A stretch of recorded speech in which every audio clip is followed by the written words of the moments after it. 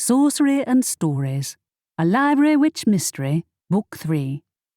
Written by L. Adams. Narrated by Hollis McCarthy. Chapter 1. I lifted the long, thin wand into the air, giving it a wave. Estelle watched me with the same enthusiasm as she had when I'd picked up the other 100 wands I'd tried, but not so much as a spark appeared. The wand remained still, a stick of lifeless wood.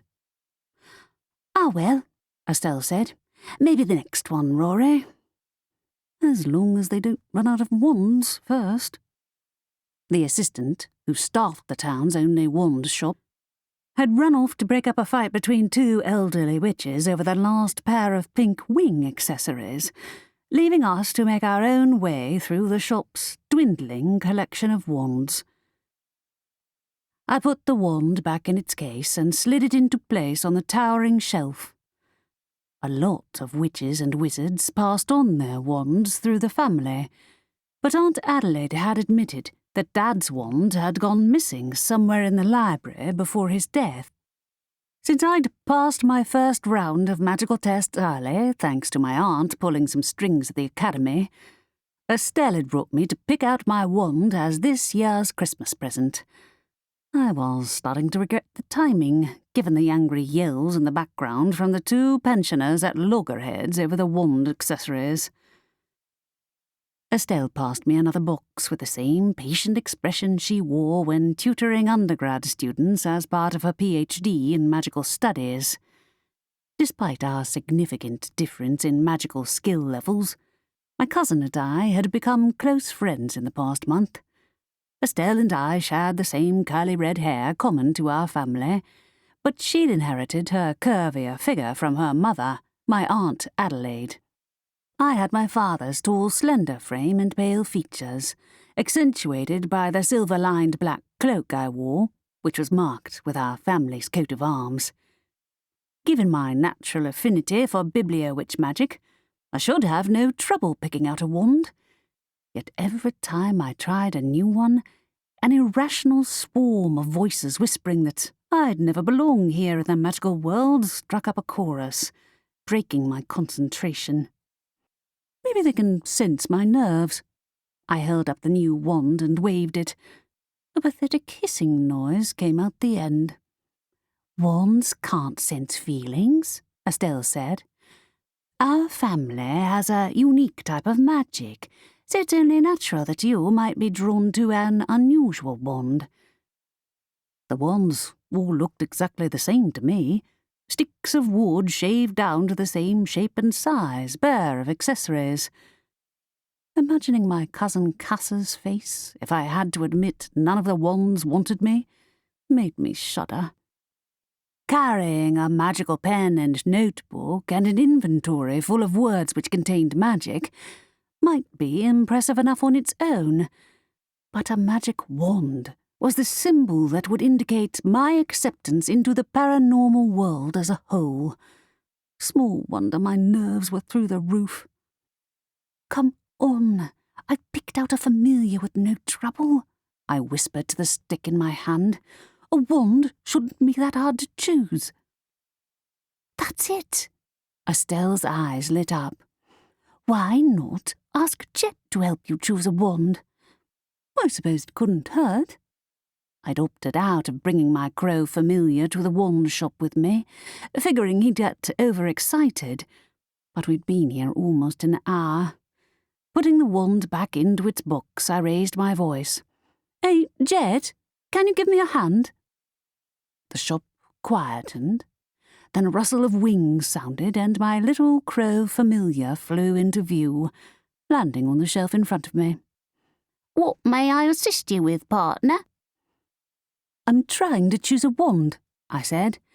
"I wondered if you could have a look and see if any appeal to you." The crow had sensed a bond between the two of us, so maybe he'd be able to sense which wand was best suited to me. "Certainly." Jet took flight for the shelves, causing the boxes to rattle. "Aren't you done yet?" The teenage shop assistant appeared, looking frazzled. One of the wand-wielding pensioners had hit him with a quick grow spell, and a huge moustache and bushy red beard now adorned his face. Fighting a giggle, Estelle used her own wand to reverse the damage. "There you go. Sorry about them." "Thanks," he said. "Why is there a crow in here?" "He's my familiar," I hastened to explain. "I thought he'd be able to sense which wand resonates with me." The assistant dragged a weary hand through his now normal-length hair. "I hope my supervisor doesn't see him. He's paranoid enough about the magpie." "Magpie?" I queried. Shooting a worried look over his shoulder, the kid dropped his voice. "The police are trying to keep it quiet, but they suspect a notorious thief is hiding in town. He's wanted across the country for stealing from prominent magical communities, and he's known for leaving a magical signature in the shape of a magpie behind wherever he strikes." "I didn't know," I said, with a nervous glance at the trembling stacks of boxes. "Your aunts will," he said. "They'll want to keep the library safe from his sticky fingers." Jet emerged from the stack of boxes and offered me a wand, which I took. "Don't worry, the library's well protected." I gave the wand a wave, and a feeble spark shot from the end. "Is that it? Did it choose me?" "No," said the shop assistant, a frown on his face. While I sympathised with him, considering he'd spent the morning breaking up fights between parents determined to get their children the best wand accessories for Christmas, his obvious impatience made me feel even more frustrated. "There must be one wand that works for me," I said. "It's not possible for none of them at all to choose me, right?" The shop assistant didn't answer, but a shadow fell over the shelves from behind me. I turned around as an elderly man came into view, leaning on a walking stick. Like the assistant, he wore the uniform of the wand shop, a red robe emblazoned with an emblem of 3 wands crossing. Was he the shop's owner? "You're the new girl," he observed. "Aurora Hawthorn." Yes. Please tell me you didn't just see me get rejected by over a dozen wands. I just passed my theory exam, and I'm here to pick a wand." "So you are." His gaze went to Jet, then to the towering shelves of boxes. "I'm Mr. Hale, the owner of this shop. Outsiders do sometimes have trouble picking out a wand, but I can only think of one occasion where the wizard failed to connect to any wand at all." My stomach sank. "So it can happen?" "Very rarely," said the grey-haired man. "It was a long time ago. And now I recall, I'm not so sure the man was actually a wizard. Occasionally people break the rules and smuggle in their non-magical friends or partners. It's rare that they try to claim a wand, but on this particular occasion, I believe the individual ultimately decided to leave town." "Calm down, Rory. That's not you. You've already proven you're a real witch." "You mean someone brought in a normal who couldn't connect with a wand?" "They did," he said. "You're not the same because you're from a family of witches. You share their talent, so connecting with a wand should— Hey, stop that!" He waved his walking stick in the direction of another fight. The assistant spun on his heel and ran to calm down the brawling shoppers, while the old man sighed. "The whole town has gone mad." Estelle and I ducked behind the shelf to avoid being hit by a flying box of wand accessories. With a muttered curse, the elderly supervisor retreated into the back room, while his young assistant attempted to break up the fight. "Did your mum mention anything about this thief?" I whispered to Estelle. "She may have," she said. "He'd be a fool to steal anything from the library, though. We've upped our defences. If anyone takes our possessions outside of the town, it'll have some pretty nasty rebound effects." "Good." I straightened upright, returning the wand to its place on the shelf. When I'd first used Biblia witch magic, I'd been filled with a rush of confidence. I didn't walk through the magical world expecting everything to work as directed, but I was sure that holding my first wand was supposed to feel less deflating. Estelle handed me another wand. "Try this one." I waved the wand. The lights flickered, but the wand felt odd and bumpy in my hand, not comfortable like I did when I used Biblia witch magic. "Relax," said Estelle. "Imagine you're Aunt Candace when she finishes a manuscript." "What? Annoyed and at a loose end, looking for an argument?" "Okay, bad example." She smiled. "What about when she has an ingenious idea for a new book? Inspired by one of us?" I raised the wand. She gave a mischievous grin. "I'm sure she'll end up writing an epic romance between a reaper and a biblio—" Joking," she added, as I gave the wand a wave. I'd been meaning to set off a stream of sparks, but the wand made a noise like a deflating balloon. "Maybe I need to get you riled up instead," she said. "Or... Oh, hey, Mum." "Did you say Aunt Candace?" asked Aunt Adelaide, appearing from behind a display. "Have you seen her? She went to get some air 2 hours ago." "She did? Strange. Aunt Candace spent almost every waking moment in the library. I rarely saw her set foot outside, especially when she was in the middle of a new project like she was at the moment. Maybe she'd gone Christmas shopping, but she hated crowds even more than I did." "That's odd," said Estelle. "Did she say where she was going?" "Does she ever?" Aunt Adelaide shook her head. "It's bad enough the police are on the lookout for that thief. She'd better not be pestering them to answer questions for research again." "Ah, that does sound like her." "Wait," I said. "If you and Aunt Candace are out, then who's in charge of the library?" Aunt Adelaide's expression shuttered.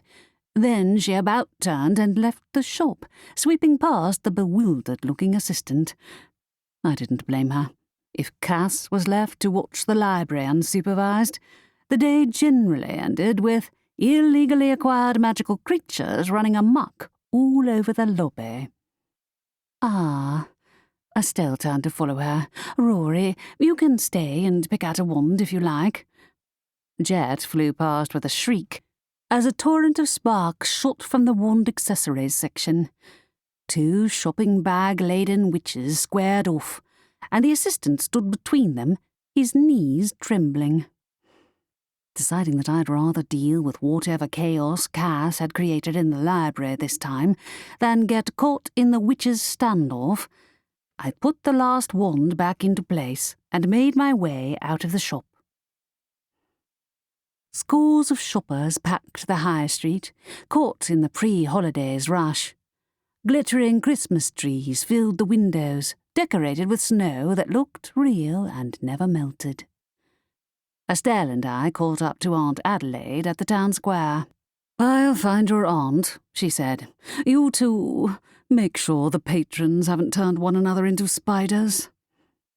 "Gotcha," said Estelle. "Don't worry, we've got it under control."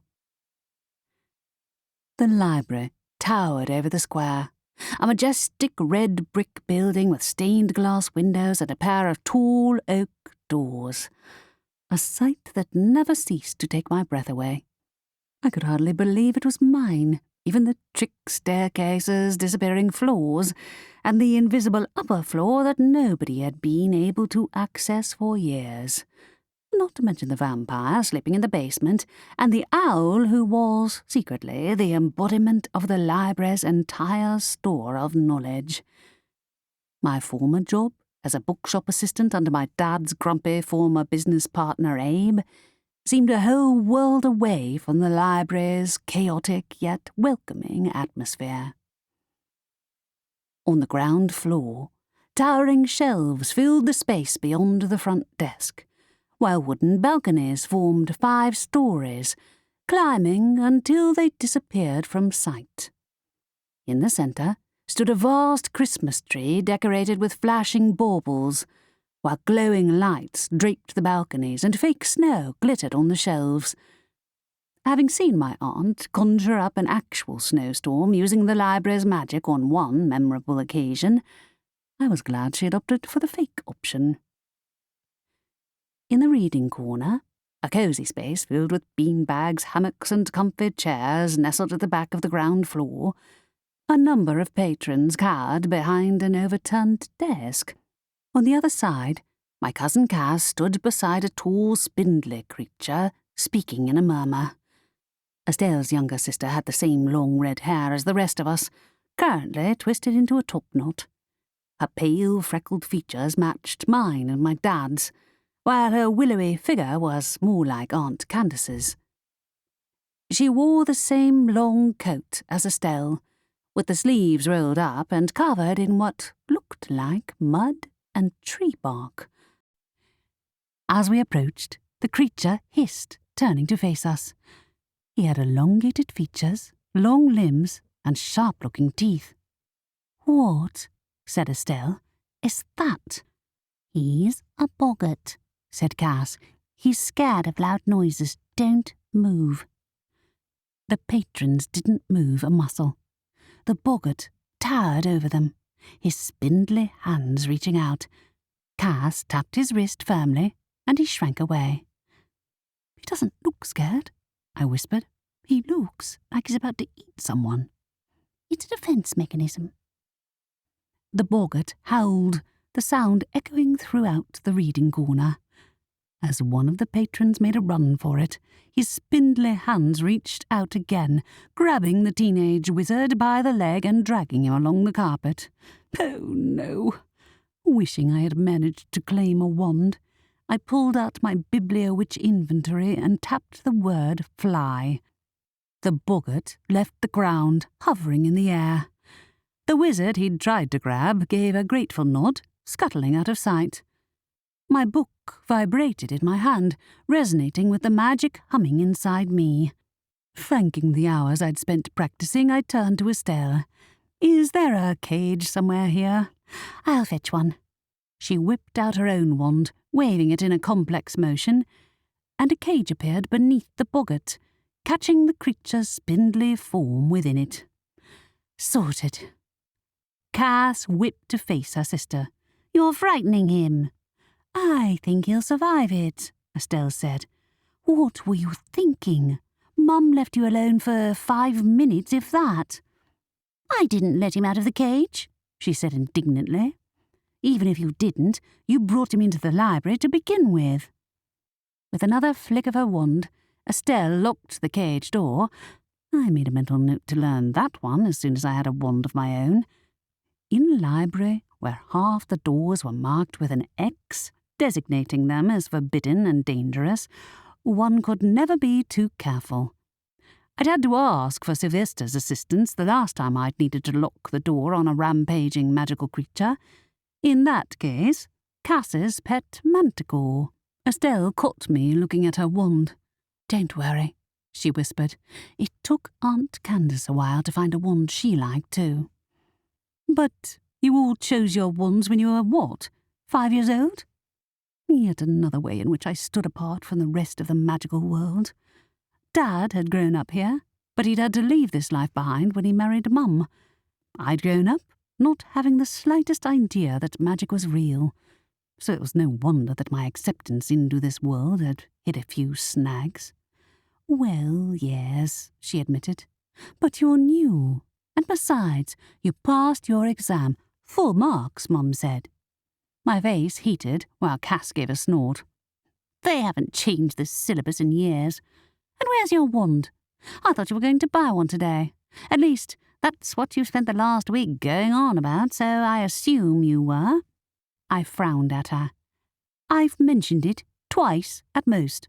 I only found out I passed the exam yesterday, and I didn't even get to buy one before someone decided to let her pet out of its cage." My aunts had taken me under their wing for tutoring in biblio-witch magic, while potion-making, casting spells, and magical theory lessons were squeezed into any spare moment I possessed. I was also supposed to be starting familiar training, since I'd decided to bolster the bond between myself and Jet, and accidentally gave him the ability to speak instead. But without a wand, I was still cut off from half the magical world, and despite my resolve not to let Cass's taunting get to me, I couldn't help feeling disappointed. "I told you," Cass said through gritted teeth, "I didn't do it. Aunt Candace is the one you should be worried about if she's loose in town without supervision."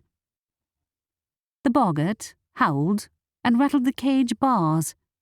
It wasn't the first time Cass had brought a magical animal from outside and tried to take care of it in the library, but the magical creatures division was all the way up on the 3rd floor.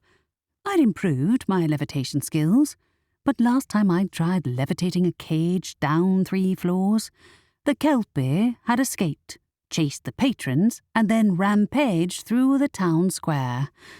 Considering the town was in a frenzy over last-minute Christmas shopping, on top of general end-of-term stress, they might need the entertainment, but it wasn't fair to put any more pressure on Aunt Adelaide, especially with Aunt Candace up to her usual mayhem.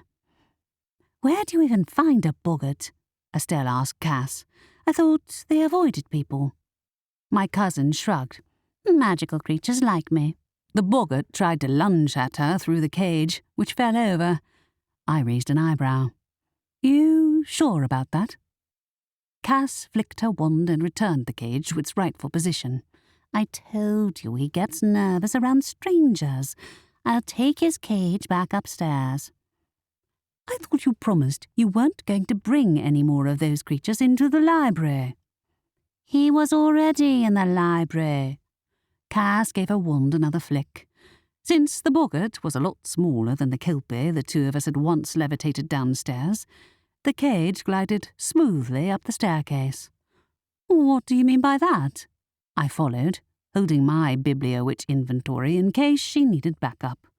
"Where in the library?" "Boggarts like cold, dark places," she said. "I found him in the relics section. He's probably been there for weeks." The boggart rattled the cage bars. I tapped the word rise in my biblio-witch inventory, and its path steadied, carrying it up to the 2nd floor. "Then shouldn't you call pest control or something?" The boggart gave another lunge, almost tipping the cage over in mid-air, or whatever the magical equivalent is. There's got to be someone you can call when you get a nest of pixies in the attic or gnomes in the garden. Cass shrieked, tripping backward at the sound of a monumental clang.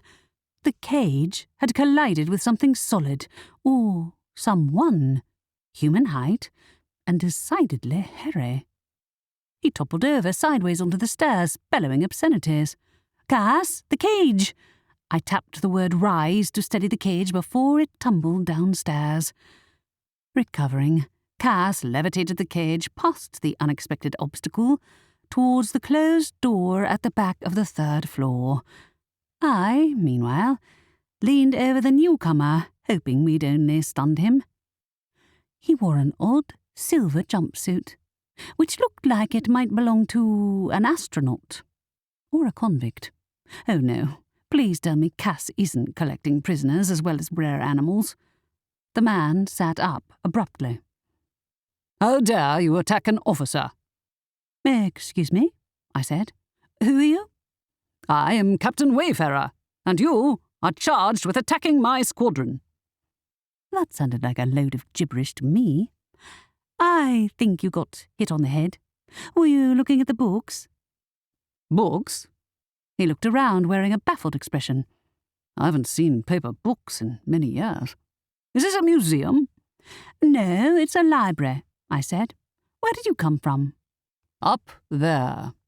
He jabbed a finger upwards, but there wasn't anything there except for the white painted ceiling. "What? Through the ceiling?" Why did I run into all the nutcases? I glanced around in search of Cass. but she disappeared, along with the boggart's cage. Do you want to come downstairs and speak to my cousin? She's in charge of, hospitality. Very well, he said. Take me to your cousin of hospitality. Okay. Baffled, I made for the stairs, hoping the others would have better luck making sense of our strange new visitor. Cass came out of the boggart's room. Why is there a werewolf in here? Oh, is that what he is? He claims he's lost, I said. Cass snorted. Don't tell me. He wandered in here after a night at the pub and can't remember how to get home. The man, or rather, werewolf, turned on her with narrowed eyes. My crew will be on their way to assist me soon. Then you'll be sorry for insulting me. He's not making any sense, Cass said. I know that. First a boggart, now a confused werewolf. Why had I given up my chance to buy a wand? I should have known I wouldn't manage to avoid any havoc until the new year.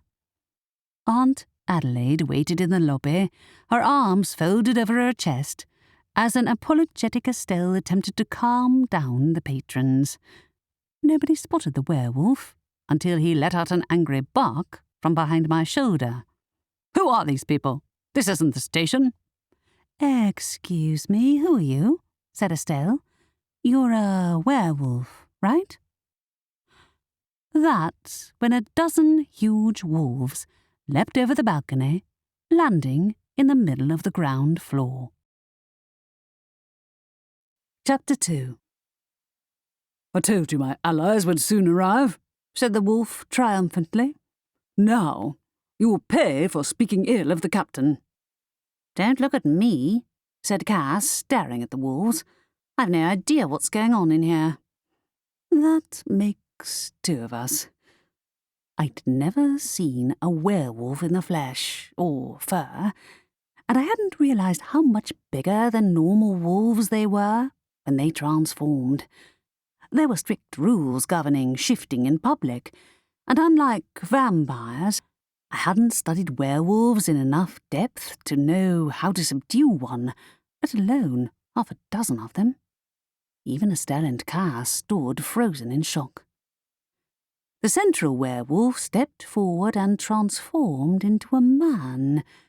A naked man. A soft gasp came from Cass, while Estelle averted her eyes. I did my level best to keep my eyes on his face, as a stunned hush fell over the library. Not only was he stark naked, he resembled the sort of guy you only saw on romance novel covers and in action movies. The others shifted to human form too, one by one, or naked, or, let's face it, gorgeous. Okay, this is far too weird. Who are you? Aunt Adelaide demanded of the first werewolf, who thankfully still wore clothes. Which pack do you belong to? Pack? I am the captain of the Wayfarer Squadron.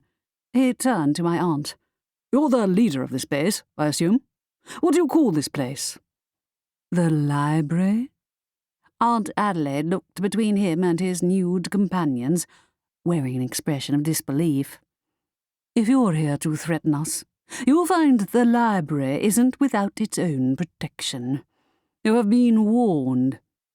We're not here to threaten you, said the man. We're merely here to find our missing crew members. There are more of them? Cass wore a smirk on her face. Let's invite them here, and ask them all to shift into human form, too. Cass, snapped Aunt Adelaide, shifting in a public building is against the law. What kind of pack leader wouldn't know that? How dare you imply that I am not fit to lead my pack? The werewolf's voice was a rumbling growl. We have travelled here from our prison at great risk. Prison? You broke out of jail? Aunt Adelaide looked as though she was about to explode. Right, all of you, stand there. No, there. And Estelle, please fetch these werewolves some clothes. We're losing business here. Pretty sure we can get half the town to come in here if we tell them we have a bunch of naked werewolf visitors, Cass said in a loud whisper. I choked on a laugh. You didn't kidnap a werewolf pack, Cass, did you? No, of course I didn't bloody well kidnap a werewolf pack, she said. They just appeared from nowhere. A likely story, said Aunt Adelaide. Tell me your name, pack leader. My name, said the werewolf, is Captain Wayfarer. Estelle snorted. Ah, that's a name from one of Aunt Candace's books. Nice try. The werewolf growled. This is not our home. Which quadrant is this? I told you, said Aunt Adelaide. You're in the library. If you don't give me a reasonable explanation for your being here, I'll have to call the leader of the local shifter council. They don't take kindly to finding trespassers on their territory. This territory belongs to another, said the werewolf. This is not a museum, is it? Estelle blinked in bewilderment. No. Rory, where did he come from? Cass and I found him on the stairs near the 3rd floor and accidentally hit him with the boggart's cage, I said. Maybe he hit his head too hard. Cass snickered.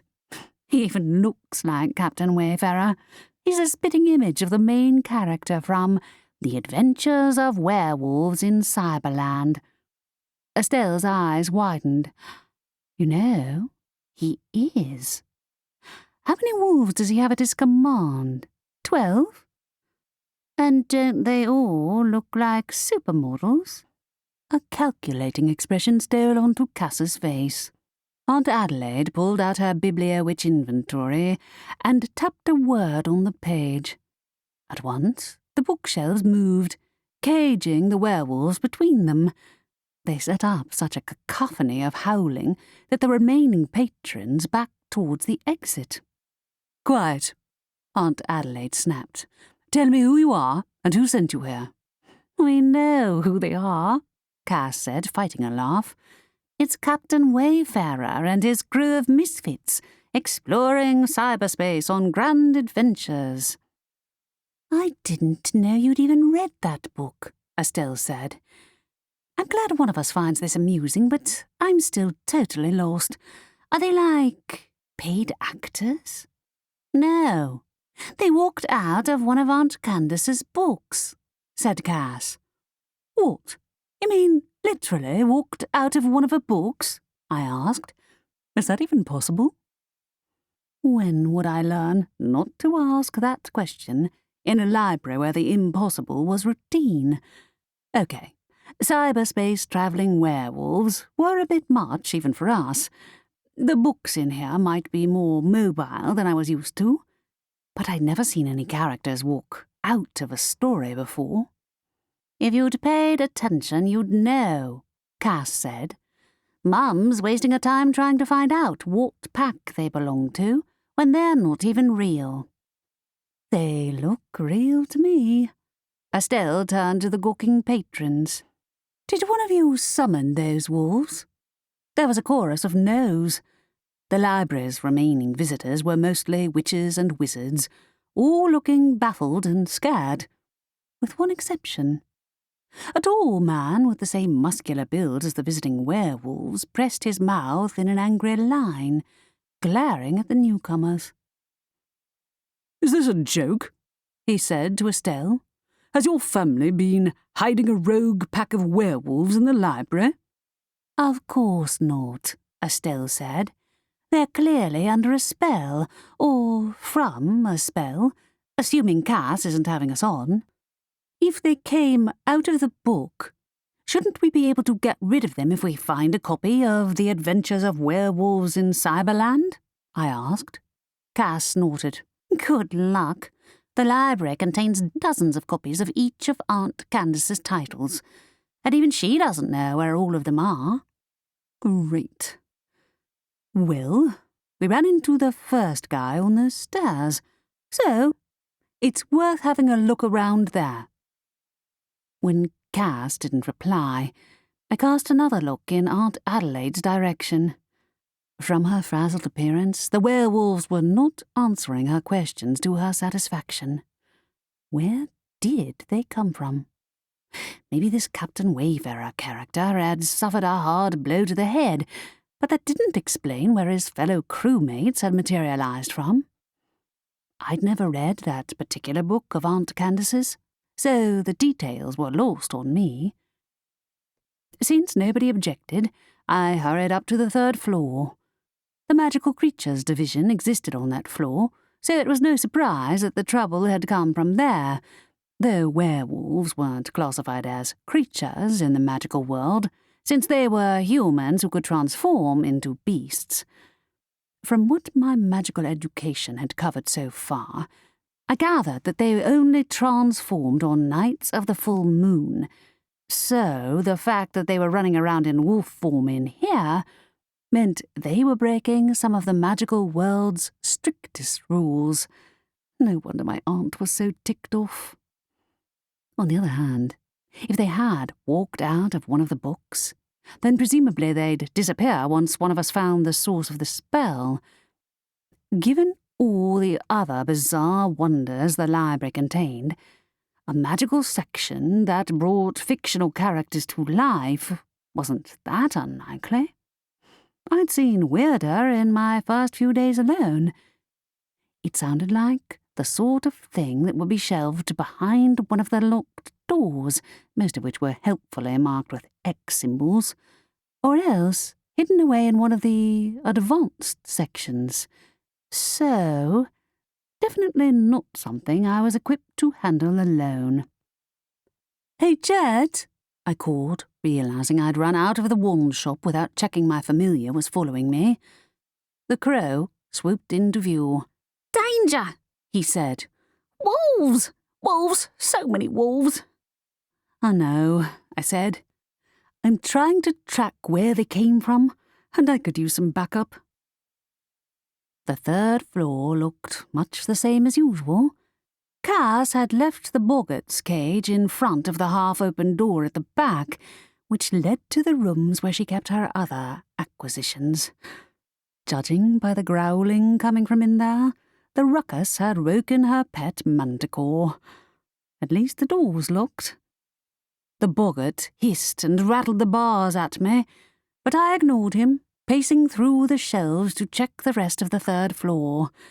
Hisses and growls pursued me, along with the occasional snapping noise. Half the shelves came equipped with thick gloves, so we could handle the books without losing a finger. Some shelves were encased in thick glass to protect the books, or to protect any unwary passers-by, and others were covered in so much fur, it was impossible to tell if the werewolves had passed this way or not. I circled the floor, Jet flying at my side. "I can't make heads or tails of this," I admitted to my familiar. "It's like they just popped out of thin air." "Popped out of the air, out of the air," he proclaimed, taking flight with a shriek as one of the books swiped a claw at him. Despite the shelves' eccentric collection of tomes, I found no copies of Aunt Candace's extensive backlist, nor any secret passageways or hidden stairs that suggested the wolves had been hiding in the walls or ceiling. The only clue was an abundance of long grey hairs on the floor, which didn't prove anything. "Sylvester," I called out, my voice echoing, "can you give me a hand over here?" I didn't expect the owl to answer. My family's other familiar was more elusive than ever, and it wasn't uncommon for him to vanish for several days at a time. Ordinarily, I'd be relieved he wasn't around to mock my failure to acquire a wand, but he had an uncanny knack for vanishing whenever we needed his help. Jet landed on my shoulder. "I can't find it, partner." "No worries. Can you go and look for Sylvester?" Even if the owl himself didn't show up, this bizarre situation seemed an appropriate time for a consultation with the Room of Questions. Not that I was supposed to be making a habit of using it. After giving the floor another scan, I walked downstairs to find the other patrons had left the library, while the bookshelves caging the wolves into place had moved aside. Ropes bound each wolf's hands and feet. All were in human form, and at least half of them appeared to be asleep. Most of them were still naked, too. "You're not actually turning them into a permanent fixture, are you?" I asked. "If we're going with the Christmas theme, I suppose they could hold Santa hats in strategic places." Cass cracked up laughing, then covered it with a cough. "Some of us would appreciate it." Estelle giggled. "Check out the gourds while checking out the books." "Honestly, you three," said Aunt Adelaide. "Fictional or not, they can still hear every word you say. Did you find anything useful?" "It looks like the werewolves appeared on the 3rd floor," I said. "There were hairs all over the magical creatures division, but no sign of any of Aunt Candace's books." Cass made a sceptical noise. "Half the books have hair in that section." She wasn't wrong. "Where's Sylvester, anyway? You'd think he'd be getting a good laugh out of this." "No idea," said Estelle. "Maybe he's frightened of werewolves." Aunt Adelaide made an impatient noise. "This won't do at all. None of the people present in the library cast the spell, so I had no choice but to allow them to leave. But they'll talk, and before the day's end, the entire town will know we're harbouring a law-breaking werewolf pack. If anyone has a confession to make, now is the time." "I didn't do it," Cass said. "I believe you," said Aunt Adelaide. "This has Candace's name written all over it." "Is that why she took off?" said Estelle. "Bringing her own books to life? What's she playing at?" "Maybe, if I call the police, she'll have an incentive to come back." Aunt Adelaide marched away to our living quarters. That seemed unlikely. If anything, Aunt Candace had enjoyed her last stint in a prison cell. The police?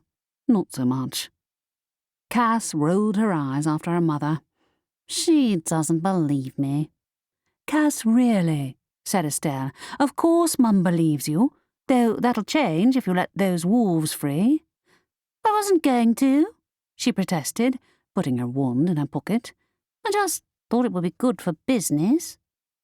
"Not if everyone's busy with last-minute Christmas shopping," said Estelle.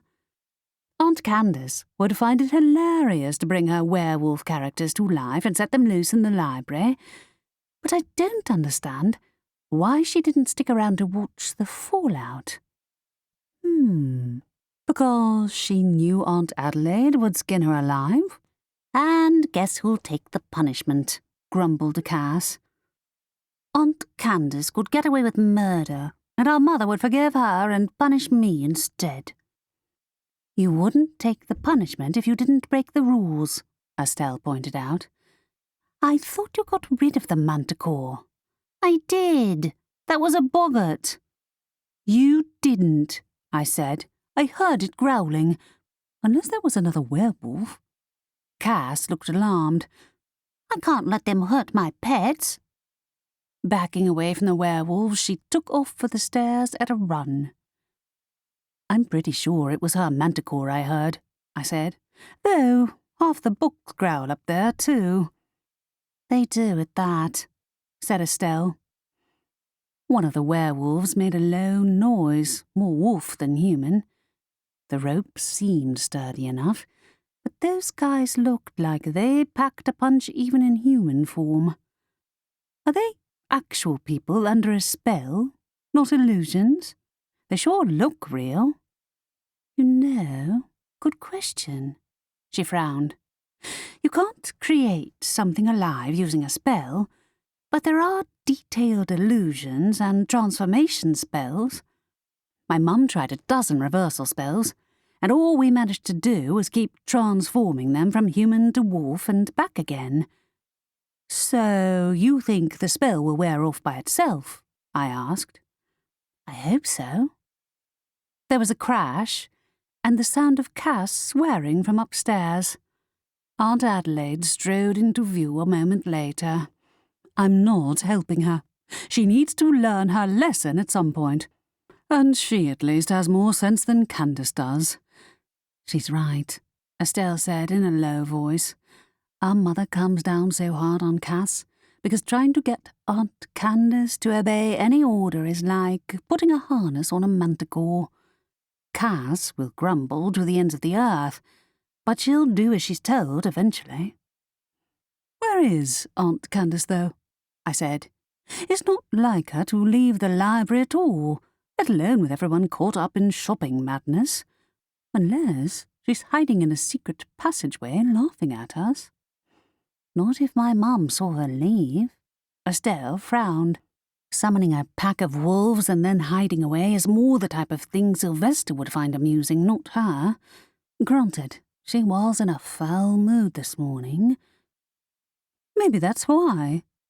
I walked over to the werewolves, most of whom were draped in cloaks Aunt Adelaide had conjured up from the spare room. They sure didn't look like they'd come here on purpose. The leading werewolf made a growling noise. As part of the official code, you are forbidden from holding hostages, he said. I demand that you release us. You're not hostages, I said. Technically, you're trespassing. There is no property in cyberspace. Nobody would put this much effort into an elaborate prank. Right? I made a mental note to scan the contents of the rest of Aunt Candace's books, so I'd be prepared the next time one of her characters ambushed me. Where did you come from? Do you remember? A book?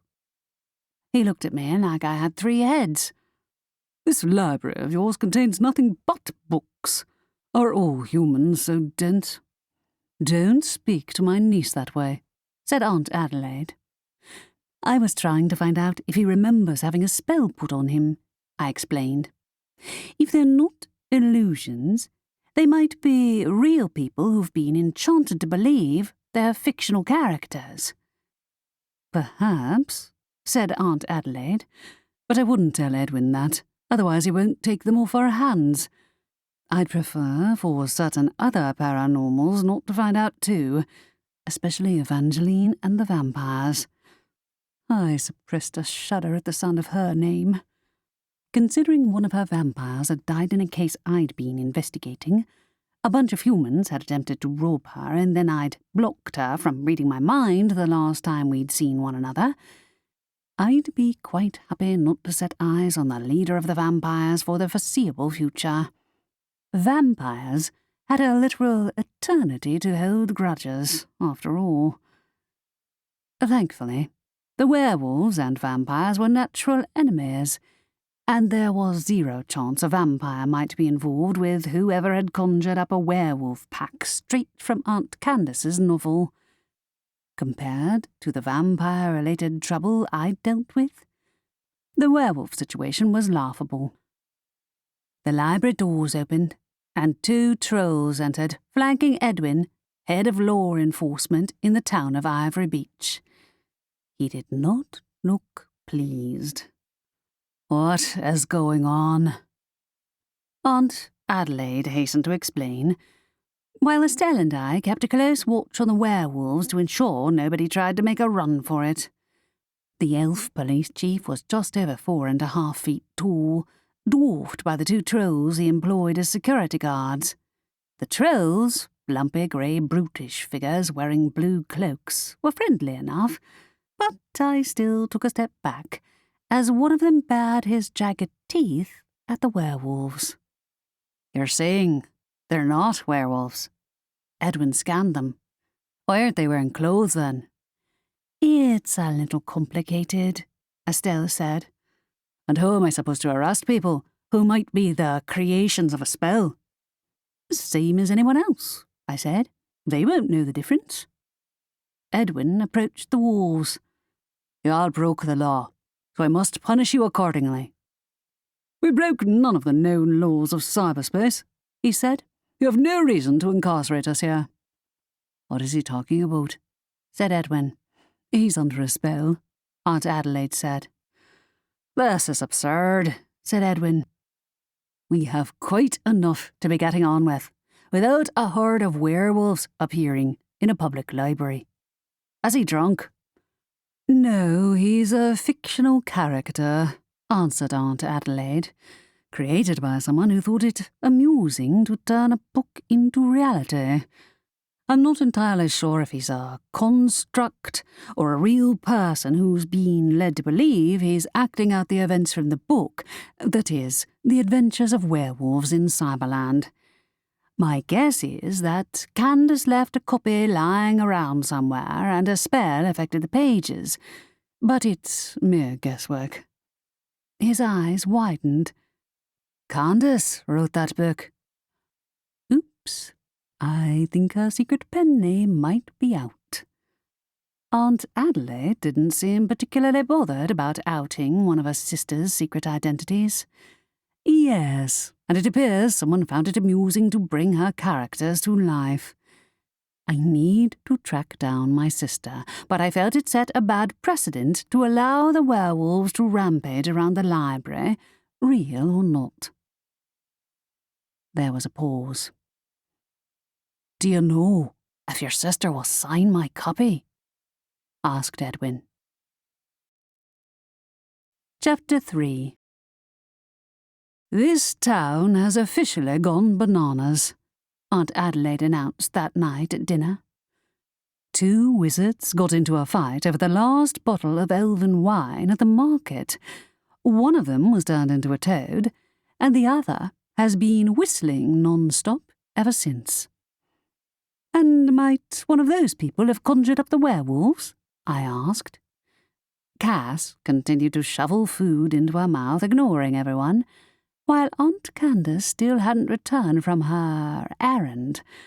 Aunt Adelaide, having concluded that being mobbed by people begging her to sign their books would be punishment enough for now, had left her to it. "Unlikely," said Estelle. "The wolves came from the library, right, Mum?" "Perhaps," Aunt Adelaide said. "That, or they're the product of a powerful spell. Or curse. Granted, curses usually have a target." "The curse did have a target," Cass said. "Us."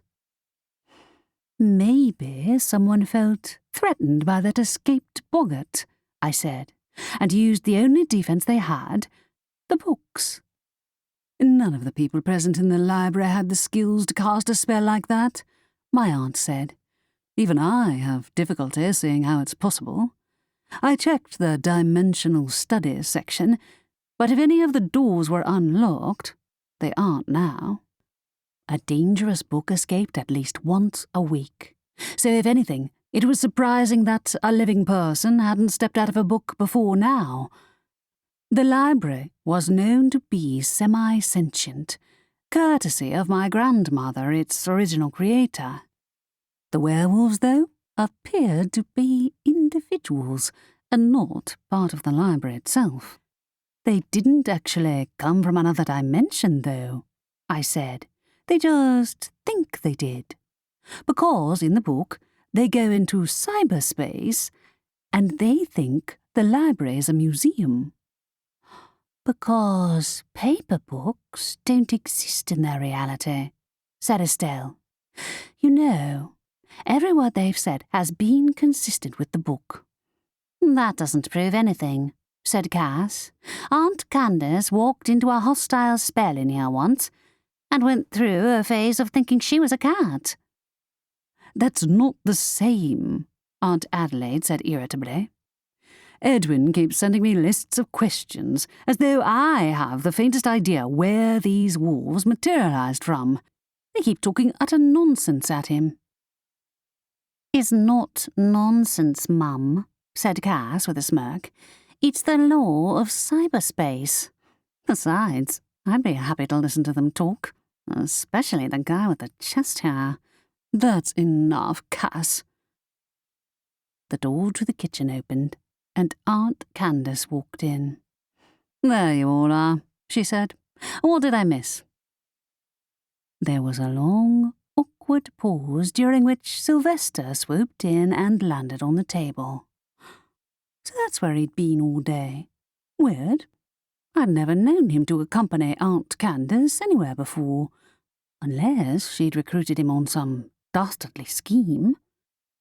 Given the expression on her face, there was a slight possibility. It was probably my fault for loaning her jet on days where I was too busy or tired to listen to his enthusiastic tales of the town's gossip, so she'd become used to having the help of a familiar. Aunt Adelaide glowered at her. "Your dinner is in the oven, Candace. Might you please enlighten us on where you've been today?" Aunt Candace flicked her wand, opening the oven and levitating her plate over to the table. "Why is everyone staring at me?" "Have you seriously not heard?" Cass rose to her feet. "We got attacked by Captain Wayfarer and his crew." "Is that supposed to be a joke?" Aunt Candace dug into her food. "Because nobody, aside from your sister, even likes that story." "And Edwin," Cass added. Aunt Candace turned to look at her niece. "Edwin? You told him I wrote the adventures of werewolves in Cyberland?" Cass put down her fork. "Yes, I did, when your werewolf pack came to life and were running amok all over the library. I suppose it's fortunate for all of us that it was just the werewolves and not the giant robots, or the tentacled monsters from your Lovecraft parody." Aunt Candace looked around at all of us. "You're all playing along, even you, Adelaide." "It's true," Estelle said. "A bunch of werewolves showed up, thinking they were in cyberspace. 13 of them, like the crew." "They appeared from nowhere," I added. "We're not sure if they're not real, or if they're just regular people under a spell, but poor Edwin has drawn the short straw and has them incarcerated until we figure it out." Aunt Candace put down her fork and rose to her feet. "Why, I shall have to see them. Not so fast." Aunt Adelaide moved to block her path. "Where exactly have you been all day?" Her sister blinked. "There's no need to talk in such an accusing tone. You leave here on errands all the time." "You never do, Candace, that's why." "I heard an old friend was in town, that's all," said Aunt Candace. "She's a reporter now, and she's come to nose around and get up to mischief. We met at university, before I decided journalism wasn't for me." "You went to university?" I asked. "Don't sound so surprised," she said. "If I planned to bring my characters to life, I'd have picked a better book than that one." "Are you sure?" asked Cass. "They were all totally naked, by the way. We were thinking of letting them come back as assistants when they get out of jail to improve business." Aunt Adelaide blew out a breath. "You're all going to drive me into an early grave." "Hey," said Cass. "I'm not the one whose book characters are running around the police station." "Did she set the boggart loose, by any chance?" asked Aunt Candace. "How did you guess?" said Estelle. "I saw her carrying its cage up to the 3rd floor earlier this morning." "Did you know the werewolves also appeared on the 3rd floor?" Aunt Adelaide inquired. "The boggart had nothing to do with the wolves," Cass insisted. "The werewolves aren't even real. Nobody ever criticizes Estelle or Rory's hobbies. None of us would object to your hobbies if they didn't try to eat the patrons," Estelle pointed out. "I'm going upstairs. Coming, Rory?" Recognizing a chance to get out, I followed her out of the kitchen. "I'm actually heading out to meet Xavier in a bit." Her eyes rounded. "Where are you going?" "For a drink," I said, "at the Black Dog pub. Though, the way things are going, a swarm of werewolves will barge into the bar to join the karaoke night." "Is Xavier singing?" "I never asked," I said. "There's probably some Reaper's rule against it." Hadn't stopped him from asking me out, though. While we'd spent plenty of time together over the last few weeks, This was the first time Xavier had explicitly asked me to go out with him to an event that ticked every date box in the book. It might not seem like a big deal, but the prospect of potentially facing the shadowy Grim Reaper again made me feel more nervous than trying out wands had. A knock came from the door, and I drew myself upright, taking a deep breath. "Okay, I'm heading out." "Have a great time," Estelle called after me. I waved back at her and opened the door to greet Xavier. The Reaper's apprentice stood on the doorstep, dressed in black as usual. His golden hair and aquamarine eyes made him look more like an angel than you'd expect of a guy who carried a huge scythe strapped to his back, but that was probably an advantage in a job where he had to escort hysterical ghosts into the afterlife. "Hey, Rory," he said in his deep voice. "Hey." I closed the door behind me as Aunt Adelaide and Aunt Candace's argument rose in volume. Glad I wouldn't have to stick around to see the outcome, I hopped off the doorstep. Xavier and I walked down to the seafront. Today's events aside, I'd begun to settle into life here in the library and in Ivory Beach as a whole. The seafront had grown as familiar as the high street where I'd used to work. The town's nightlife, if you could call it that, occupied one side of the road facing the beach, and mostly consisted of pubs rather than clubs. Witches didn't come to this small town to party, though in summer they held barbecues on the beach and fun fairs on the pier. Magic didn't extend to control over the weather, so rain and sleet were the order of the day, and we were more likely to have a damp Christmas than a white one. A cold breeze whipped off the coast, making me shiver, but Xavier's Reaper abilities ensured he didn't feel the cold. A large tree had appeared on the pier overnight, draped in fake snow. Christmas music, mostly remixes of familiar songs as well as some unfamiliar ones, blared out of every bar and pub. "I didn't know the paranormal world was so big on human holidays," I remarked. "It depends," said Xavier. "A lot of us celebrate the solstice, but traditions from the human world creep through in places like this. The town used to be a human resort before it was gradually abandoned. Then paranormals moved in and fixed up the place until we outnumbered the humans, and this was the result." You said we. You've lived here that long?" "No, but my family has." I didn't know much about Xavier's family, only that his father had been a Reaper before him, and that had somehow led to him being chosen to take on the same job. As long as he carried the scythe, he couldn't age, so he might theoretically be old enough to have lived in the town since its creation.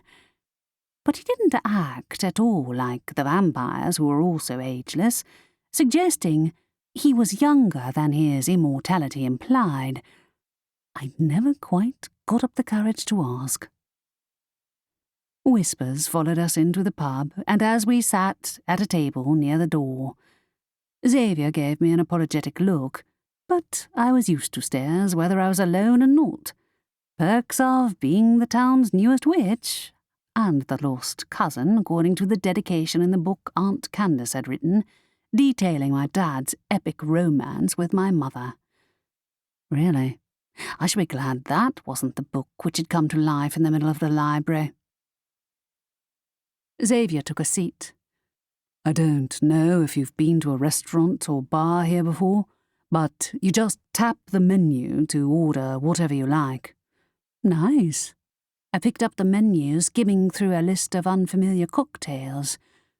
"Any recommendations?" "The marshberry whirl is a popular choice." "Might as well live a little." I tapped my fingertip on the entry to the menu. "So I just wait for it to appear?" He tapped his own menu with a fingertip. "Shouldn't take long. There are more people here than I expected, what with it being the end of term." I wasn't big on crowds. Since I'd led a fairly solitary life and then moved to the library, which was vast and echoing, so it never seemed crowded, the pub felt uncomfortably cramped. Still, the company was more than worth it. Our drinks appeared on the table. Xavier picked up his beer glass and took a sip. "Does the alcohol have any effect on you?" I asked. Thanks to his Reaper powers, he didn't need to eat or sleep, in theory. "Not really," he replied. "But I like to keep up appearances." "You should challenge those students to a drinking contest." He grinned. "There'd be no competition. Same with any sporting event. Not that I'm allowed to take part, for that reason. No swimming event would be fair if one of the participants can breathe underwater." It seemed there were a lot of things the Reaper wasn't allowed to do. "And karaoke nights? Are you allowed to take part in those?" "Nah, I'm tone deaf." "There's to be one thing you're not brilliant at." Ugh, that sounded like I was trying too hard to flatter him, even if it was true. Feeling my face heat, I looked away from the table and spotted the shifter who'd been in the library when the werewolves had made their unsuccessful bid for freedom. He scowled at me. Xavier followed my gaze. "Why is that guy looking at you?" "Let's just say my Aunt Candace has reached a new low." I launched into an explanation of the day's events. He howled with laughter at my tale of the werewolves' dramatic appearance in the middle of the library. "They're in jail?" he asked. "I bet poor Edwin isn't taking it well." He seemed more interested in getting my aunt's autograph. I grinned, sipping my drink. I think that's the only reason he didn't lose his temper. Aunt Candace will be annoyed that another of her pen names is public knowledge, but if she's responsible for bringing those werewolves to life, it serves her right. Xavier drained his beer glass. "For the record, I already worked out it was her who wrote that book. She has a distinctive style." "I didn't know you'd read that many of her books," I said. "My boss doesn't keep any books at home, so I've been visiting the library for years." He put down his glass. "Anyway, that werewolf book is one of the wackiest things she's written. It's not surprising that she'd think it would be funny to bring the captain and his crew to life." "I'm not 100% sure she's the one who did it, but she's not exactly behaving in an innocent manner," I said. "Either way, poor Edwin deserves compensation for arresting a pack of cyberspace-travelling werewolves who don't actually exist." He smiled. "True. His troll guards have been busy breaking up fights for last-minute Christmas purchases all day." "Yeah, a couple of elderly witches got into a brawl at the wand shop earlier." I sincerely hoped we wouldn't have to greet the festivities with a flood of characters from my aunt's books. The werewolves were bad enough on their own. "Oh yeah, how did the wand shopping go?" he asked. "Not great," I admitted. None of the wands I tried out resonated with me, and then Aunt Candace's werewolves interrupted, so we had to dash back to the library. "Ah," he said. "I'm sure you'll find one that works for you when things are a bit less chaotic." "I hope so," I said. I wasn't supposed to be starting proper wand lessons until January anyway, but I tried dozens of them, and even Jet couldn't find one that would work for me. The shop owner's story about the person who'd never found a wand chose that moment to nudge its way into the back of my mind. Stop that. I wasn't a normal.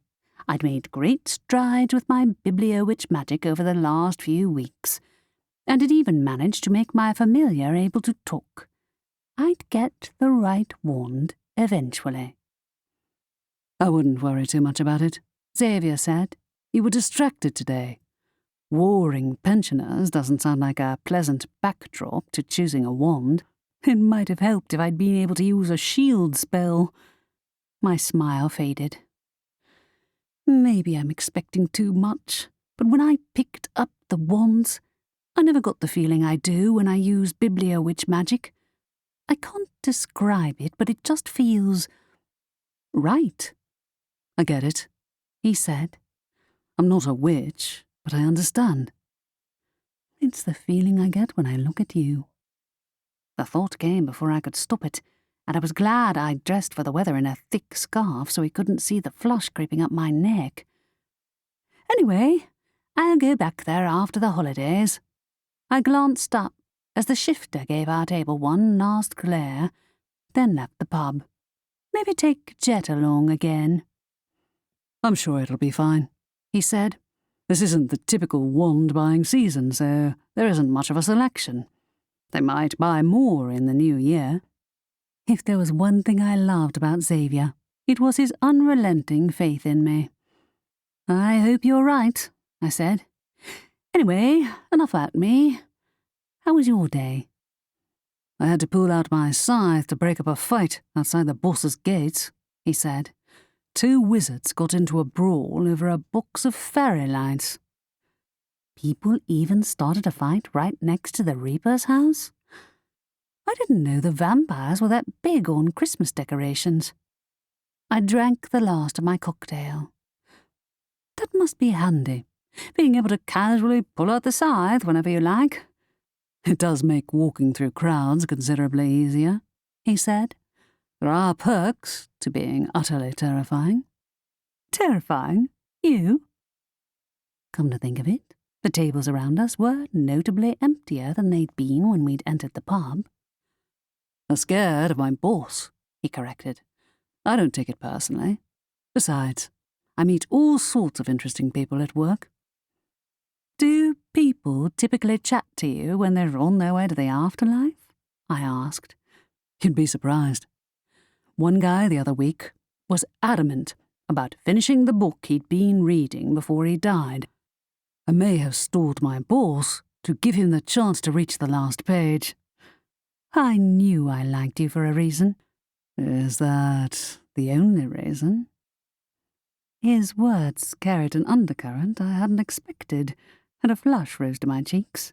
Before I could reply, a loud chorus of growls came from outside. I think, I said, the werewolves may have escaped. I thought so. He dropped a stack of coins on the table, which instantly vanished. The magical way of paying for things was handy for those of us who preferred to keep interactions with strangers to a minimum. At the sound of shouting and thunderous footsteps, we ran out of the pub. I expected to see werewolves sprinting around the beach, but instead, 2 of Edwin's guard trolls ran towards the clock tower, their huge feet thumping on the pavement. It's not the jail, Xavier said. Something else must have happened. We hurried down the road leading into the town square. A clamour echoed from the high street, and the trolls lumbered that way without slowing down. Xavier and I exchanged concerned glances. What's going on this time? We reached the entrance to the high street and halted. The front of the wand shop was a mess of shattered glass, surrounded by a growing crowd. The teenage assistant from earlier stood in the ruins, staring through the wrecked window. He just disappeared, he was saying to the police guards in a shaky voice. He ran too fast. I didn't see where he went. One of the wolves broke into your shop? I asked. No, he said quietly. It was him.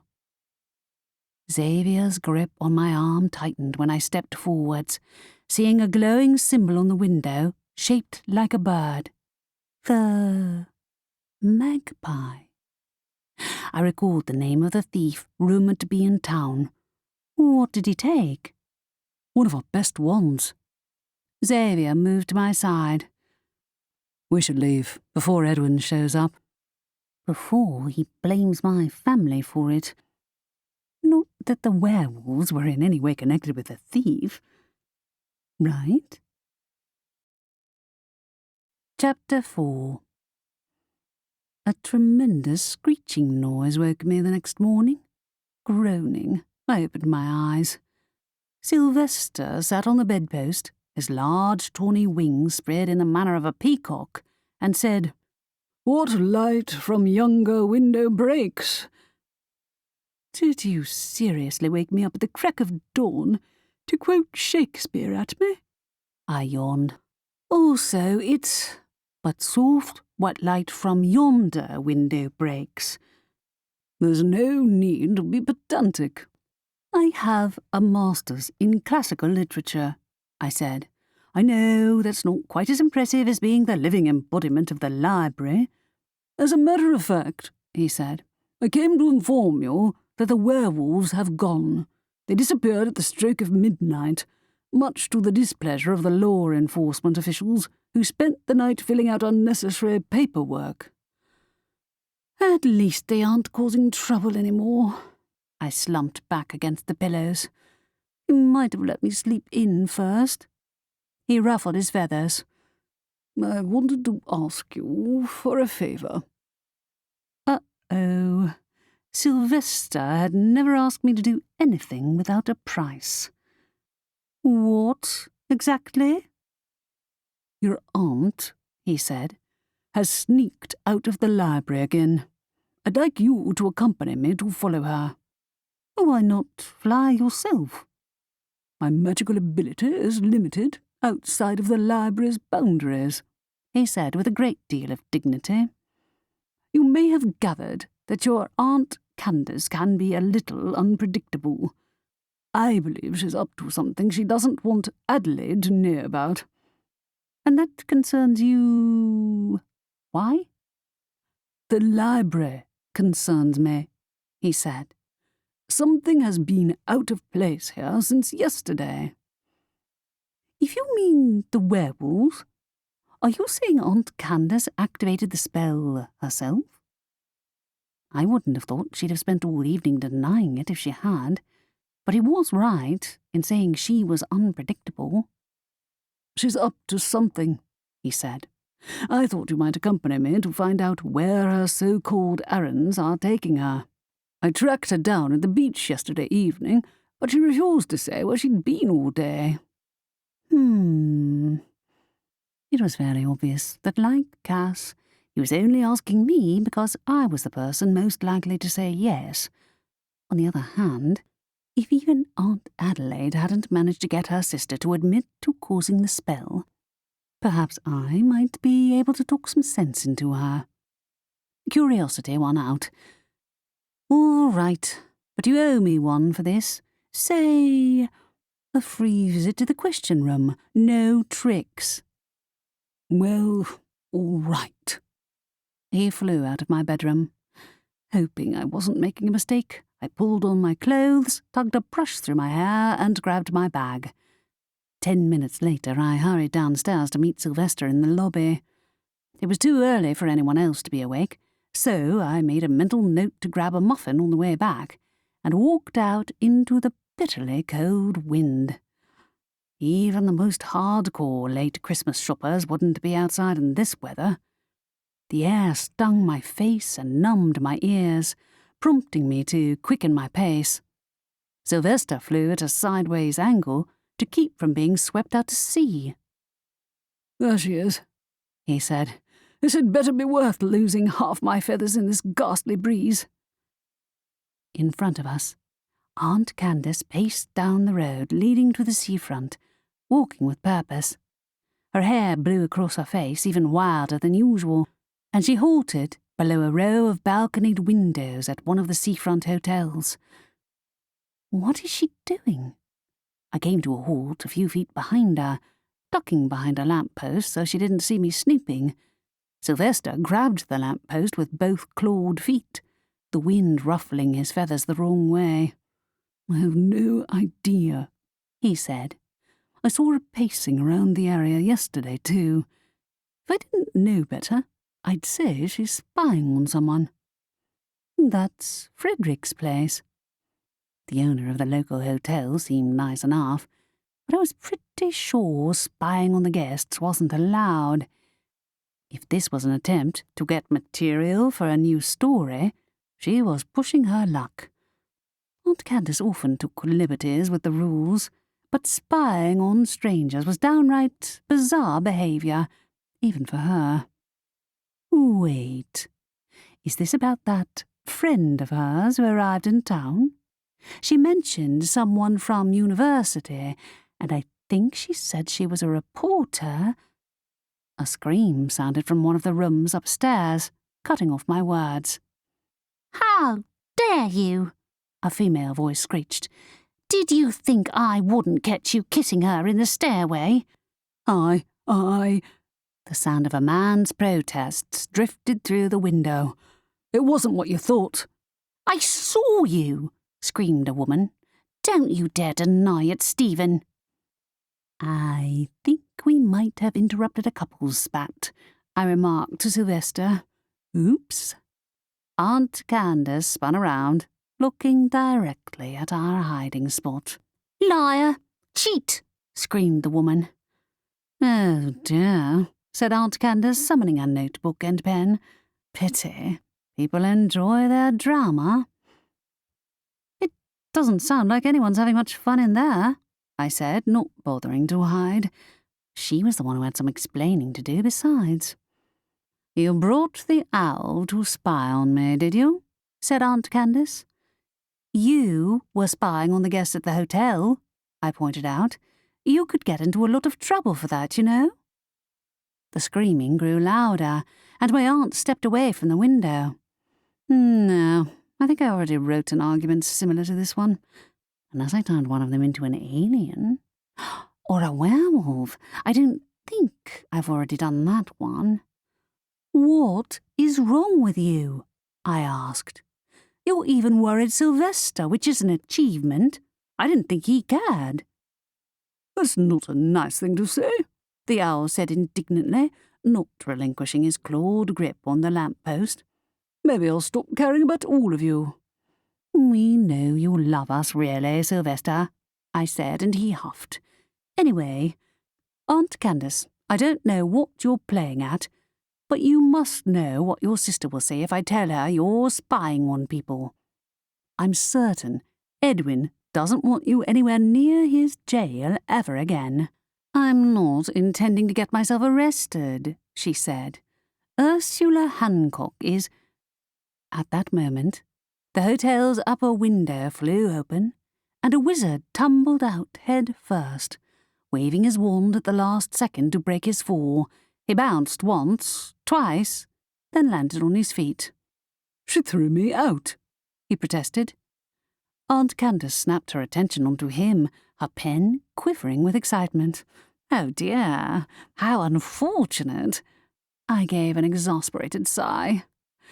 "You're not going to tell me you're responsible for that too?" "Don't be absurd." She moved out of the way of the window, at a safe distance from any more flying wizards. "I didn't tell him to kiss his ex-wife in the stairwell, did I?" "I think it's about time we went back to the library," I said, having had about enough. "The werewolves disappeared in the night, did you know?" "Oh, good."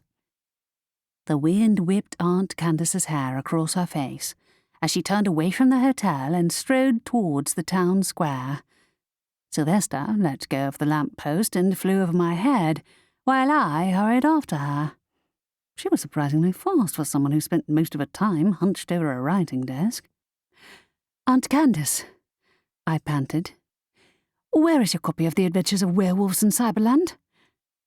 "Which copy?" she asked. "The new one or the original draft?" "She means the one that summoned those werewolves," said Sylvester. "If I knew that, dear, I would have handed it to my sister when she hurled accusations at me all evening." And with that, she whipped through the door into the library. I stopped walking. "I'm going to buy a muffin for breakfast. Sylvester, can you make sure she doesn't sneak out again?" "This isn't my job," he grumbled, but he obligingly flew towards the library. I, meanwhile, darted across the road to Z's place. Her cake shop had quickly become one of my favourite places in town, a haven of heavenly smells and mouth-watering tastes. Iced buns sat in rows, New pastries appeared every day, and Z's special berry-flavoured muffins seemed to taste better every time I tried one. Z, the owner, had warm brown skin, generally covered in flour, and long curly hair made curlier by the heat. "Hey," I said, "don't mind me. I'm just going to stand over here in the warmth for a while to recover from the cold." She laughed. "Try one of these buns. They warm your whole body in an instant. Oh, and you can reheat them later if they cool down." "You're a lifesaver." I handed over enough cash for 5 and held the bag to my chest as I left her shop. The first bite of the bun sent warmth shooting straight to my toes. Even my annoyance at Aunt Candace melted away in the flavour of delicious berries. I walked into the library, humming to myself. Nobody was on the front desk, so I put the bag of buns down and checked the logbook. It didn't look like anyone had recently checked out a copy of The Adventures of Werewolves in Cyberland, but since the spell appeared to have been used in the library itself, they wouldn't have needed to. In any case, the spell's absurd side effects seemed to be over for now. Thank God for that. I looked up at the clock above the door. 9:15, and the library wasn't open. Weird. Aunt Adelaide was normally punctual to a fault. "Hey, Aunt Adelaide," I called through the door to our living quarters. "Isn't the library supposed to be open by now?" No reply. "Aunt Candace?" My other aunt didn't respond either. She must have gone upstairs. Frowning, I caught sight of Sylvester sitting on a shelf above the desk. "Where are they?" "Don't ask me. I'm in charge of late fees, not opening hours." He ruffled his feathers. "Well, as scintillating as spending time with you has been, I'm off to find somewhere warm to take a nap." The owl snatched one of the buns out of the bag on the desk and flew away over the bookshelves. Great. Maybe Aunt Adelaide had slept in, or perhaps she'd gone looking for her sister. I finished my muffin and went to search the ground floor. Not so much as a hair remained of the werewolves, nor any sign of the spell that had summoned them. Oddly, the lights remained dim. I'd thought they switched on automatically, but it must be the library's magic at work. I cleared my throat, facing the impressively towering 5 stories of balconies and the shelves beneath. "Lights on." Nothing happened. "Lights," I said louder, my voice echoing in the empty space. "Turn on." I've lived in the library long enough for it to trust me, right? The lanterns came on by themselves in the evenings, and the library seemed to do everything on autopilot, but I couldn't help feeling wrong-footed that my words had no effect. I manually switched on the light over the front desk instead. Heaps of books lay piled on tables waiting to be returned to the shelves, and a strange, empty feeling hung around the whole area. Aunt Adelaide wasn't there all the time, but the entire library felt different without her here. My heart beat faster as I ran towards the living quarters. Nobody was in the kitchen making breakfast or in the living room. I checked every corner, then made for the staircase to the upper level. Footsteps sounded above me. "Hey, Estelle, is that you?" A startling neigh answered, and the sound of hooves beating echoed downstairs. I yelped and flung myself out of the way, in time for a knight on horseback to sail past me into the lobby. "Hey!" I shouted after him. "Who are you?" More to the point, what was he doing in my family's living quarters? And just how did that horse get up the stairs? The horse wheeled on the spot, its rider leaning down to look at me. "Fair maiden, I apologize for startling you." My mouth dropped open. Ah! Who are you? Where did you come from? I am Sir Woolworth, of course. Oh, no. First werewolves, now horse-riding knights. Was this another side effect of Aunt Candace's spell? Ah, wait a moment. I'll just get my aunt. The front door opened, startling me. While the library might not be operating as usual, everyone knew it opened at 9, and of course there wasn't a sign on the door saying my aunt had disappeared. I'll be right back, I told the knight, and ran to the front desk. A young Asian woman and a tall blonde guy looked around the dark lobby in confusion. Excuse me, the woman said to me. Are you open? Ugh, why did you have to run off and leave me to deal with this Aunt Candace? We're having technical difficulties. Wherever Aunt Adelaide was, she wouldn't want the library to fall to pieces in her absence. But it would be nice if someone showed up with an explanation. My aunt's fixing the problem, but everything should be in working order. The horse cantered into view with a loud neigh, making both newcomers jump violently. I thought he was a statue, gasped the woman. He's real? Yes, he is, said the horseman in self-important tones. And might I add, you are the fairest maiden I have ever laid eyes on. Horror washed over me. Okay, this is worse than the werewolves. Maiden, she said, giving an uncertain laugh. Is this a show? He's playing a part, I said quickly. We're thinking of starting a drama club here in the library, since the poetry club is so popular. We're trying out historical figures. My aunt will be here in a minute. Or she'd better be. None of my library training had taught me to deal with living book characters wandering around, hassling our visitors, and bringing animals into the lobby. Oh, she said. Who exactly is he supposed to be? My mind was blank. He's Sir Landon, from The Adventures of the Man and His Horse. It's very popular in the normal world. Really, Rory, that's the best you can do? Nobody said I was any good at thinking under pressure. Hearing a coughing laugh from behind the counter, I turned around. Sylvester, you can come and help now. Which book did you want? The owl swooped down to land on the desk, and the woman gave another startled jump. Hello, he said. What can I do for you? She's terrified of birds, said the blonde man. I'm sorry, but we're going to have to leave. The knight leapt down from the horse. I will save you, fair maiden, from the hideous creature that attacks you.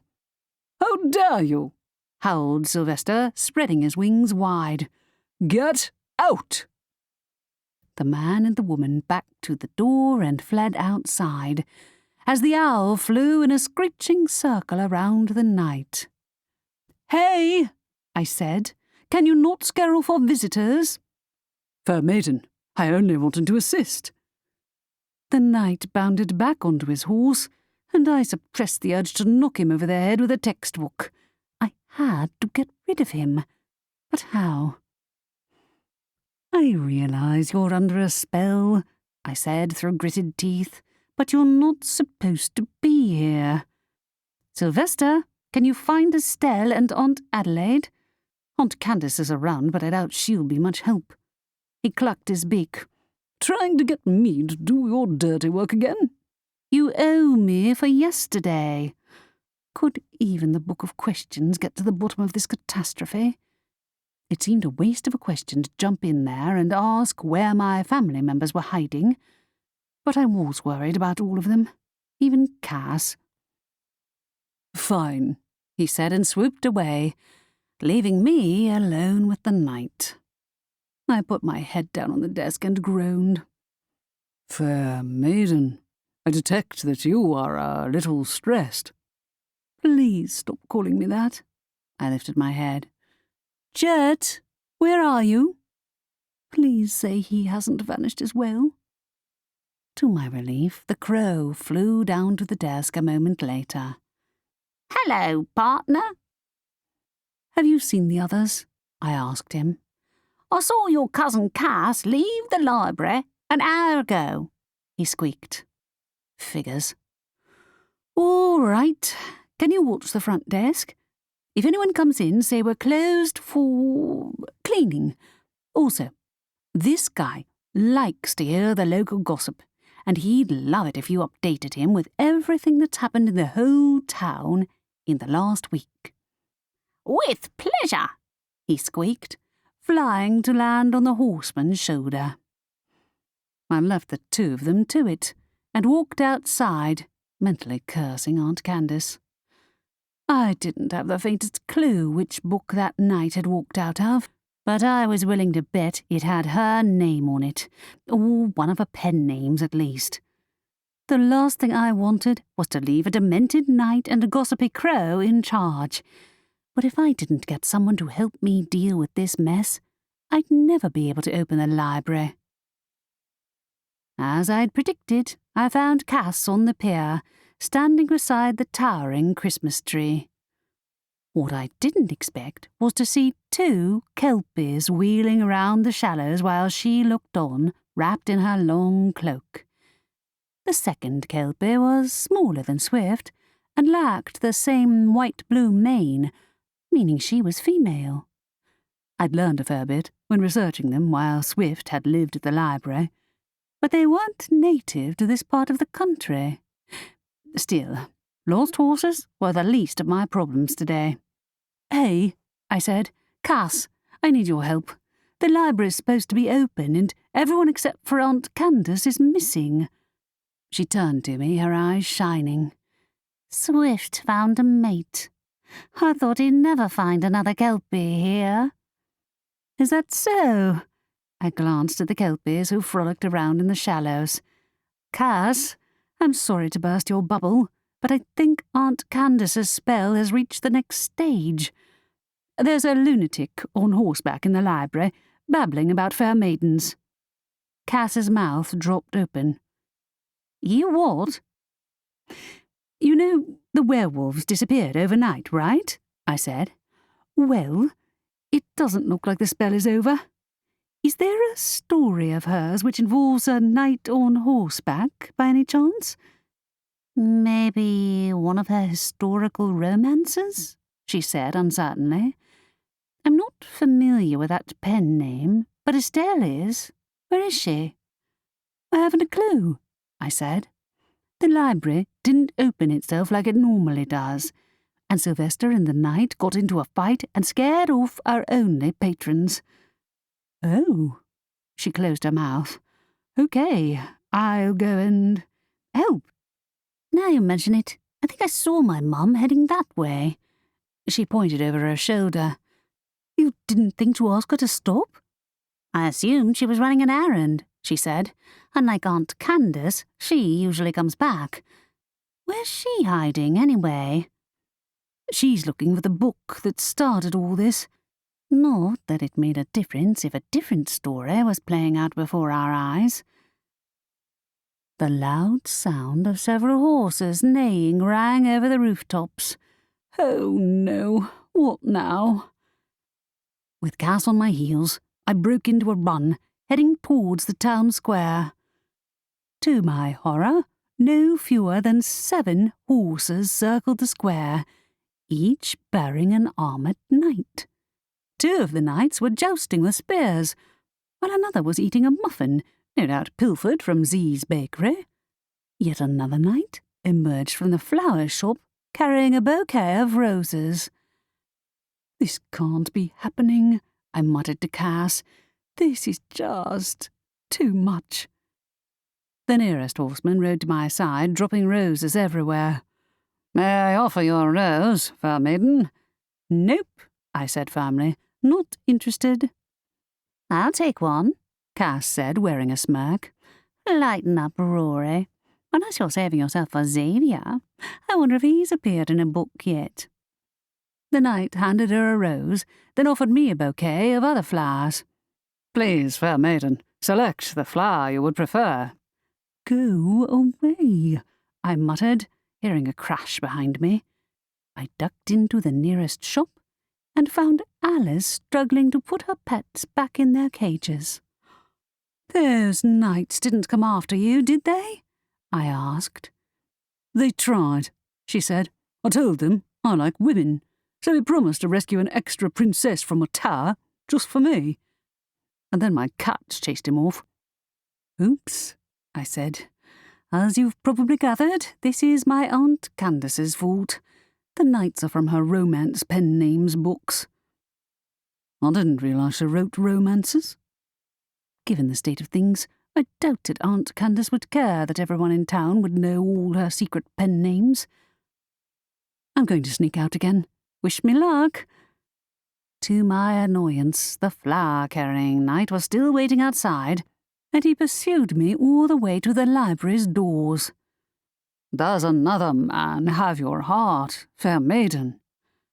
The image of the Reaper came to mind. Oh, well, it might get him to leave me alone. "Yes, I can't give you what you want. Mostly because you either don't exist or are under a spell. Not that it matters, because I have a crush on the one guy I can't have." "Have you changed your mind?"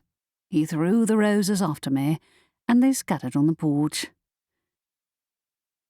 I entered the library, finding a bemused-looking Estelle standing at the front. "There you are," she said. "I've been looking everywhere for you, Rory." The library rearranged things again and locked me in a cupboard. "I'm glad you're here," I said. "Help yourself to a bun. They might have gone cold by now. It's been one hell of a morning." Estelle listened with wide eyes as I detailed the events of the day, roses, knights, and all. "Oh, no," she said. "I'll have to think. Which book are the knights from?" "I haven't read any of her romance pen names books," I said. "I've only read her sci-fi and fantasy adventures so far. I'm guessing the knights were from a historical romance book. There's a lot of fair maidens going around, and one of them threw roses at me. Did Cass come back in here?" "Yes." Cass ducked out from behind a shelf. "That owl wouldn't leave me alone. I did tell him to find all of you." "That explains why he helped me out of the locked room." Estelle finished her bun. "Aunt Candace, though. Are you sure she's not responsible?" "The library didn't even open. We're losing business." I shook my head. "She told me she was going to look for the book that caused all this. But if it's affecting more than one of her pen names, perhaps just one book won't be enough. Also, how are we supposed to open the library with a jousting contest blocking the doors?" "We'll have to close it for the day," she said. "At least until my mum comes back." The door opened. Aunt Adelaide strode into the library, her hair in disarray, and a distant, wistful expression on her face I'd never seen her wearing before. "Oh, Estelle, Rory, there you are." "Mum, what are you doing?" asked Estelle. "The library is supposed to be open and you weren't here. Where did you go?" "It was for a good cause," she said. "A great cause, in fact. Your father and I have decided to get back together." Chapter 5. "You're joking," Cass said. "Mum, please tell me you're joking." From the way her eyes were shining and the dishevelled cast to her appearance, Aunt Adelaide was not joking in the slightest, and not mentally present either. "Aren't you going to open the library?" I tried. "I don't know if you noticed, but there's a bunch of horsemen stampeding around the town square, throwing roses at people. True love waits for nothing," she said. "Oh, God," said Cass. "She's turning into Aunt Candace." "I'm sorry, Aunt Adelaide," I said. But I think you're under Aunt Candace's spell. I'm guessing she wrote a romance novel in which a divorced couple gets back together. Excuse me? She blinked at me, some of the mistiness vanishing from her expression. Maybe I'm getting through to her. The spell that brought the werewolves to life yesterday, I went on. Remember? Today, it's playing out Aunt Candace's romance novels. Possibly all of them at the same time. There are horsemen rampaging around trying to sweep women off their feet, couples arguing at the hotel. I've been thinking about it a lot, she said, and when I woke up this morning to find Elliot outside my window, I just had to go and talk to him. It turns out he's been thinking exactly the same, can you believe it? We talked it over and we decided, well, why wait? Mum, said Estelle, her voice quiet, what are you talking about? We're getting remarried, of course, she said. You're not serious, are you? Said Cass. You can't have forgotten how you used to argue every single day. And what about the library? Remember when it locked him in the nature section for 2 days? He hated this place. Aunt Adelaide gazed dreamily into the distance. The library is the perfect location for us to declare our love. Just hold on, Estelle spluttered. Mum, trust me when I say I'm not trying to wreck the mood. You're under a spell. Or a curse, added Cass. Did someone think this would be funny? Are they playing a joke on our family? Not just us, I said. Even the culprit wasn't spared. He can come to the wedding too, said Aunt Adelaide. For the second time that day, Cass's mouth fell open. You've lost your marbles. It's Christmas, Estelle said, looking equally stunned. Everyone's busy. Why not wait and decide after the holidays are over? There's no better time than this to celebrate family. She wrapped her arms around all 3 of us at once. Cass's face looked like I imagined it would do if Sylvester chewed through her favourite book. Releasing us, Aunt Adelaide paced around the desk, humming happily. This is the perfect season for love and good cheer. Really, said Cass. I thought it was the perfect season for everyone to trample one another to death over presents. Honestly, Cass, you're lacking in any holiday spirit. She whistled to herself, rearranging things on the desk. This will need tidying. I think we should have a silver and blue scheme this time. She's cracked, Estelle mouthed at the 2 of us. They don't belong together, Cass hissed. There's a reason it didn't work out the first time around. Don't start, Cass, said Aunt Adelaide. I don't need any of your negativity interrupting my big day. Big day? I said. Of course, said Aunt Adelaide. We've decided to redo our wedding vows here in the library. Today. That way, it won't interfere with anybody's holiday plans. Not the library, Estelle said in placating tones. How about I call the registry and ask if we can book something for later this month? You don't even have a wedding dress. There is nothing that magic cannot accomplish, dear. I taught you that. And she sauntered away, humming a tune that sounded vaguely like Here Comes the Bride, under her breath.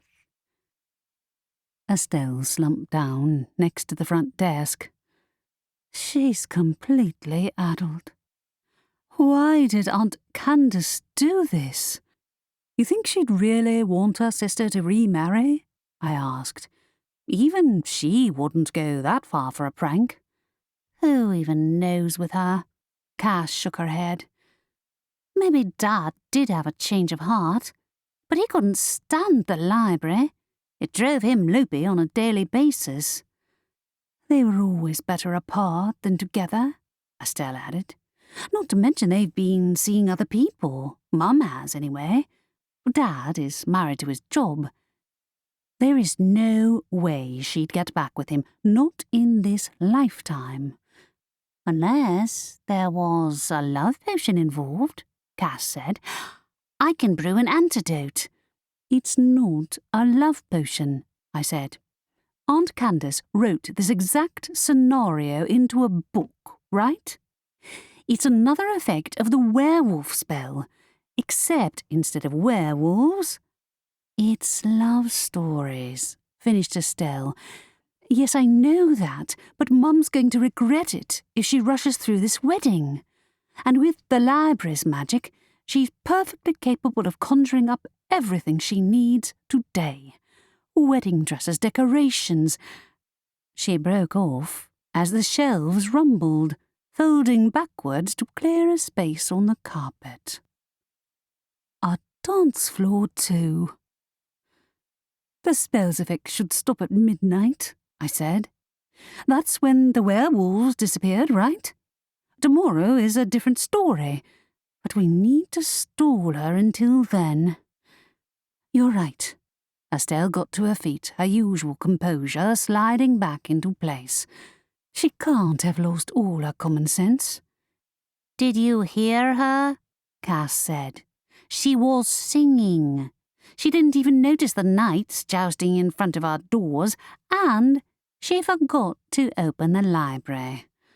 I'd say she's not our mother at all. She's been replaced by this weird clone. Aunt Adelaide bounded into view. You three will be bridesmaids, of course, she said. What colour dress do you want, Rory? I broke off. I already have plans today. So do Cass and Estelle, right?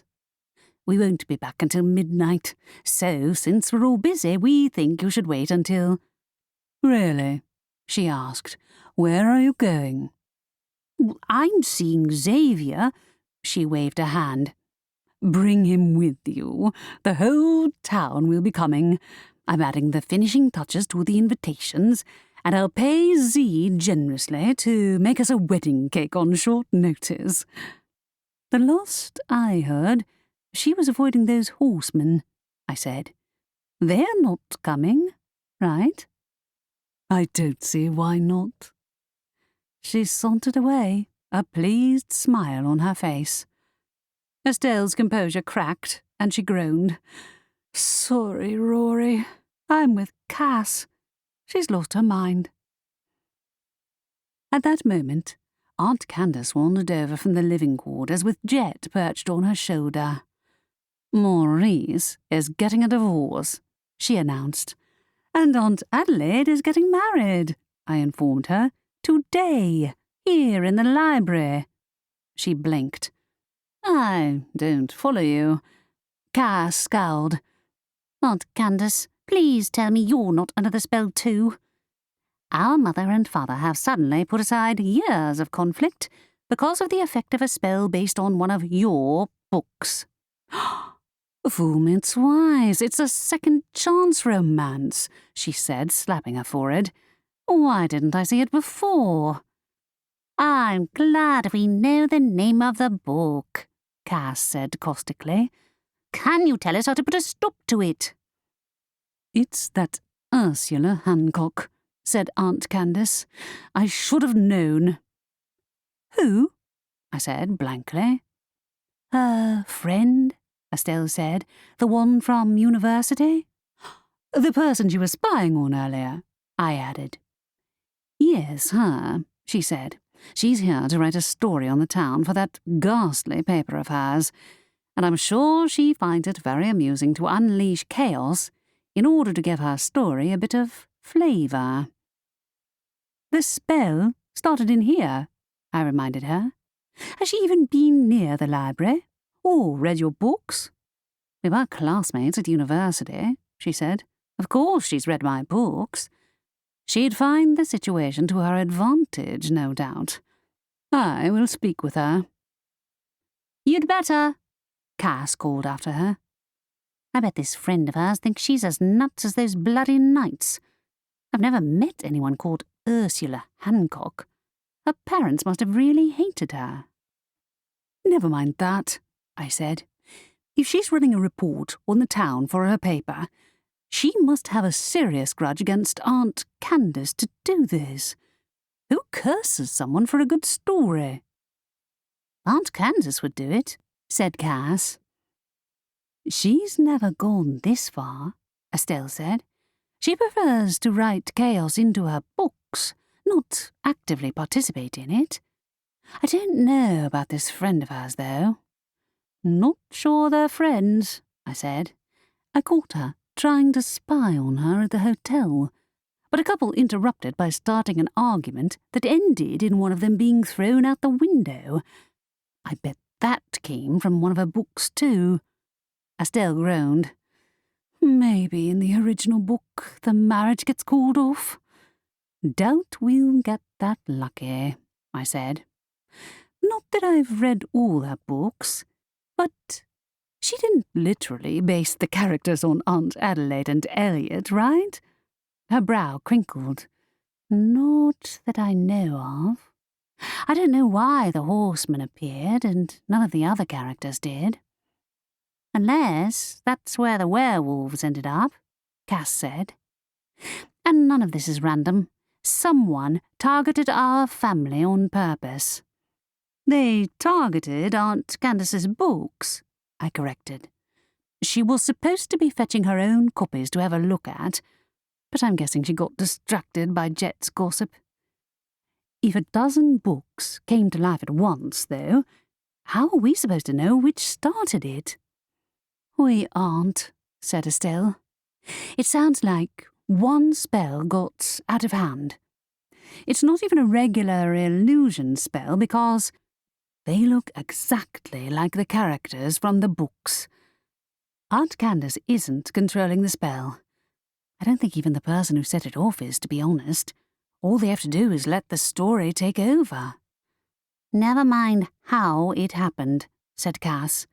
"We have to stop this wedding." I'd never heard Cass volunteering to work with the rest of us before, but there was a first time for everything. "Well, you're the expert at getting the library to pull tricks on people," I said. "Not her," she said. "We're not all as gullible as you are, Rory. Our mother has better control over the library than the rest of us put together.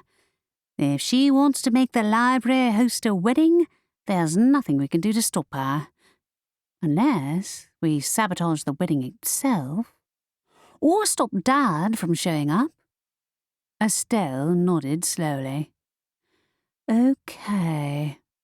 Cass, you're best at using the library to create diversions. As for me, I'll find Dad and see what he has to say about this.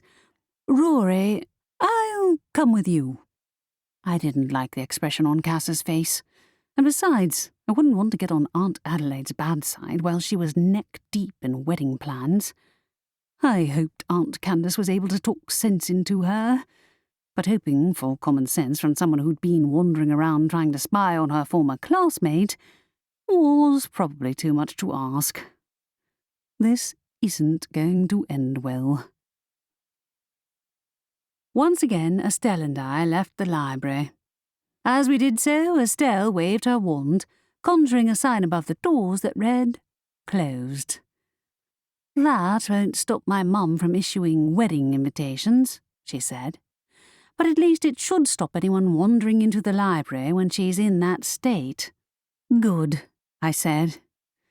"I hope people will be too busy with Christmas shopping to visit the library, or too scared of being chased by a knight on horseback." On cue, Z from the bakery rode past on the back of a snow-white horse behind an armoured knight, leaving a trail of flour behind her. "Oh, no," said Estelle. I ran with her to the bakery to find the place covered in flour. Estelle pulled her wand out and gave it a wave, clearing the mess up in an instant. "Useful spell," I said. "Wish I'd known that one when I was cleaning the rubbish out of the reading corner." if I ever got my hands on a wand. At this rate, the town's citizens would all lose their collective minds before I ever had the chance to see if I could make it as a proper witch.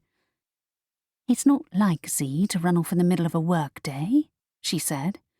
"How are we supposed to stop everyone in town from making ridiculous decisions?"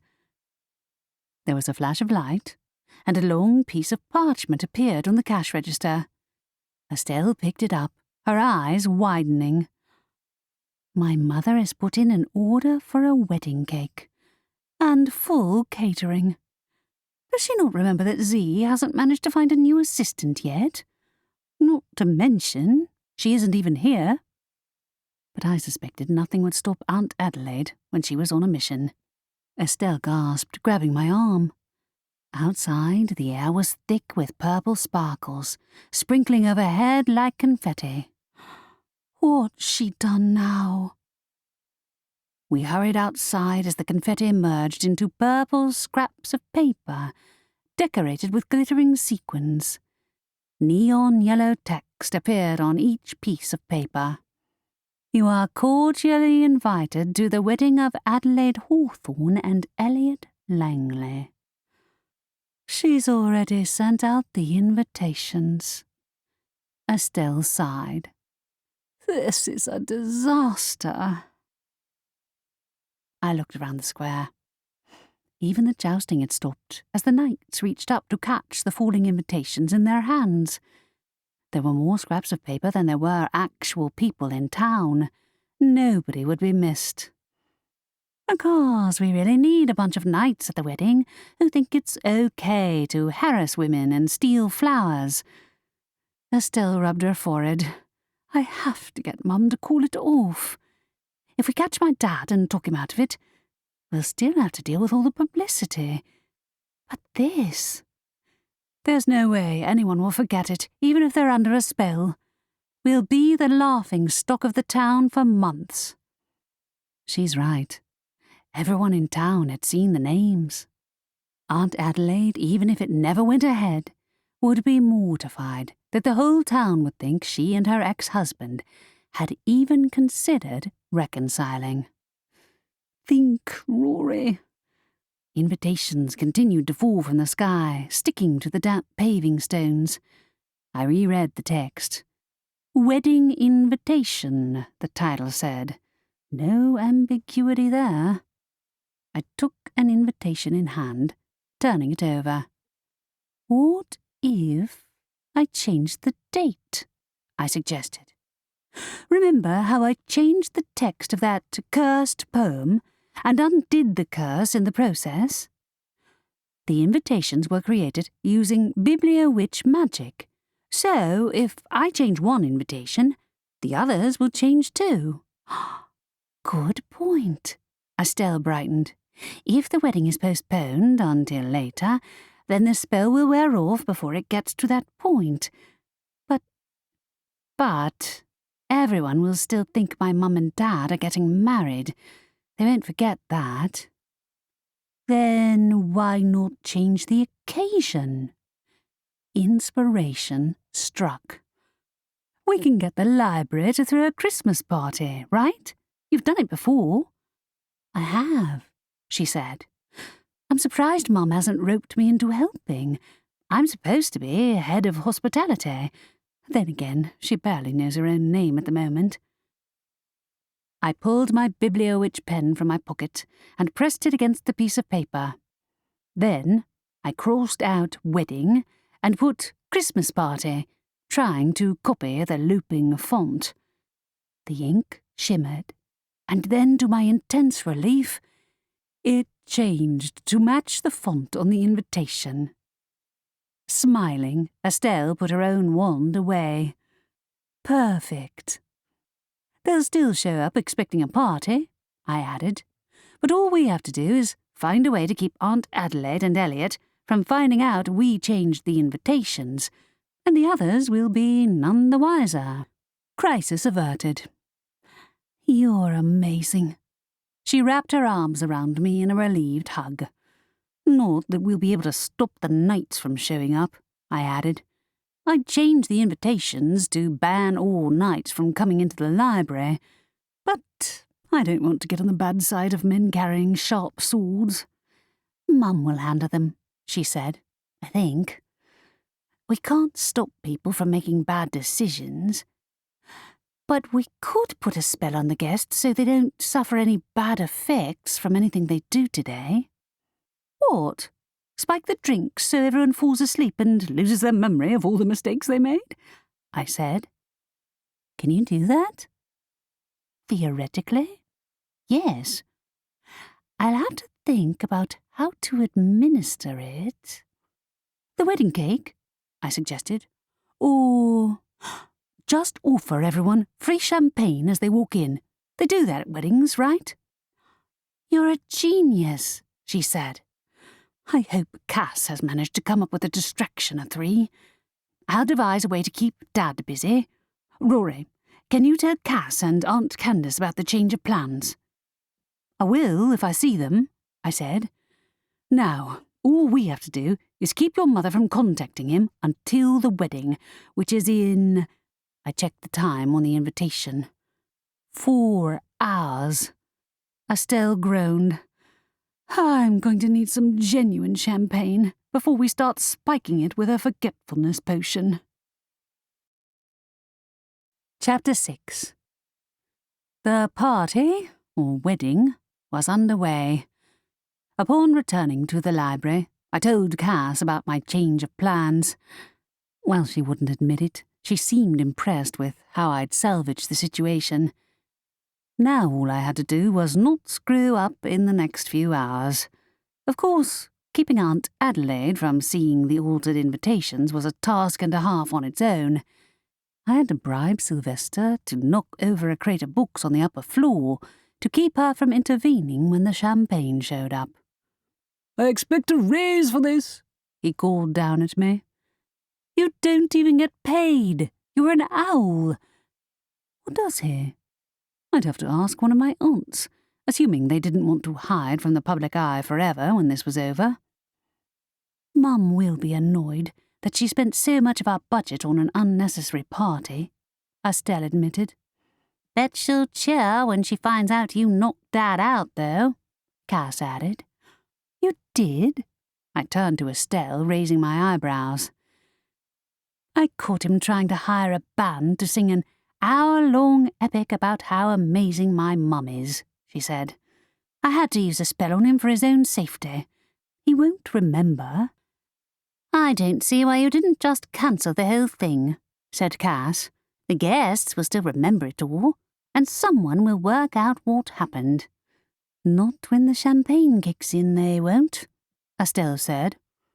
You're not planning to poison the guests, are you? Sylvester flew over our heads, clucking his beak in disapproval.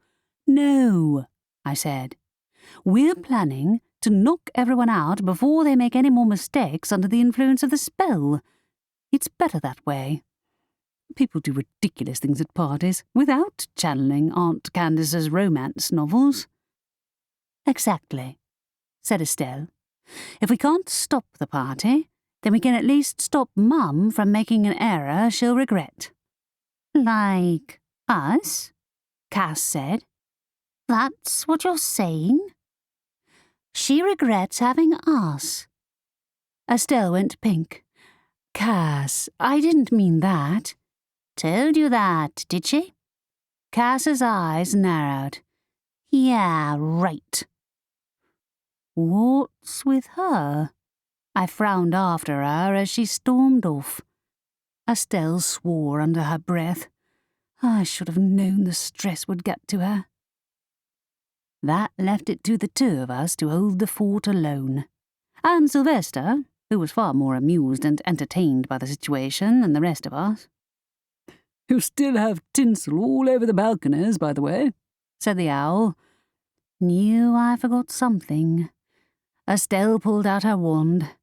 We don't have to change all the decorations. I'll just tell Mum that Dad wanted a Christmas theme and she'll believe me. I mean, with the mood she's in at the moment, I could tell her he wanted murals of naked centaurs and she'd go along with it. See, Now I know why you're head of hospitality, I said. All I have to do is not poison the guests with that champagne. Are we using a potion?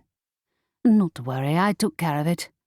Estelle waved her wand, and a jug filled with clear liquid levitated over to the table set up on the right-hand side of the door, laden with champagne glasses. I brought enough to go around. The worst that can happen is that it'll take too long to take effect, or some of the memories might linger anyway. But we can just tell them they went to a party and had a little too much to drink. No need to mention the spell. Sounds like a plan. I don't think anyone will complain about the decorating scheme. The library was unrecognizable. The bookshelves draped in shimmering purple curtains to protect their contents. Glittering tinsel twirled around the banisters, and an array of floating purple balloons drifted up to the ceiling. Just as long as nobody damages the books. Estelle waved her wand, conjuring up no entry signs for the door leading to our family's living quarters and the stairs to the upper levels. I watched her with a pang of regret that I didn't have a wand of my own to help out.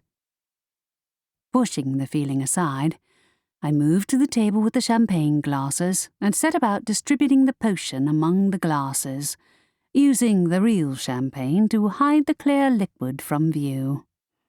Have you tested this on anyone, Estelle? We don't want everyone turning into frogs. Some of us would find it amusing, Sylvester put in, poking a balloon with his claw. Quit that! Estelle shooed him away and came to help me. I'll test it on Sylvester. You won't? He flew out of reach. If you do, I will leave here, never to return. Melodramatic much. Estelle put down the jug. OK, who wants to play lab rat? I would, but one of us has to keep an eye on. I broke off as Aunt Adelaide drifted over. Oh, hey, Aunt Adelaide. Oh, there you are, Mum, said Estelle. I decided to go for a Christmas theme, obvious reasons. Perfect, said Aunt Adelaide. Where's Cass? She's a little freaked out by the whole thing, said Estelle, since you and Dad have been apart for so long. I'm sure she'll show up when the wedding starts. Aunt Adelaide halted beside us. To my alarm, her eyes were swimming with tears. I'm sorry for what the divorce did to you. You must have felt so upset when your father had to leave the library. It didn't do any harm, Estelle insisted. It's fine. Doesn't everyone cry at their wedding? She sniffed. Granted, I've done this before, and I don't remember it being quite so. Is she having regrets? If she called off the wedding, we'd have some explaining to do to the townspeople, considering they all thought we were hosting a Christmas party. I've never married, so I don't know, I said carefully. Right, you're young, she sniffed. Both of you. You have your whole lives ahead of you. You don't have to repeat my mistakes. Estelle cleared her throat. Mum, there's not long to go until you have to greet the guests. Are you going to change into your wedding dress? She blew her nose. Yes, I'm pulling myself together. I felt a pang as she turned away. Was some of her feelings real after all? Real or not, any decision made under the influence of a spell is worth putting on hold. I'm going to be serving champagne on the door. Estelle offered her a glass. Want to try some? For courage? I shouldn't, she said. But now you mention it, I am nervous. Thank you, Estelle. She drank the champagne in one go, then handed the glass back to her. Interesting taste, she said. It's a new recipe, Estelle said. You should go and change into your dress. Yes, I will do that. Thank you. Aunt Adelaide walked off in a daze. How long? I mouthed to Estelle. Less than half an hour, she said in an undertone. That gives us enough time to set the place up ready for the party, while pretending things are going ahead as normal. Aunt Candace was noticeably absent too. With trepidation, I ducked under the Do Not Enter sign to our living quarters. In the sitting room, Aunt Candace sat surrounded by a stack of her own paperbacks, looking satisfied with herself. I knew I left these somewhere. "You know there's a party about to start, don't you?" I said. "Your sister's wedding?" "Yes, I know. She waved an impatient hand. "She'll forgive me. One wedding is quite enough for a lifetime. I thought you needed me to fetch these books." "Later," I winced, hearing the doorbell. "The guests are here. Can you please give me a hand with them and go back to the books later?" I hurried into the lobby and skidded to a halt on the dance floor. Oh no. 3 horsemen stood in the entryway, looking around at the balloons and tinsel-clad bookshelves and clutching purple invitations in their hands. They must have picked up invitations between jousting and seducing the town's citizens. "Champagne?" Cass called to the guests, herding them over to the table. Thank you, Cass. While she wore her customary scowl, she hadn't disappeared after all. Shooting her a grateful look, I went to join her. "I'm told this is a momentous occasion," said the knight, taking the glass from her. "But where are the other guests?" "My aunt isn't feeling well," I said, "so she sent me to welcome you all. Help yourselves to champagne, but remember to leave some for the other guests." Estelle moved in behind me, starting her hostess speech. The bride was conspicuously absent, but the guests wouldn't notice when the champagne kicked in. Soon enough, the other guests began to stream into the library in groups. Witches, werewolves, elves, even the odd vampire or two. Everyone in town had heard about the party.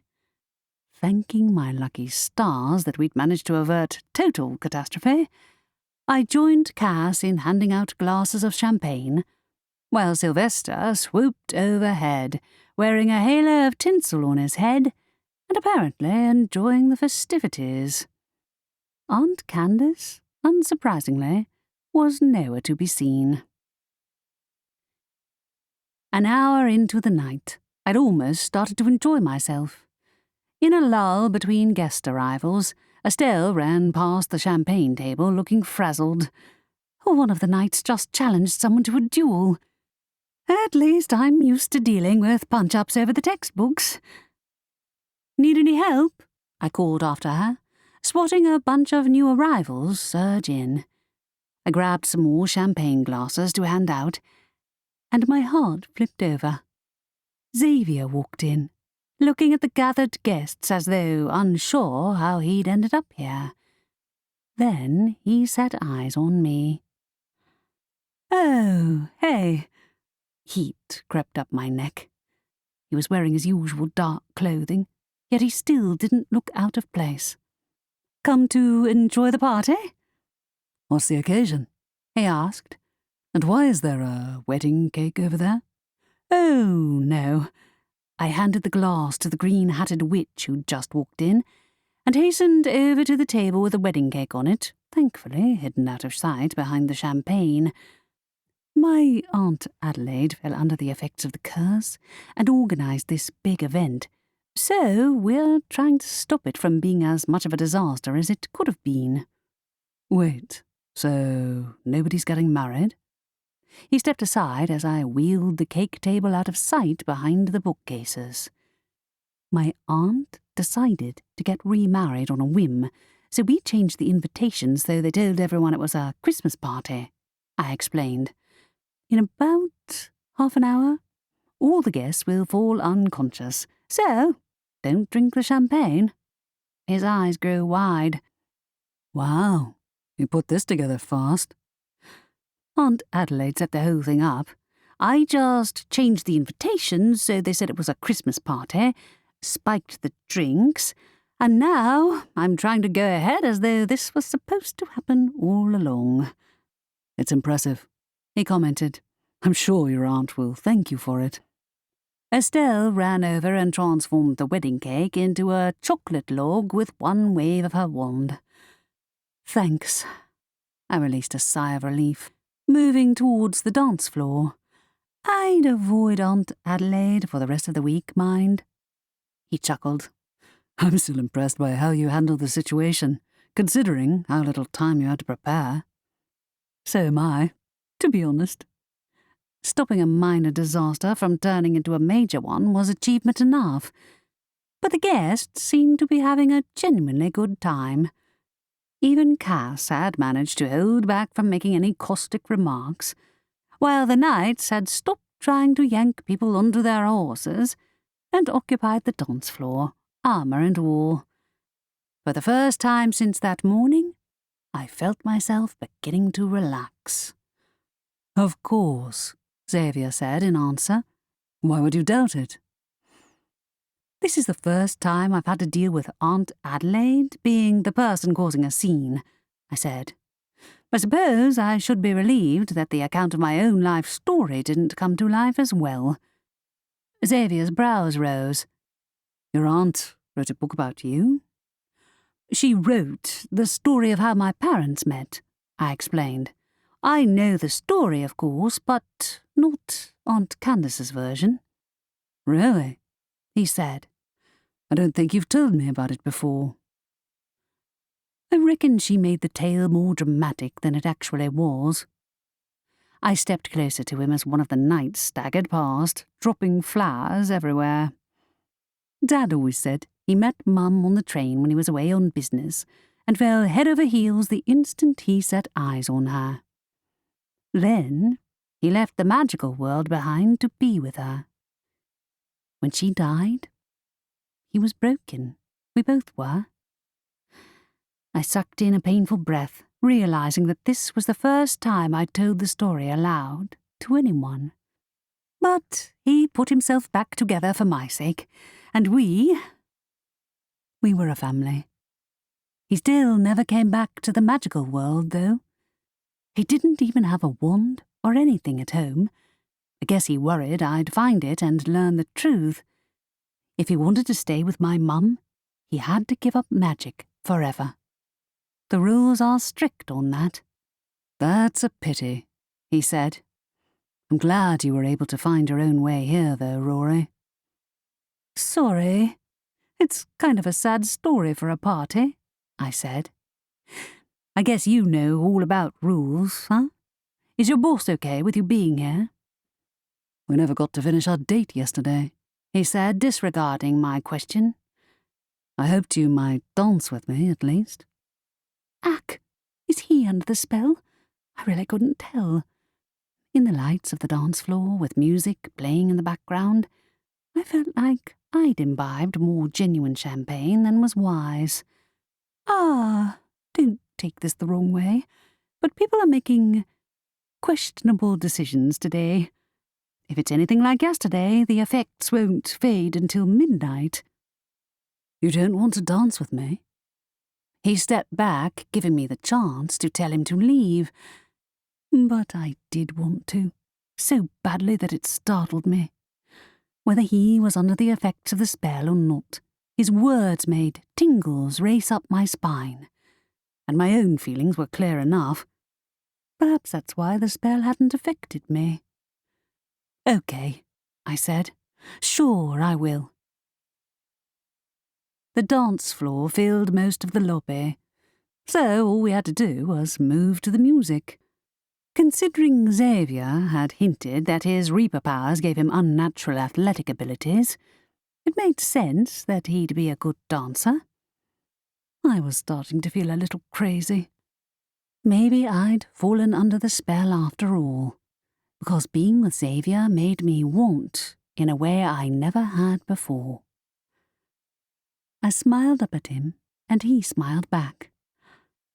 This is real. It's all real. Drops of snow rained down on us. I looked up and caught one on my tongue. Xavier did too, leaning closer to me. My heart pounded, but he didn't have a heartbeat.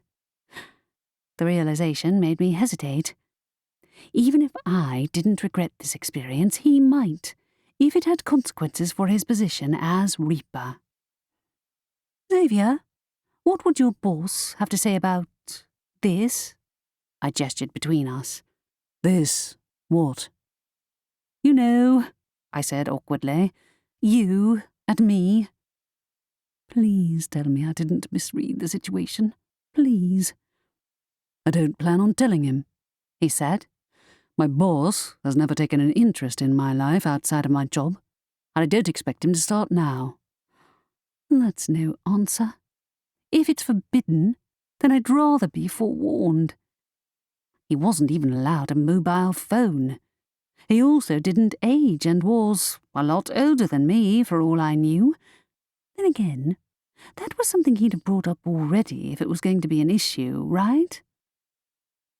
Another snowflake landed on my tongue, fizzling out. It tasted of champagne. Uh-oh. Then Xavier's scent invaded my space. I wouldn't have expected the Reaper to have a particular smell, but he did.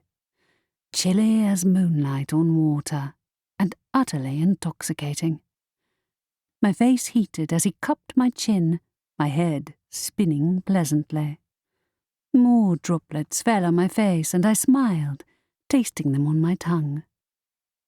He leaned his head closer, brushing his lips over mine, and I gasped in surprise. Then he spun me around, startling a laugh from me. I let him twirl me on the spot, and gave myself entirely to the rhythm. I couldn't remember the last time I'd metaphorically let my hair down, and all my misgivings melted away with the snow champagne raining down on the crowd. I was dancing with the Reaper, and every inch of me was on fire. A thump brought me back to reality as the couple beside us sank to the ground in a dead faint. 2 more couples followed. In seconds, unconscious dancers lay sprawled on the dance floor. Looked like the effects of the champagne were kicking in. I spun to a halt, leaning on Xavier for balance. Whoa. You okay, Rory? He said. My heartbeat drummed in my ears. You should know about the champagne. The door flew open, a torrent of darkness dispelling all the bright party lights. The guests collectively gasped, and several others fainted, joining their companions on the floor. The grim Reaper stood in the doorway, his shadowy eyes roving over the decorations, the dancing or unconscious crowd, and in the middle of it all, Xavier, who stood stock still as though he'd been punched. The tall, shadowy man beckoned to Xavier and me. Come. The crowd parted to let Xavier through. My heart skittered, and the dizzying effect of the spell vanished as though someone had dumped a bucket of icy water over my head. Oh, God, I should have given him the champagne after all. Better an unconscious Reaper than a Reaper dancing with a mortal in public. The grim Reaper glided out the doors, more of a shadow than a person. Icy air blew in from outside, made 1,000 times colder by the Reaper's presence. His shadowy form seemed to suck out all the lights, from the glittering tinsel to the balloons floating above the crowd. The library's noise and comfortable warmth vanished as the Reaper beckoned Xavier into the night. There is a soul in need of assistance, he said, his voice echoing. And here I find you, canoodling with mortals, Xavier. I thought you knew to leave all mortal pursuits behind when you took on your apprenticeship with me. My apologies. Xavier's voice didn't shake, which was impressive. I received an invitation to the party, and it didn't cross my mind that I would be unable to detect any souls passing on while I was in there. Might that be another side effect of the spell? It was a surprise that it affected reapers at all, considering they were supposed to be outside the same world as the rest of us. The reaper's eyes slid to mine, and I fought the instinct to hide. My heart beat erratically, while my head spun as though I was drunk for real. Apologies rose to my tongue, quelled when his icy blue gaze looked into my soul. I couldn't move. I could hardly breathe. "Relationships with mortals are forbidden," he said. "I thought you knew the rules, Xavier." "He's under a spell," I blurted. "We all are." "You put him under your spell?" "No," I said hastily. "It's... everyone in town is under the same spell. They're making out-of-character decisions and pursuing romances with people who they wouldn't normally spend time with. That's why I had to throw the party. I had to find a way to give everyone a potion that undid the spell before anyone got hurt." "Then why has it not worn off my apprentice yet?" he said. "I do not think you are being entirely truthful with me, Aurora Hawthorn." "No, but if I admit I have a crush on your apprentice, you'll probably reap my soul." "Ask my aunt when she wakes up." My head gave another lurch, and I wondered if I might throw up. "The effects of the antidote are coming on." "What are you talking about?" He didn't believe me. Not only that, he thought I'd seduced Xavier into breaking the rules. "Come with me," he said. And Xavier stepped off the doorstep without looking back. I tried to tell him that Xavier hadn't done anything wrong, but my head was spinning, and I dropped to my knees. Then blackness descended in a wave, sweeping me away. Chapter 7. It was with great relief that I walked downstairs the following morning to find all signs of the party had vanished. Aside from the Christmas decorations which remained in place, there were no guests napping on the floor or discarded champagne glasses, nor any knights in or out of armour. Someone must have carried me to bed, because the last thing I remembered was passing out on the doorstep, after Xavier and I... Oh, no. My cheeks burned, my whole body shrivelling with embarrassment. What was I thinking? Xavier would never have pursued me in that manner if he hadn't been under the spell, but I had no such excuse. And what if the Grim Reaper had punished Xavier for neglecting his duties? Cass walked out of the living room, looking almost cheerful. "Oh, you're up," she said. "My mum left us some coffee, so I assume she's back to normal." Good. At least one thing had gone right. What happened last night? How'd everyone get home?" "You slept through the whole thing," Cass answered. "By the time the Reaper left, most of the guests were unconscious. Estelle and I cleaned up, and at midnight most of them woke up. We told them they fell asleep at the party and helped them on their way home. Most of them are still groggy, so there's no harm done." "And who brought me inside?" I walked into the kitchen, gratefully picking up a steaming mug of coffee. My Aunt Adelaide was back, and unmarried. Thank God for that. "Estelle did," she said. "You were lying on the doorstep totally out cold. Anyway, Mum woke up at midnight and figured out what was going on. She helped us clear up." "Where did those knights on horseback go?" I sipped my coffee. "They all ran away when the Reaper showed up," she said. "You know, most people respect him. I can't believe you're scared of harmless old vampires and not the Angel of Death." "I am scared of him. I didn't know he was so mortally offended by weddings or parties." The Grim Reaper had scared me half to death.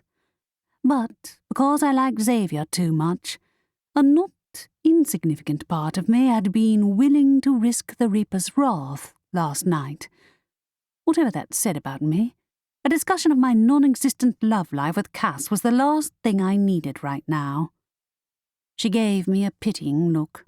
Did you seriously need to pretend to be under a spell to take that next step with Xavier? We're doing this now? He was under the spell, I told her. There's nothing between us, and if I'd tried anything last night, I would have been taking advantage. It was unfair to Xavier that I'd escaped with no punishment other than my guilty conscience and an eternity of embarrassment.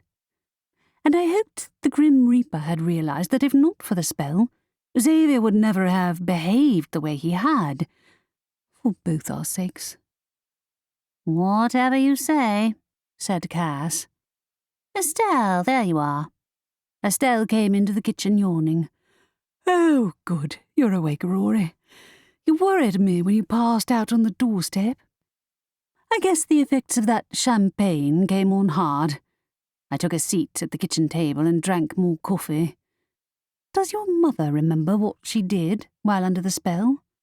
Some of it, Estelle said. I told her the rest. But Dad doesn't remember a thing, so I decided to leave him be. It's better that way. Cass's mouth thinned. So that's it. We just carry on as though nothing happened?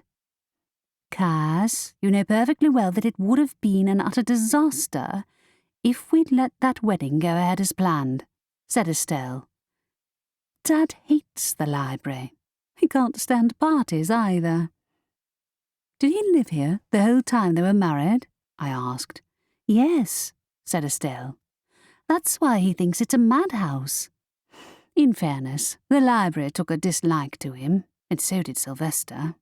That's putting it mildly, Cass said in sour tones.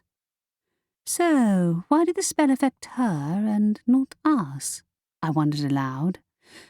It hadn't affected Aunt Candace either, but then again, the books were hers. Perhaps that granted her some degree of immunity. Are you sure it didn't affect you? Cass snorted. If the way you kept drooling over the Reaper wasn't an act, you might as well let him bury you now. Cass, said Estelle, I know you're upset about Mum and Dad. Are you kidding? They'd have set the library on fire by a week's end if the wedding had gone ahead. She rolled her eyes. I'm angry with the person who set off this blasted curse, but I think we dealt with it just fine. That's what I mean, I said.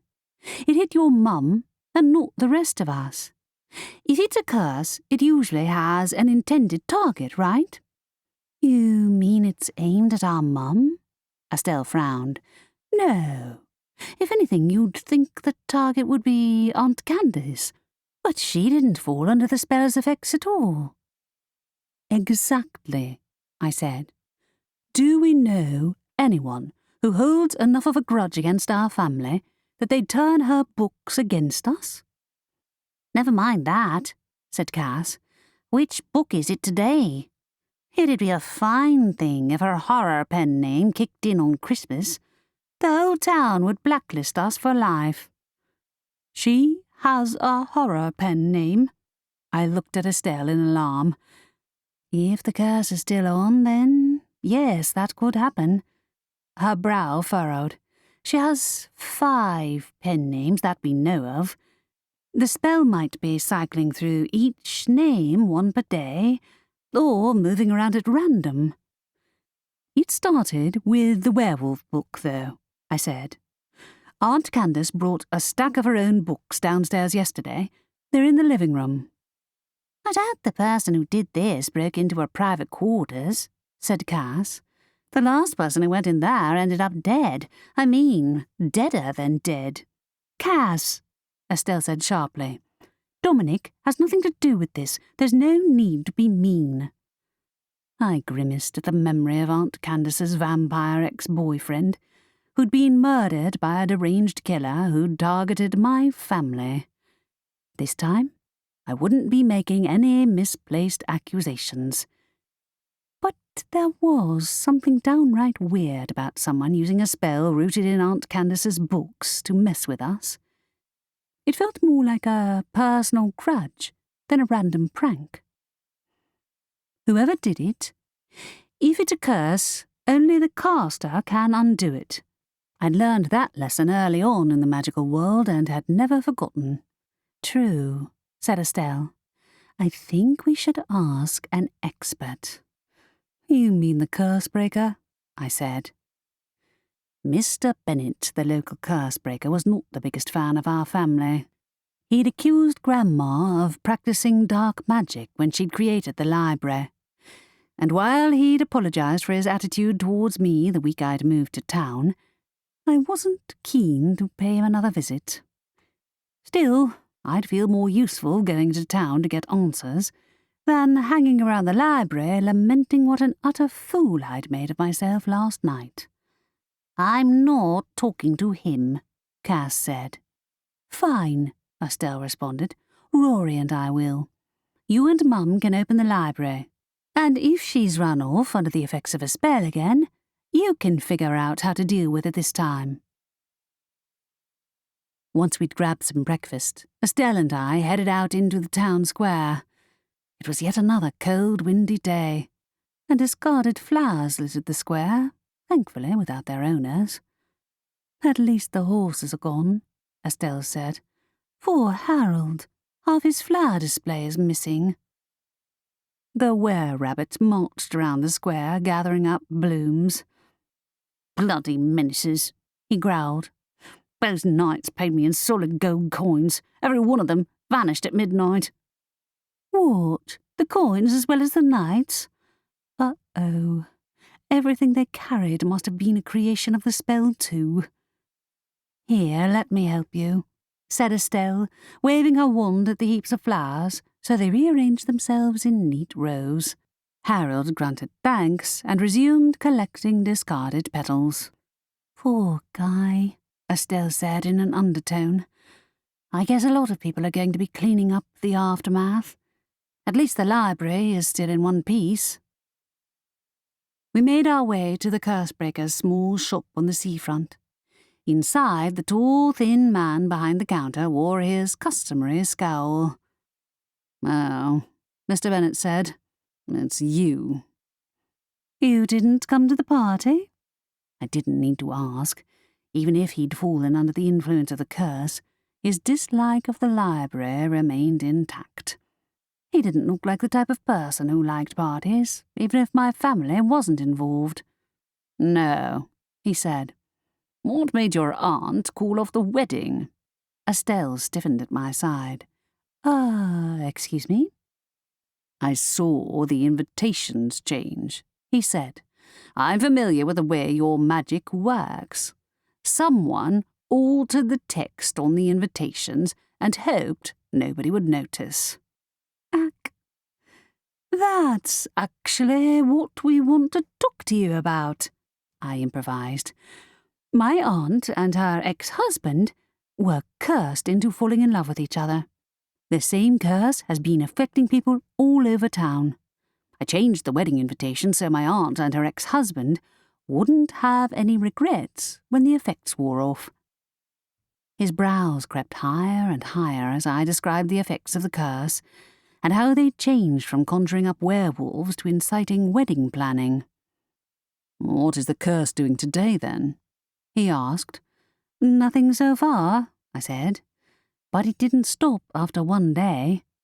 That's what led us to conclude it's a curse and not a spell, and it seems to be based on our aunt's books. Is that even possible? He leaned over the counter.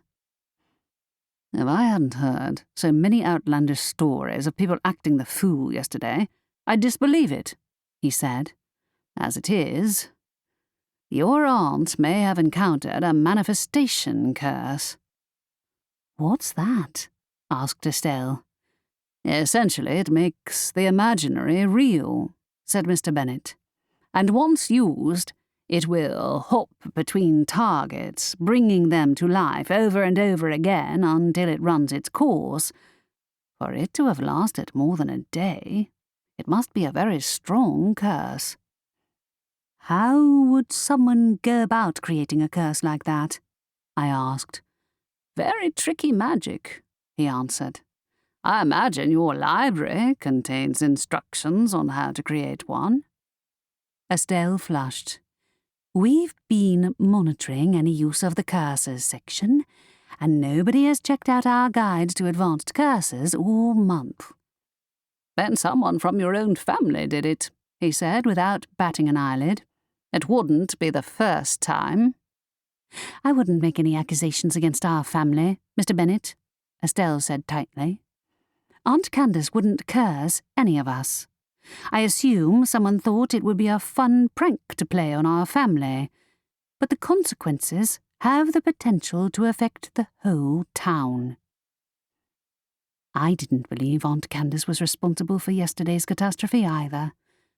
The only person she seemed to suspect of wrongdoing was this Ursula Hancock, but we couldn't go around making accusations without proof. Aunt Candace's ex-schoolmate hadn't even been in the library when the curse had kicked off. As far as I knew, she hadn't come to the party either. How long can that type of curse last? I asked. Any length of time, depending on its strength, he said. I believe the record is several months. Months? We couldn't deal with months of nights on horseback and unexpected weddings. Sooner or later, someone would realise the source of the chaos came from the library. I didn't want to imagine what might happen to my home if the magical authorities found out. Don't look so despairing, said Mr. Bennet. Find the source of the curse. It shouldn't be that difficult. The source, meaning the book? I struggled to keep my voice even. What else? He waved a hand. Given yesterday's events, you'll want to handle the curse sooner rather than later. Good day. Nothing to do but head back to the library.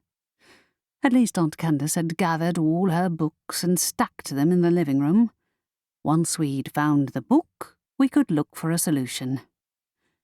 At least he gave us a clue this time, I said to Estelle as we left the shop. The book that started it. The Adventures of Werewolves in Cyberland. We should have had a closer look at the ones in the living room. I'm not sure it's one of them, Estelle said. Those aren't the only copies of the books in existence, and it's possible that the curse was used outside of the library. The curse targeted the text in the books, not us.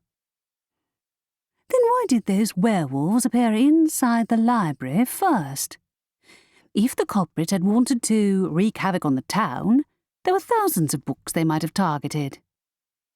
It feels like they wanted our family to experience the brunt of the curse. Otherwise, they'd have picked a different book. They must have known Aunt Candace's alias too, one of them at least. You're right, she said. I'd say we speak to the police and get a second opinion. Fair point. I didn't see Edwin at the party yesterday, but I suppose he was breaking up fights all day. Not just in the Christmas sales, but romantic spats too. I hoped the champagne had undone the worst of the damage. The police station looked much the same as ever on the outside, at least.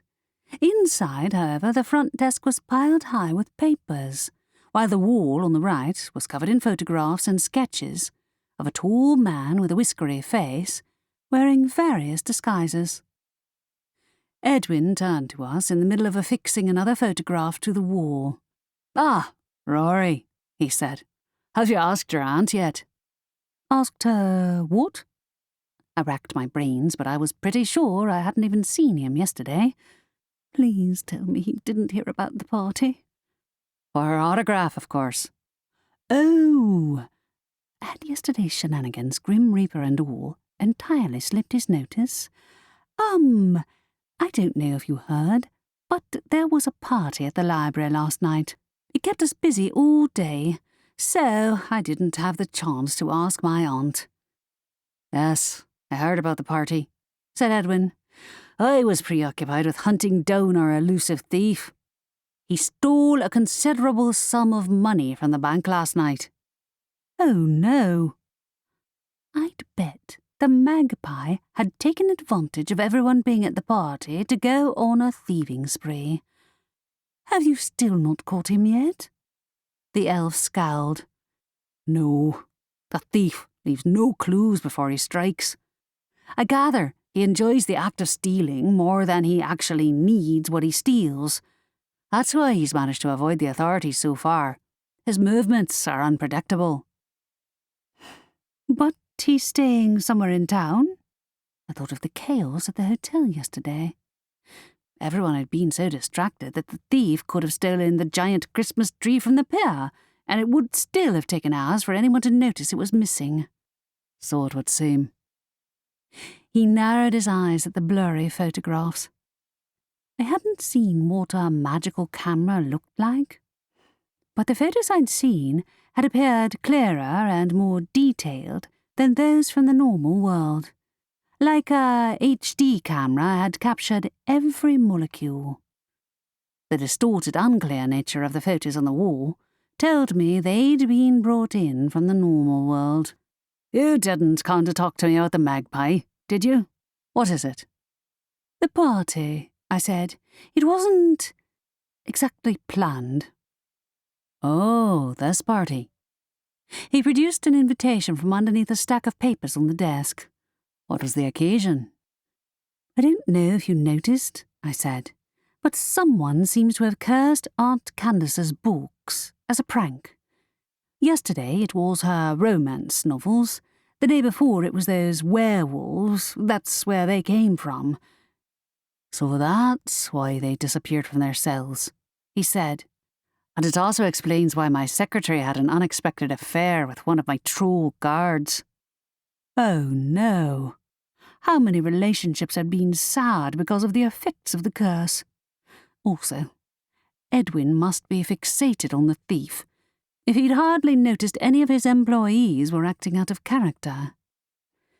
"We're looking for the source of the curse," Estelle explained. "So far, we've worked out that the person who cast it didn't use one of our reference books to do it. So they were either an expert on curses, or they came from outside town." How many people in Ivory Beach were curse experts? Or was Aunt Candace's paranoia about her old friend not unwarranted after all? With no other obvious suspects, I was drawing a blank. Edwin ran a hand through his sparse hair, his shoulders sagging with weariness. "I'm afraid I must concentrate my attention on apprehending this criminal. Most of the town was at your library last night, and he still slipped our notice. The magpie symbol at the scene? It's my belief that the thief is using a disguise." "What, like a spell?" Nobody I'd seen at the library had struck me as suspicious, but I hadn't been on the lookout for potential thieves. The entire town had been behaving out of character yesterday, even those of us who hadn't fallen directly under the curse. For all I knew, the thief had hidden among the knights on horseback. "Perhaps," he said. "As for this curse of yours, you'll have to give me more information before I can apprehend the culprit. If you learn anything, feel free to let me know." And that was that. Estelle and I left the police station behind and made our way back to the library. "I guess he's under a lot of pressure," Estelle said. "I can't believe he didn't notice the party." "Even the thief did," I said. "If this sort of thing keeps happening, we'll be overrun by criminal elements. At least the library looks normal today." As Estelle pushed the library doors open, I stepped over the threshold and abruptly flew into the air. Hands flailing, I floated on the spot, grabbing my Bibliowitch inventory. Estelle floated horizontally beside me, her eyes wide and her hair flying around her head. Where did gravity go? I flipped the right way up. My head rushed with vertigo, and I grabbed the desk for balance. A mistake. Even the desk was floating, along with everything on it. I snatched up the logbook before it floated away into the maze of hovering shelves. So much for normal. Aunt Adelaide floated across the ground floor, pursued by an irritated-looking Cass. "Mum, what in the world is going on?" Estelle asked. "It appears," said Aunt Adelaide, "that gravity has stopped functioning. If I'm to guess, it's because most of my sister's sci-fi novels are set on spaceships or in zero-gravity environments." "Great," said Cass. "Next, bug-eyed aliens will be crawling out the walls." "She's right," Estelle said. "That actually happened in 2 of her books. I dread to think what might have spawned on the 3rd floor." Cass swore. "If that curse has hurt any of my animals, I'll kill her." She made for the stairs and flew several feet into the air, doing an interesting pirouette-like move I would never have thought I'd see Cass do. I held my breath as she leapfrogged around the lobby. Estelle gave a stifled giggle, then both of us collapsed into laughter. It was a relief after such a frustrating week to laugh hysterically at Cass's antics. Cass would make us pay for mocking her later, but right now I didn't care. "The curse can't be outside the library this time." I caught my breath. "We didn't start floating until we stepped inside." "No, this must be the space station," said Estelle, her eyes sparkling with mirth. "I'll have to reread the series to find out what else we might run into. Never thought I'd say this, but we don't have time for reading," I said. "She's right," said Aunt Adelaide. "Did you learn anything from the curse breaker?" "He thinks it's a manifestation curse, whatever that is," I said. "Cast on one of Aunt Candace's books. But he said the information on how to use the curse was either from in here or from outside town. And we already know nobody has been looking up curses in the last month." "Outside town?" echoed Aunt Adelaide. "Why would anyone come here just to put a curse on our family?" Cass gave up trying to climb the stairs and floated back to Aunt Adelaide's side. "I take it we're not opening the library today, because bug-eyed aliens are a lot less appealing than the sexy naked werewolves." Estelle choked on a laugh. "I think we should leave the place closed and say it's because we're recovering from the party. I don't want to be held responsible if someone gets eaten by an alien." "If anything, they're more likely to be eaten by a manticore," I said. "Speaking of, is everything that isn't nailed to the floor floating in the air?" "Yes," said Aunt Adelaide. "Even the books." "Uh-oh." "We'll keep the place closed then," said Estelle. "Pretend we're taking a break until the new year. Everyone in town is suffering from memory loss and mild hangovers today, anyway." "Even Edwin?" asked Aunt Adelaide. "Not him," I said. "He's more concerned with the thief. The magpie robbed the bank while everyone was at the party." Aunt Adelaide muttered something unpleasant under her breath. "Well, that's not our business. Where Candace is hiding— Oh, she did leave her books all over the living room. Have any of you looked in there for the source of the spell?" "We'll have a look," Estelle said. "And we can fetch Aunt Candace too. She's probably spying on that Ursula Hancock again." "Maybe it was her," I said, "assuming we believe what Mr. Bennet said about the culprit being from outside town." Cass made a derisive noise. "Since when have any of Aunt Candace's paranoid theories ever led to any meaningful conclusions?" "The curse was put on one of her books, Cass," said Estelle. "How many people outside our family even knew she wrote under more than one pen name?" "Good point," I said. "Though they might have only meant to target the one book, and then the curse spread by itself. From what the curse breaker said, that's possible." Would they need to pick up the book to put the curse on it? Yes, said Estelle. You know, we should have gone looking for that book from the start. Good luck finding it in here. Cass waved a hand at the floating shelves. Even Sylvester will have trouble locating anything. Where is he, anyway? Maybe he's tailing Aunt Candace again. Or hiding in the forbidden room until the chaos calmed down. Speaking of which, I should have consulted that room when I'd had the chance, because it was anyone's guess as to where the book of questions had disappeared to. Is there another way to summon the right book to hand? I asked Estelle. Then something else hit me. Wait. If the book came from outside the library, wouldn't it have automatically been shelved in the right place? Her expression sharpened. That means it must be with the rest of Aunt Candace's books, assuming they're still all over the living room.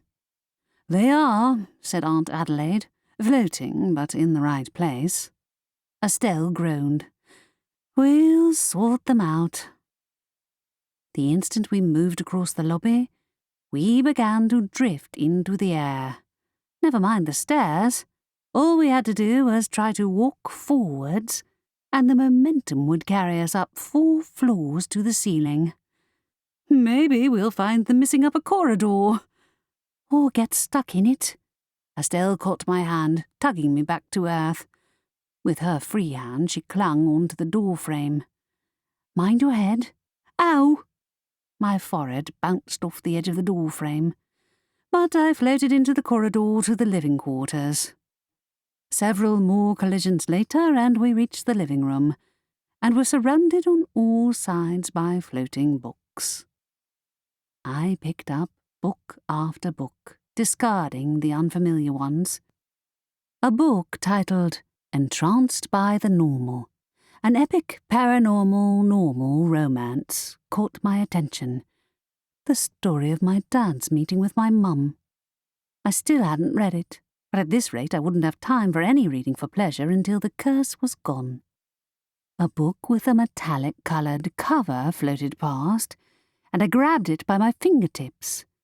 The Adventures of Werewolves in Cyberland. Gotcha! I tucked it under my arm triumphantly. Is this the only copy? It's the only one I can see, said Estelle. I opened the book to the front page and found a sprawling signature. Aunt Candace's, signed as her pen name. It's signed, I said, and the person it's signed to is Ursula Hancock. Chapter 8. So it is her? Estelle read the signature over my shoulder.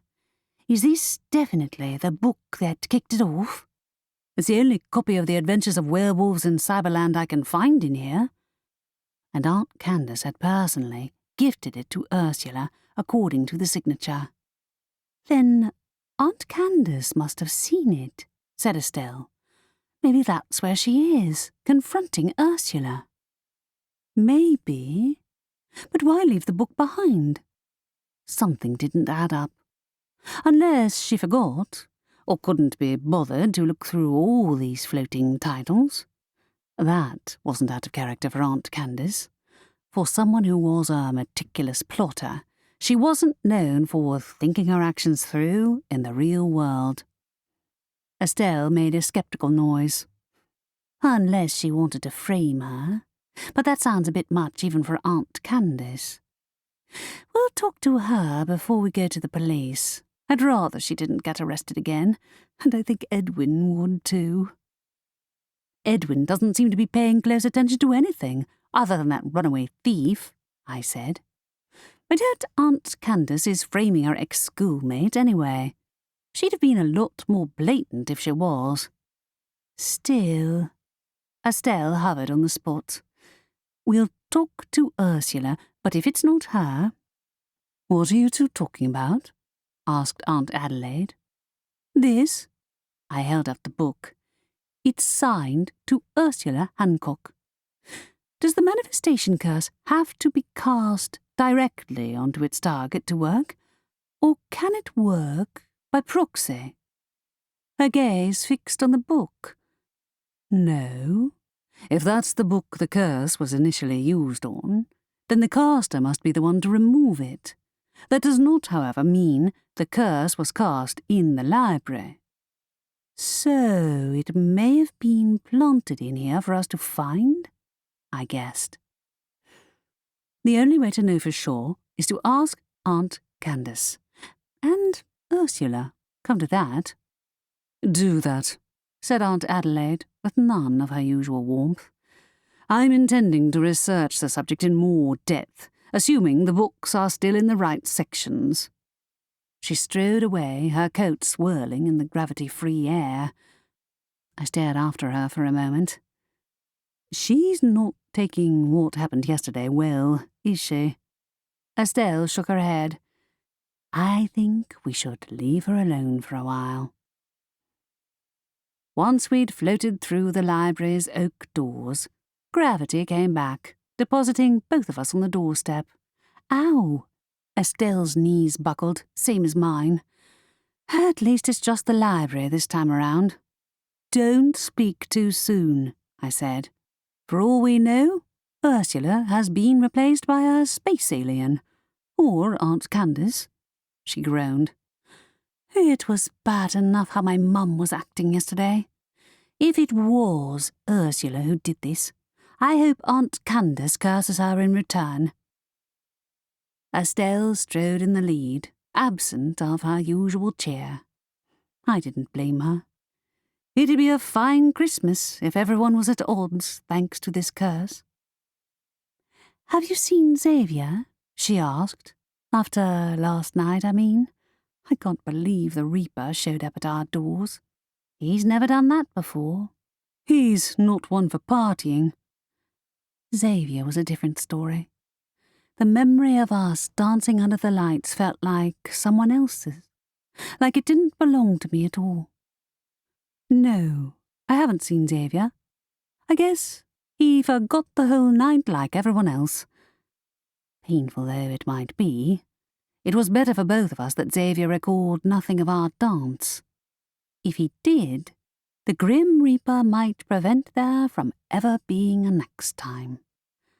I'm sure it'll be fine, Estelle said consolingly. It'll be put down to the effect of the spell, right? The Grim Reaper will understand. I mean, most of the town was affected. Even the dead. Yeah, but he seemed confident the other night that the Grim Reaper wasn't interested in anything his apprentice got up to in his free time. Not only did it turn out not to be true, he explicitly forbade him to hang around with mortals, meaning me. She winced. I suppose he's not allowed to date humans, right? The Grim Reaper never actually said that, I said. He just got mad at Xavier for going to a party when he was supposed to be collecting souls.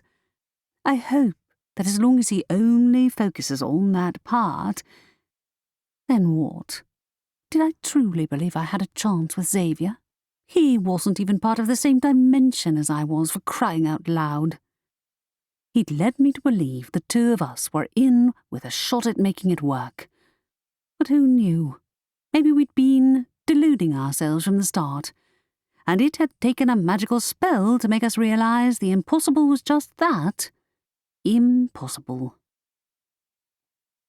Estelle and I reached the hotel on the seafront, which didn't appear to have suffered any lasting damage from yesterday's romantic spats. Frederick, the wizard owner, sat in the reception area, while there was no sign of Aunt Candace lurking under the windows. I hesitated in front of the door. Would Frederick mind us interrogating his guests? Maybe we should mention our suspicions to Edwin first. I mean, we have actual evidence now. I carried the signed book in my bag as undeniable proof. If Ursula wasn't connected to the curse, I'd be very surprised. Frederick is pretty laid back, and he knows me, Estelle commented. I'll just pop in and ask. As she did so, a woman sailed out of the doors, forcing us to step aside to avoid being mowed down. Her blonde hair lay in coils on top of her head, in a manner not dissimilar to a python, while her green dress hugged her curvy figure. Her face, bedecked in makeup, was the sort of face you saw on the covers of magazines. She had to have used magic for youthfulness, as well as makeup, because she looked more my age than Aunt Candace's. Spotting Estelle and me, she gave us a dazzling smile. "Oh, hello," she said. "I see red hair, black cloaks, and a striking family resemblance. You must be one of Candace's nieces. 2 of you. If you were looking for your aunt, she just left." "She did?" I said. "I mean, are you Ursula Hancock?" "She told you all about me," she said. "But of course she did. She and I used to be quite good friends before she went and got famous. I suppose you know all about it. I'd like to ask you a few questions, since you're here." Ugh, I thought we were the ones who were supposed to be questioning her. "Why?" I asked. "What did you want to talk to us about? Aunt Candace?" "Oh, my, certainly not," she said, adjusting her grip on her handbag. A scratching noise inside drew my attention. I'd heard the same noise around Aunt Candace 100 times. "Are you taking notes?" She offered us another smile, this one more false-looking than the first. "I'm a reporter, and I'm here to run a story on your quaint little town. I hoped you might speak with me." Estelle and I exchanged glances. It might be easier to bring the subject around to Aunt Candace and the curse if Ursula thought she was in control of the situation. But if she wasn't spying on her, then where had Aunt Candace gone? "Oh, sure," I said. "Where?" "The beach will do. There aren't many magical towns on the coast.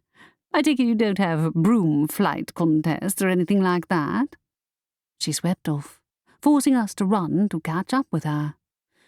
Once we reached the seafront, she angled her path towards the benches overlooking the beach, which people used for picnicking in better weather. "You're the spitting image of Candace," she told me, sitting on a bench and patting the seat next to her.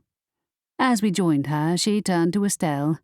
"You girl, you look more like your mother. A waste of talent, I'd say, sitting on this dreary coast when that library of yours could bring in a fortune."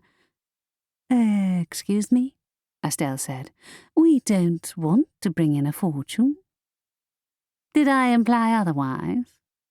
Her tone was polite, but there was something beneath it as cold as the breeze sweeping off the coast. Burying my hands in my pockets for warmth, I cleared my throat. "We actually wanted to talk to you too," I said. "About our aunt." "What's she done now?" she said. "She was always a troublemaker even when we were students, a real busybody. And on a journalism course, that's saying a lot." "She's a successful novelist now," I said, feeling compelled to defend my aunt in front of this unfriendly stranger. "I suppose she doesn't have a choice, given this."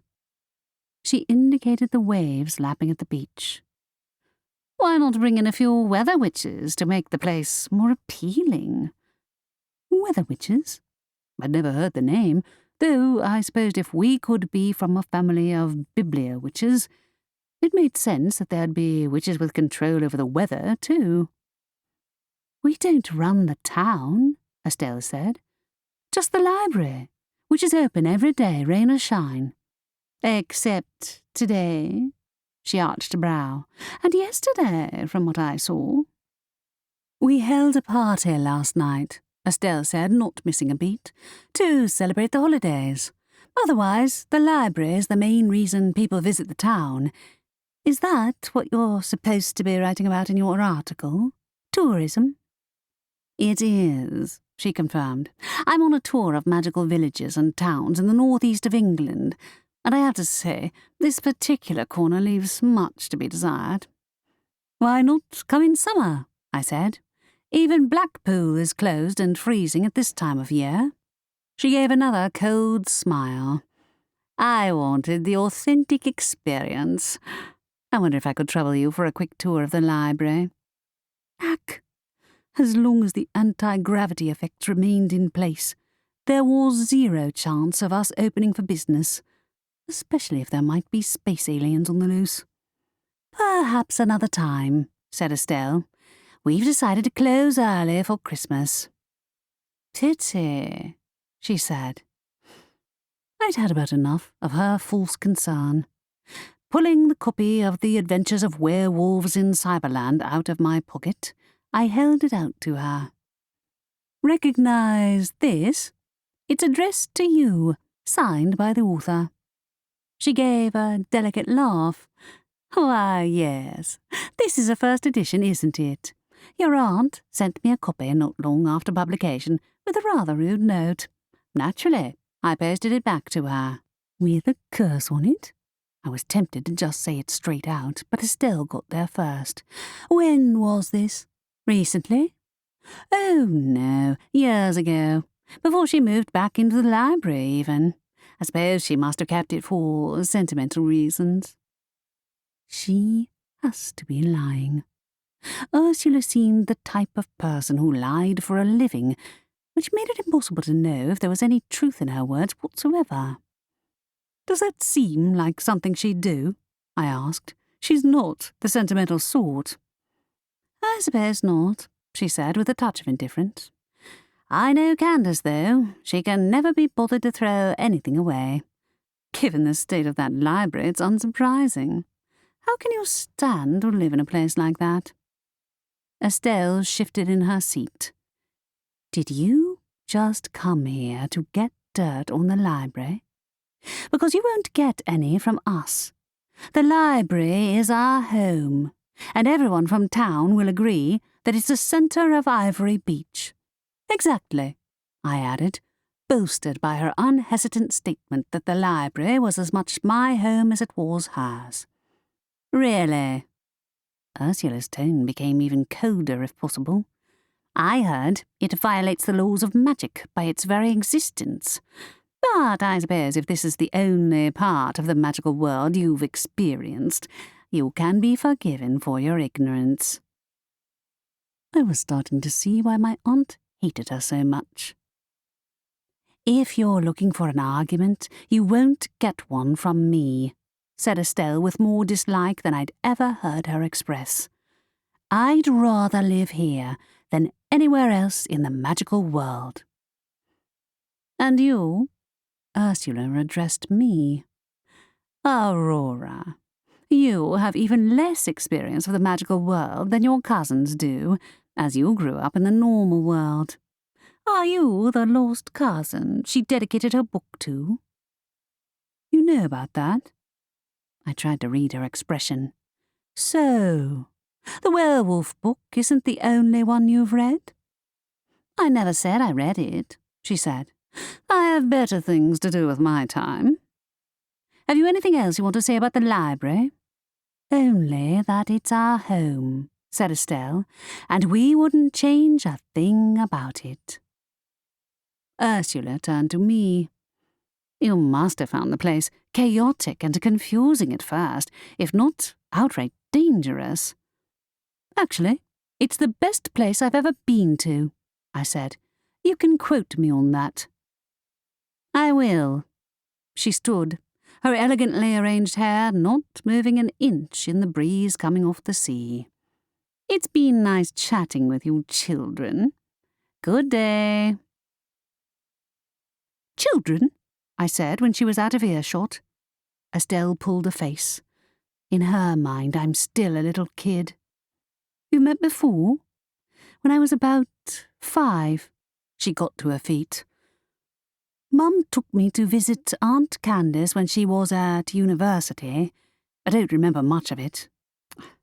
What a nosy busybody.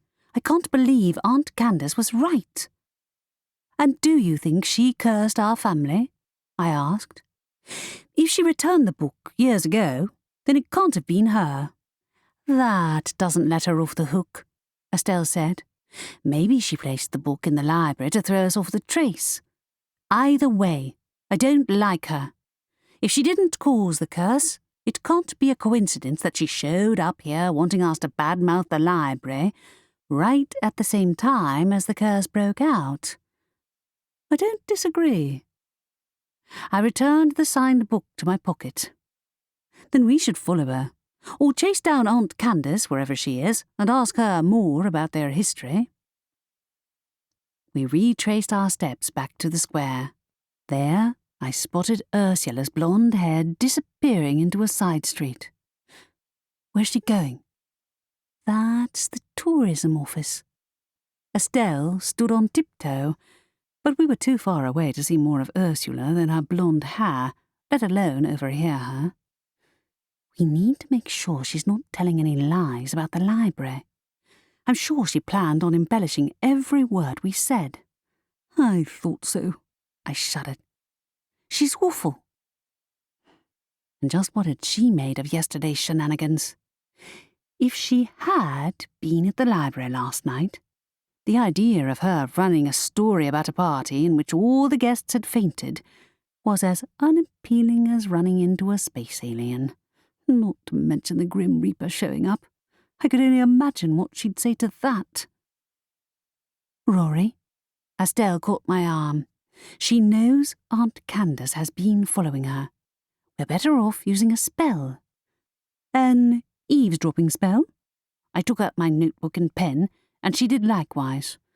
Not quite, she said. Those are tricky to work with biblio-witch magic. But I can teach you an unobtrusive spell. Just write the word hide and focus on yourself.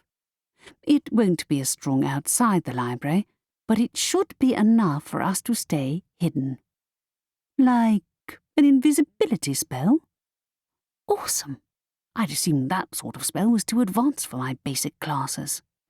Not quite, she said. It's more that people just overlook us when we use that spell. We're not invisible, but we're unobtrusive. It'll work. Sounds good to me. I pressed the tip of my pen to the page. Then, at the same time, we both wrote, hide. I turned to Estelle. Can you see me? Yes, but only because I already knew you were there. Nobody else will. We'd better move. Hoping the spell was in full effect, I hurried after her. Ursula had already disappeared into a squat brick building bearing a sign proclaiming it to be Ivory Beach's Tourist Information Office. The town did look a little drab at this time of year, with the exception of the library. But how many people in Britain took beach holidays in December? Even in summer there was a good chance of rain. She was just trying to get a good story, which ought to be proof enough. She was responsible for the curse. We approached the tourism office, and Estelle nudged the door open. I stepped inside and collided with something solid, something human-shaped, invisible, crouching in the shadows. Something shaped like Aunt Candace. I gasped, and her hand clamped over my mouth. She must have heard Ursula mention coming here during one of her eavesdropping attempts and decided to overtake her. Luckily for all of us, the woman sitting behind the counter was absorbed in reading a magazine and didn't look up, as Estelle quietly closed the door behind us. The Aunt Candace-shaped shadow moved towards a pair of oak doors at the back of the reception area, halting outside. Ursula's voice drifted through. I'm very excited to interview you about the town. I'm sure it will raise your profile in the eyes of the magical community. Yeah, right, I said under my breath, and Aunt Candace elbowed me in the spine. I'm glad you're here, said another female voice. I've heard a lot about your work, none of it favourable, I confess. I simply wish to paint an honest picture of the town and its various features, she said. For instance, I heard that most people who visit this town come to the library, don't they? It seems a pity not to take advantage of that. Make it more of a public space, rather than the possession of an eccentric family." She can't be serious. My hands curled into fists at my sides. "The Hawthorn family?" asked the other woman. "They've owned the library since its inception. The town wouldn't be the same without them."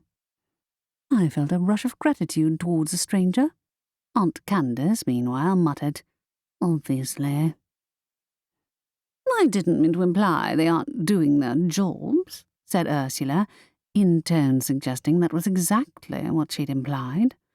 "I meant that if you turned it more commercial, I imagine it would draw more visitors. Does anyone even know where it came from, or how it works? How do they fund all those books?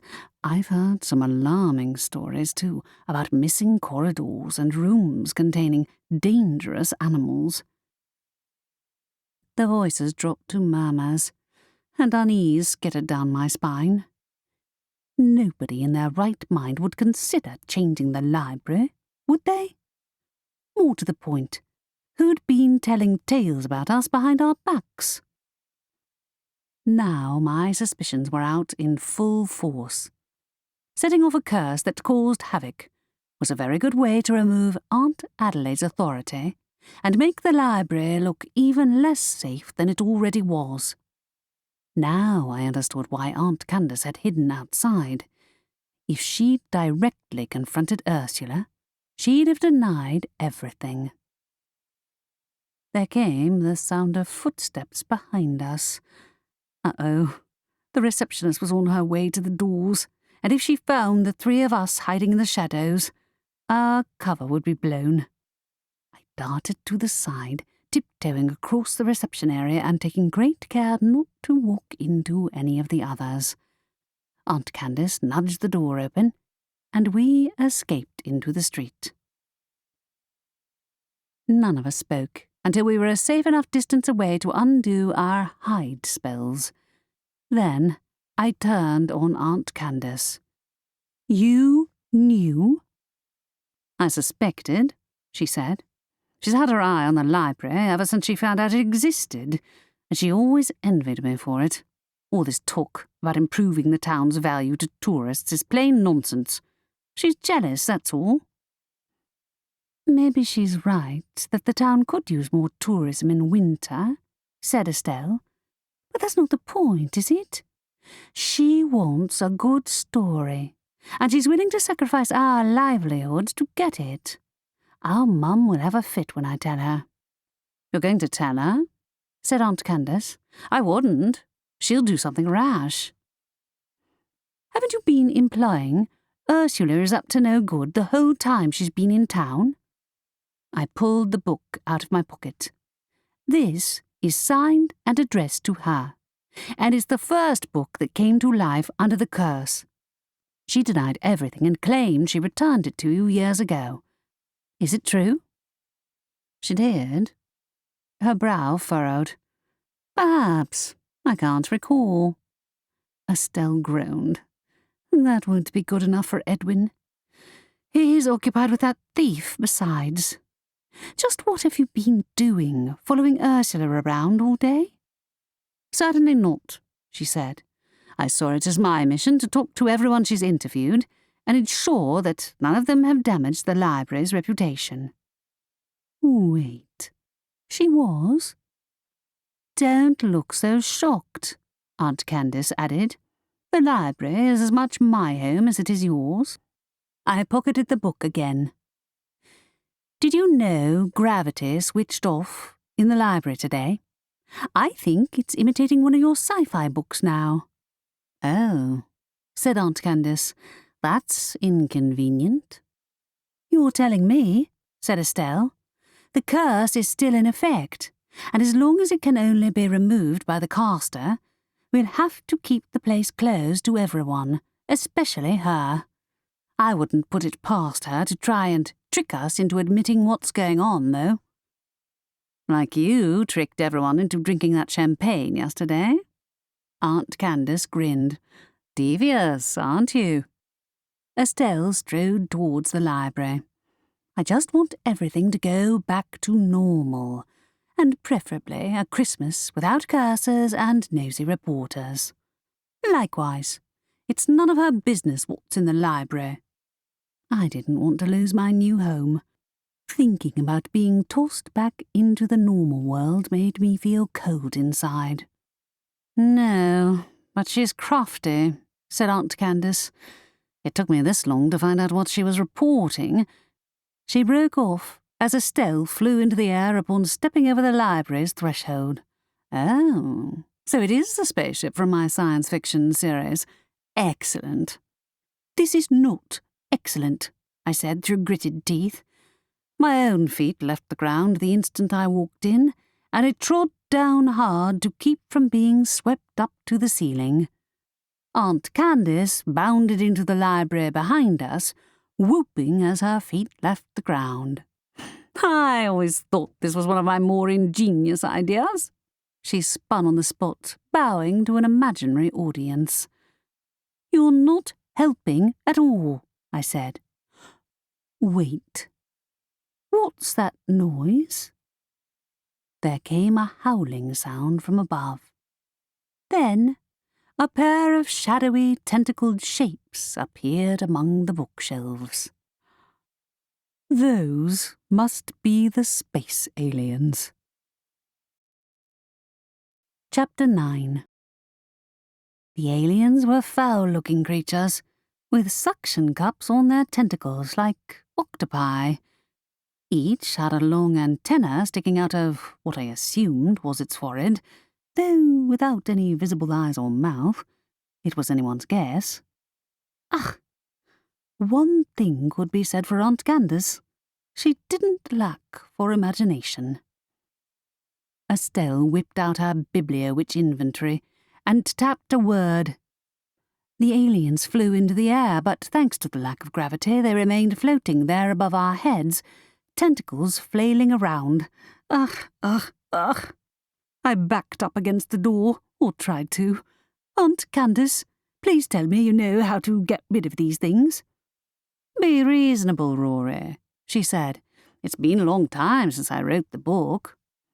"I remember why I gave up on that series," said Estelle. "Those sucker-headed aliens gave me nightmares." "Now isn't the time for criticism." Aunt Candace pulled out her pen and notebook. "Let's see. Are you going to write them out of existence?" I asked. "Oh, no, I'm making notes for a new book." Estelle groaned. "At this rate, the only thing you'll need to write is your obituary." "Aunt Candace, you created them." I floated out of range of the aliens' flailing tentacles. "If anyone can get rid of them, you can. Just erase them from the text, the same way I changed those invitations yesterday." "That won't work," she said. "The books are already in print, and the curse has taken on a life of its own now. You can't burn every copy of my books in the whole world." The aliens descended again. Estelle raised a book and hit one of them over the head, sending it spinning into its neighbour.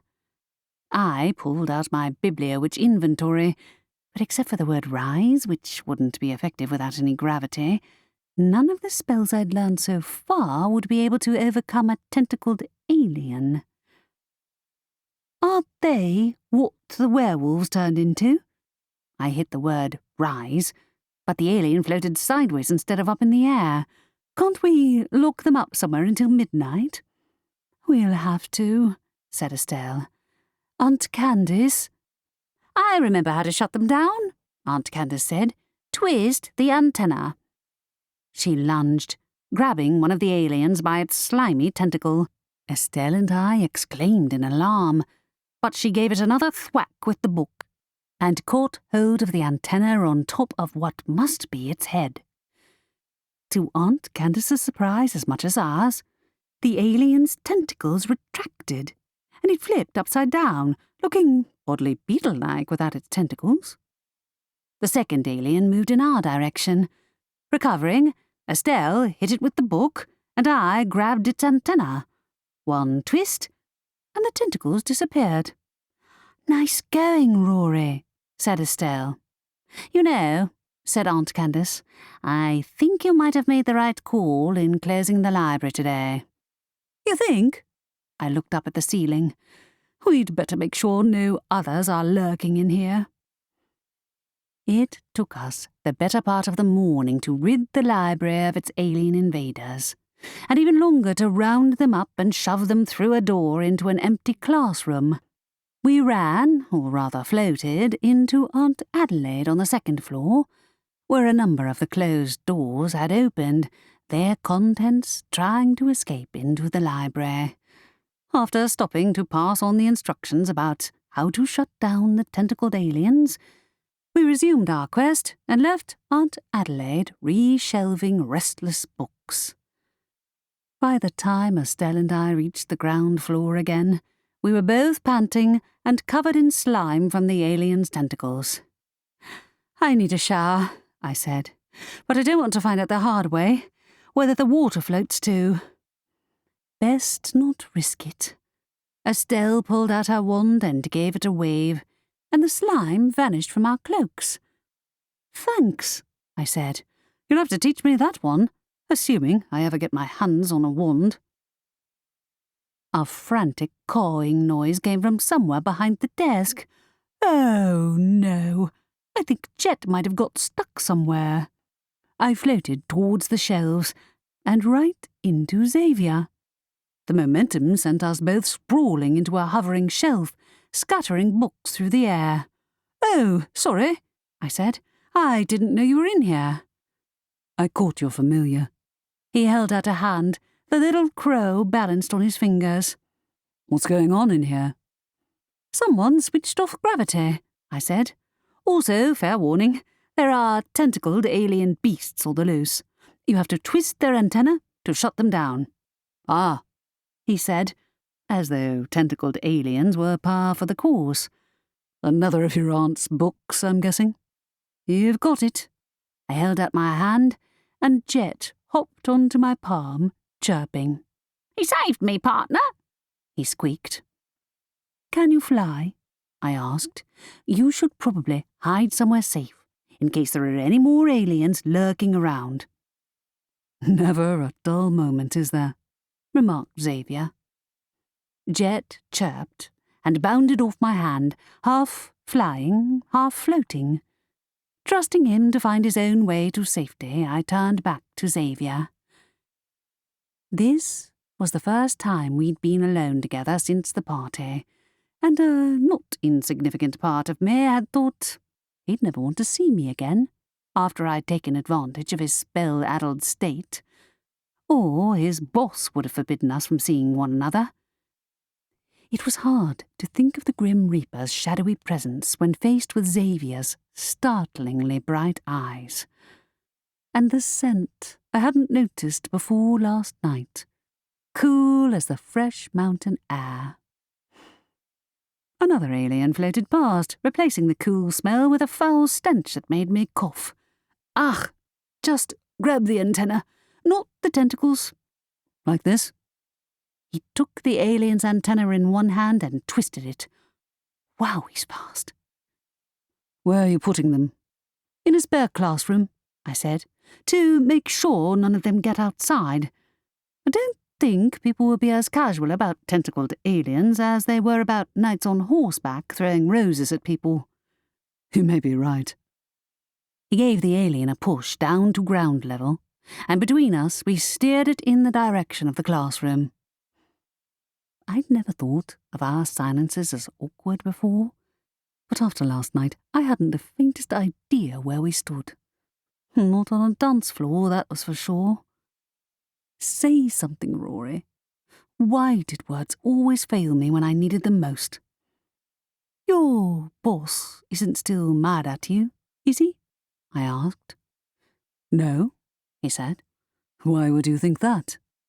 "Because you came to the party when you should have been collecting souls." "I did." "Oh, no. Did he not remember at all? Last night you were... I guess you were under the effects of the spell. So much that one drop of dosed champagne had erased the whole night."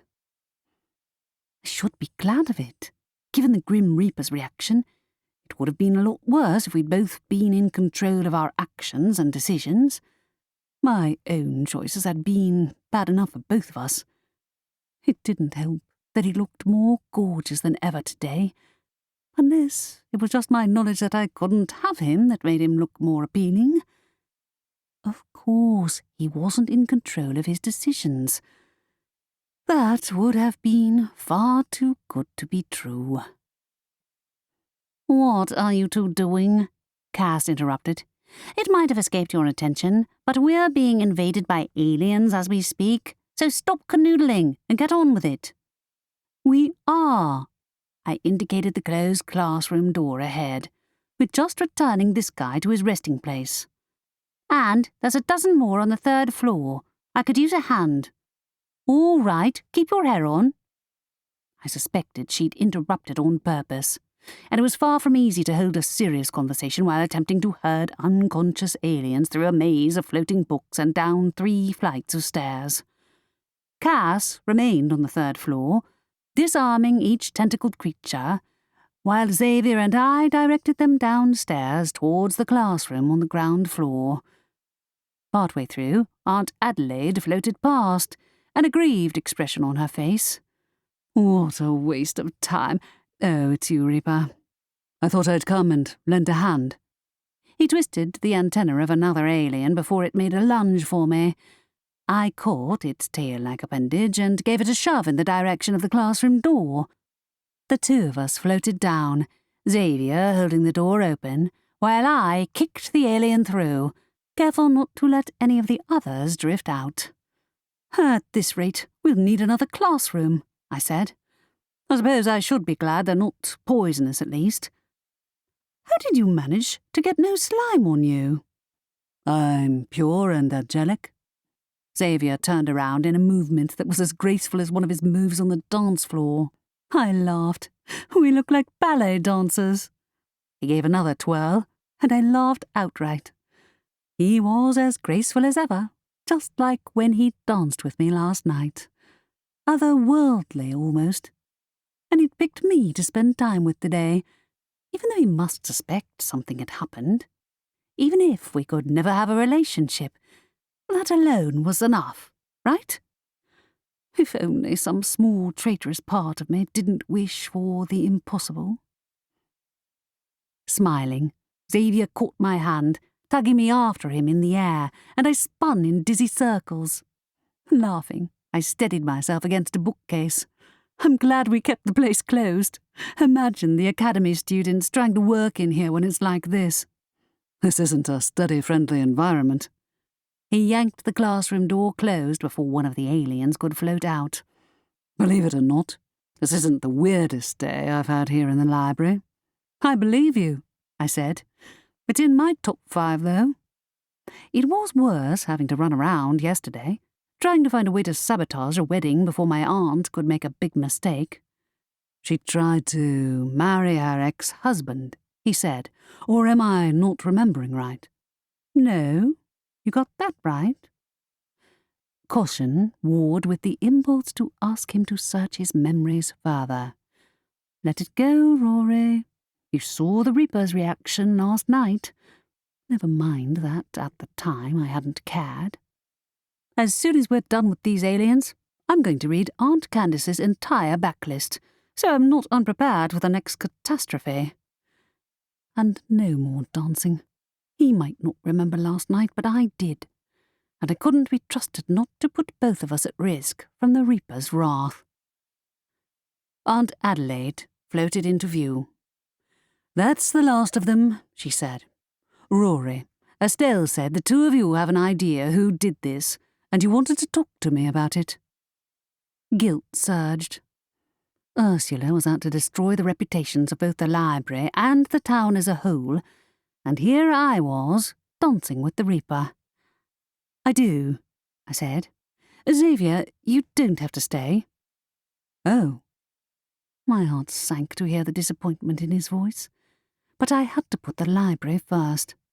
Sure, I'll see you later. He looked like he wanted to say more, but Aunt Adelaide's bad mood warned me it was best to get this over with. Once he'd gone, Aunt Adelaide listened in silence as Estelle and I summarised our interview with Ursula and the conversation we'd overheard at the town hall. "The interfering busybody," she muttered. "I suppose I should have listened to Candace after all." "Ursula shouldn't be allowed to print lies about us," Estelle said. "It sounds more like she's angling for some creative truth-telling," she said. "I bet she's spoken to the curse-breaker for one." "What does she have to gain from this?" I asked. "Destroying our livelihoods." "Candace implied she's in line for a promotion," said Aunt Adelaide. "There might be more to it than that, but I confess, I've been distracted this week." No kidding. The timing was way too suspicious for my liking. If anyone had something to gain from throwing the library into chaos, it was Ursula. "Still," said Estelle, "there's no reason for anyone else in the town to want to destroy our reputations, right?" "No, but it's complicated," said Aunt Adelaide. "Some people have never liked that the power in the town landed on our heads, because nobody outside of our family is able to manipulate the library. And you know how it feels about outsiders. Most assistants we've hired have quit. Granted, the library seems much easier to manage these days, particularly since your arrival, Rory." I shifted uncomfortably. But this spell, it's not under any of our control, right? I mean, if it gets outside the library, then we might end up blamed." I looked around the lobby for Aunt Candace, but she'd slipped away, probably to write the alien attack into a future book. The magical world didn't have quite the level of health and safety rules as the normal world, but if the police weren't occupied with the thief, then they might well have figured out we were at the centre of the chaos. "You're not wrong," she said. "I can thank your quick thinking, and yours too, Estelle, that the situation hasn't worsened. The Reaper will keep quiet, won't he?" "Who? Xavier?" I said. "Of course he won't tell his boss. He doesn't remember last night, either." I felt Estelle's questioning eyes on me, but I didn't need to be distracted now, not with so much at stake. "Good," she said. "Most people come into the town to see the library. Everyone knows that. Her attempts to put us down might even bring more visitors." "Not if they find out we're under a curse," I said. "It seems to be cycling through Aunt Candace's books, right? Doesn't she have a horror pen name?" "I don't recall." Her brow furrowed. "As well as her sci-fi name, there's also her fantasy adventures, and the one book she wrote under her real name, the one about my dad's life story." My heart lurched. "Could that come to life?" "The books aren't real," Aunt Adelaide said firmly, "and we'll put a stop to this. I intend to contact Ursula Hancock and see if she objects to a direct interview with the library's owner. I highly doubt she'd turn me down." "No, but she still might find a way to twist whatever you say according to her own agenda." "I hope you're right." "If we proved she was the one who set the curse off, we'd be able to get her kicked out of town and the interview pulled from publication, right?" "Of course," she said. "I will call and see what she has to say. If Ursula did set the curse off, only she can reverse it. So, keep that book somewhere safe, Rory." "I will." I'd stashed the book in my bag, along with my dad's journal, just in case. Estelle shook her head as Aunt Adelaide floated towards the family's living quarters, presumably to call Ursula and arrange an interview. "I'm not sure this will work. She's determined to get a story out of us. And as long as the curse is active, playing along with her will only make things worse." "I know," I said. "Perhaps your mum's intending to trick her into confessing?" That woman can spin a lie out of a needle and thread, Estelle said. I'd never seen her dislike someone quite that much, the curse-breaker included. If anyone has been gossiping about us behind our backs, she doesn't need to, I said. You don't think the curse-breaker might have given her any ammunition, do you? She looked at the door, then at me. I hope not. I'll go and speak to him. Rory, your familiar hasn't spoken to her, has he? I hope not. Slightly worried, I floated across the lobby, hoping Jet had taken my advice and got out of the alien's reach. Before I reached it, though, the door opened. The leader of the vampires entered the library and gave me a smile. Chapter 10. Every muscle in my body locked into place, remembering how it felt to be grabbed and held hostage by a vampire. If Evangeline had been allowed past the defences, she couldn't mean me any harm, but even floating in mid-air, the vampire's leader exuded a sense of menace. She wore a long black dress with an elegant collar exposing her moon-pale skin. Her dark eyes glittered, and her hair tumbled past her shoulders like a waterfall. She looked as though she'd just stepped off a stage, but the calculating glint in her eye marked her as the predator she really was. "Don't worry, Aurora," she said. "I have no intention of harming you." I fixed my attention on a crack in the front desk, hoping she hadn't picked up on any of my stray thoughts. I'd been afraid of vampires ever since my first induction into the magical world, but that fear had increased tenfold when my aunt's ex, Dominic, had given me a letter before his untimely death, telling me not to show Evangeline my dad's old journal.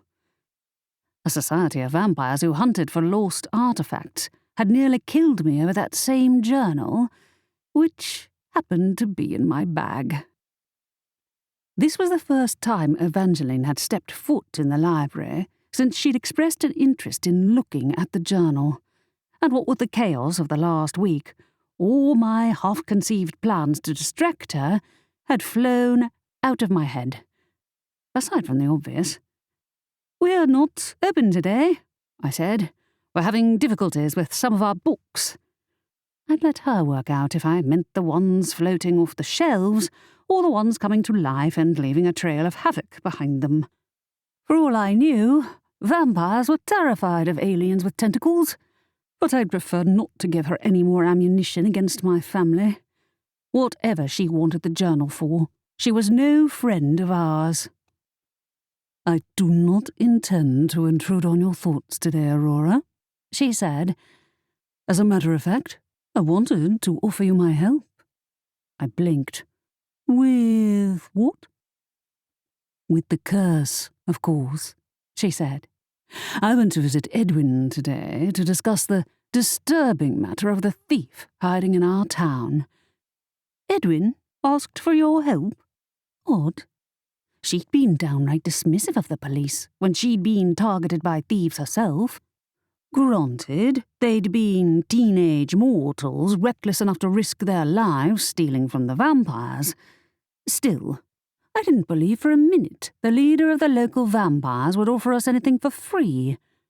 She was too old, too clever, and too calculating by half." "Yes," she said. "I turned down Edwin's request to help him find the thief. We have taken significant measures to protect our territory, so the magpie is unlikely to try his luck there." She gave a smile that implied any thief who stepped within a mile of the vampires would live to regret it. Vampires, always looking out for their own and for nobody else. "So, Edwin told you about the curse?" He'd been so preoccupied with the thief when we'd visited that I'd assumed he'd dismissed the curse as a harmless prank. "Why, Aurora, one might assume you had mind-reading powers of your own," she said. Yes, he mentioned you appeared to be afflicted by a curse. A manifestation curse, if I'm guessing correctly. I haven't seen one of those in a while. You've seen one? Idiot Rory. She's over 1,000 years old. She's probably seen it all. She smiled. Yes, I have. It can be a very unpleasant curse in the wrong hands. When the imaginary becomes real, even temporarily, the consequences can be tragic. I have no idea what you're talking about. A chill raced down my back. She's trying to manipulate me into asking her for help, so she can ask for the journal in exchange. I thought you came to offer me help, not to warn me or whatever it is you're doing. Other than creeping me out, that is. I did, she said. I merely wanted to give you a warning not to believe everything you see and hear. The manifestation curse. I can think of only one occasion in which it turned out to be permanent, and we're standing in it right now. My jaw dropped. The library. She gave another smile. Correct. This library is living proof of the power of imagination. Doubtless, this is a rare and dangerous curse, but I can offer you information for a price, right? Sure enough, she said, in exchange for your father's journal. I understand it holds some sentimental value for you, but you must know you have no real use for an old book nobody can read. I'd be willing to pay you handsomely for it. No, thanks, I said, the merest tremor in my voice. I think we can handle this ourselves. We already have our suspect under watch, and we plan on reversing the curse once we get a confession. I hope. Even if we had it wrong, and Ursula was innocent, nothing was worth sacrificing my father's journal for. Especially when Dominic had died with a warning in his hand telling me never to let Evangeline see it. I thought you'd say that, Evangeline said. Good day. And she was gone in the blink of an eye, leaving nothing behind but the merest impression on my eyelids. I released a steadying breath, and a clattering noise came from behind the shelves. A moment later, Cass floated into view, her arms crossed over her chest. What the bloody hell are you doing making bargains with the vampires? She didn't exactly leave me much choice, I said. Besides, I refused to accept her trade. You don't refuse the leader of the vampires? Her eyes narrowed. First the Reaper and now her.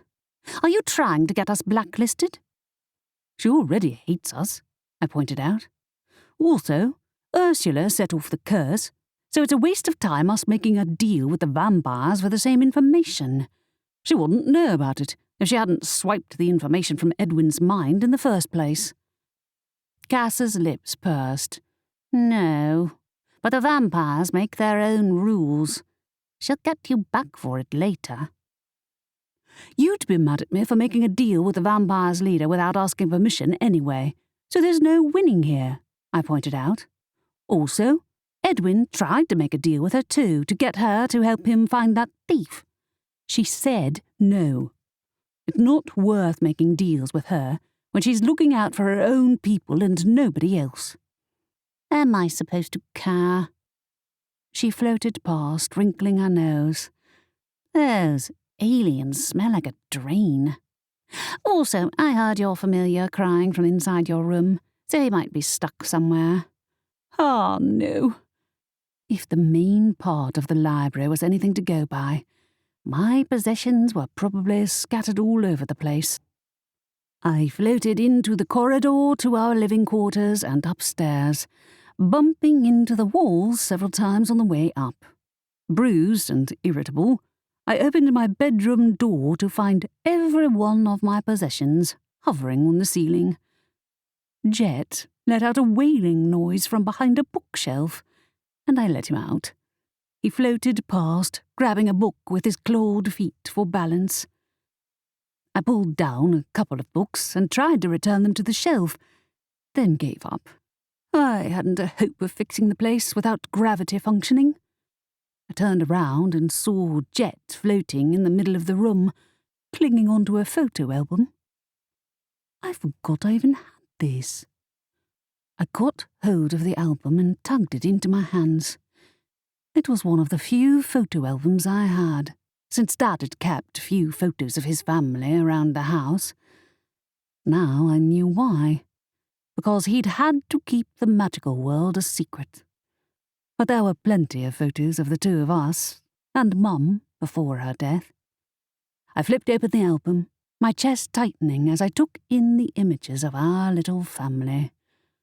Sitting on the beach, having picnics in the park, playing in the garden of the old house. The most recent picture was one Aunt Adelaide had given to me. A photograph of Dad, Aunt Adelaide, Aunt Candace, and Grandma, taken before I was even born. Dad looked so happy. They all did. This was a rare snapshot of his old life, before he'd met Mum and left the library.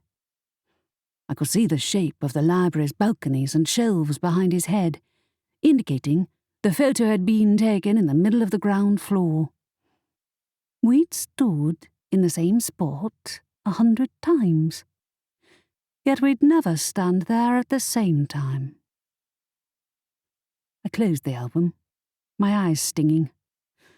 It was no use dwelling on the past, and yet, as long as the curse remained active, the library's future was out of our hands. I woke up what felt like 10 seconds after I'd fallen asleep, when a huge crash resonated through the library. My bed hit the floor hard, and more thumps and thuds sounded, while my bookcase fell to the floor along with its contents. I shielded my head from falling books with my arms, and the covers landed on top of me in a tangle. That'll be gravity turning back on. I lay there for a moment, wondering if I should try to clean up the mess now, or if it would be better to wait until morning. As it turned out, though, I didn't need to. Magic rippled through the room, and everything returned to its place. Books slid back onto shelves, while the covers tucked themselves into the bed without me moving an inch. Either the library's magic had cleaned up the mess, or Aunt Adelaide was awake. She'd retired to bed early and hadn't spoken to us much last night. We'd all taken our meals separately, rather than eating together as a family, so I hadn't had the chance to talk to her about Evangeline's offer. I got out of bed, threw on a dressing gown, and walked downstairs. There Aunt Adelaide sat alone in the living room, meditatively sipping a cup of herbal tea. "Can't sleep?" she asked. "Gravity hit me hard." I gestured around at the shelves, which were the same as ever, including the stacks of Aunt Candace's books on the table. "Did you put it all back, or did the library's magic do it?" "Both," she said. "Want to join me? There's plenty for both of us." She conjured up a second mug from the kitchen, filling it with a wave of her wand. "Oh, thanks," I said, accepting the mug. "I guess the others will have woken up too." "Not necessarily. Candace can sleep through an earthquake, and if Cass was awake, we'd have heard her yelling." "Sounds about right," I smiled. "There's something I wanted to talk to you about." I recounted Evangeline's surprising visit and her offer, as well as my response. "Was I wrong to turn her down?" I asked. "I know she was trying to manipulate me, and we're almost certain Ursula did it. But if she didn't, then Evangeline might have been able to help us." "It wouldn't be worth the risk," said Aunt Adelaide. "I don't know what she wants with that journal, but it can't be anything good." I thought back to my first introduction to the paranormal world, when Mortimer Vale and his 2 companions had crashed into my life. Might she be involved with them? I doubt it. Most likely she wants it for her private collection. She mentioned having new security measures in place since those kids tried to rob her, I added. She read the information on the curse from Edwin's mind. If it turns out our guess is wrong, she might use it against us. I doubt she will, said Aunt Adelaide. She rarely concerns herself with matters which she deems trivial.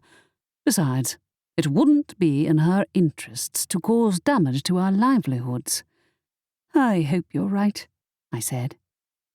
She also said she'd encountered our manifestation curse once before, and she implied a similar curse created the library. There was a long pause, in which Aunt Adelaide took a sip of her drink. She's incorrect.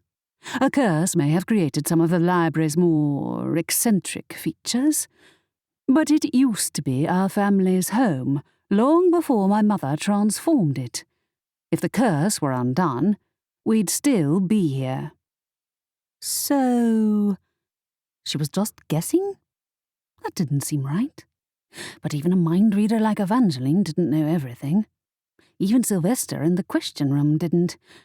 Now that I thought about it, I hadn't seen him all day. Given the lack of gravity, it wasn't surprising he'd hidden somewhere until the storm blew over. When did it happen? The library. It was a gradual transformation, she said. My mother worked on it a section at a time. There was a phase when new corridors would appear overnight. After our mother's death, your aunt and I inherited the library and all that comes along with it. And for the most part, the town's citizens are grateful. So you don't think Ursula will find many people to badmouth us behind our backs? I asked. No, she said. Most likely she'll embellish the truth and try to weave a story from every detail she can glean. But you're still doing the interview with her tomorrow? She dipped her head. Yes. I intend to find out just what type of magic she's working. Few have the skill to pull off a manifestation curse, so if it is her, she must have had help. So will it keep cycling through different books each day? Mr. Bennet hinted it might last for months, unless the person who set it off is able to reverse it. But Ursula denied ever having owned the book. She said the same when I called her, said Aunt Adelaide. I'm sure she'll change her mind when I speak with her face to face. She's certainly an accomplished liar, if one with an obvious agenda. I suppose I should be grateful that she didn't have a wedding to report on. I never did thank you properly, Rory, for stopping me from going ahead with it. I knew I made the right choice in inviting you to live here in the library. My face heated with a pleased flush. Aunt Adelaide, I have a weird question. Do you have any more photos of my dad? He never had any at home. Of course. She stood, moving around the living room and reaching for a picture frame on the mantelpiece. We had this one printed several times. I took the picture from her. It had been taken in the reading corner, judging by the pattern of the shelves in the background. Dad and Aunt Candace stood side by side, with Aunt Adelaide, obviously pregnant, and Grandma on the other side. That was shortly before Estelle was born, said Aunt Adelaide. She's a few months older than me, I said. So does that mean your parents were already married? Of course. That was your father's last visit to the library before your birth. I looked intently at the picture, as though if I stared hard enough, Dad would look right back at me and tell me everything would be okay. Blinking hard, I handed the photograph back to Aunt Adelaide and scanned the pile of books on the table. The copy of Entranced by the Normal on top was battered-looking, as though someone had thumbed through it a number of times. I opened the cover, reading the dedication. To the Lost Cousin. I turned the pages, pausing as a photograph fell out. I picked it up, my heart swooping. In the picture, Dad and Mum stood close to the camera, his arm around her shoulder. Hey, this is one of their wedding photos. I've seen this one. I had a copy somewhere upstairs. Aunt Candace and Aunt Adelaide weren't to be seen, which came as no surprise. Like at the funeral, they'd have been forced to keep their distance to avoid being spotted by the normals. Oh, we were there, said Aunt Adelaide. She scrutinised the photo and pointed to the back.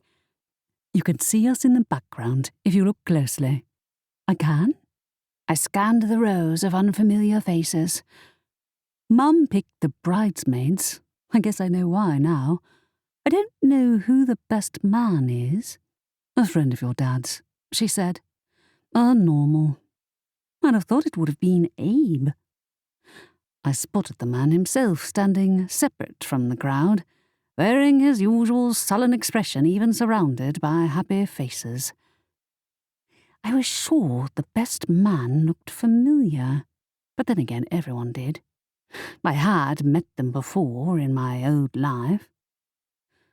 As for my new life, the library seemed 1,000 times more real to me than the past.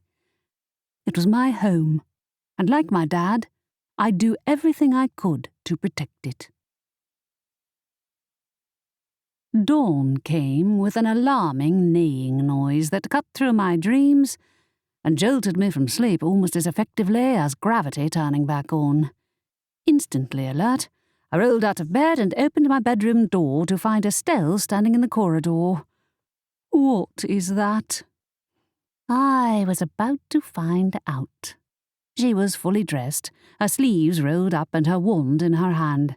Sounds like a horse, I groaned. Not again. Is it another replay of the romance novels? Considering a troll just went rampaging past downstairs, I hope not. Troll? I winced at the sound of another loud neigh. Reaching the stairs, I peered down to see a horse standing at the bottom of the staircase. I think he might need a hand. On it, Estelle waved her wand, and the horse lifted his front legs from the stairs, backing up into the corridor. Get your Bibliowitch inventory, Rory. You'll need it. I ran back into my room and closed the door before searching for my clothes and Bibliowitch inventory. At least I'd showered in the middle of the night after gravity had turned back on, and the water was no longer in any danger of floating from the ensuite bathroom into my bedroom. Heaven knew what it might get up to today.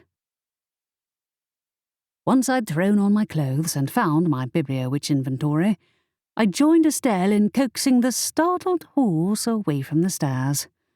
For once, I was grateful for the time I'd spent helping Cass deal with her pet kelpie. What in the goddess's name is going on? Aunt Adelaide poked her head out of the kitchen. Don't tell me those nights are back. Nah, said Cass, striding out of the living room into the hall.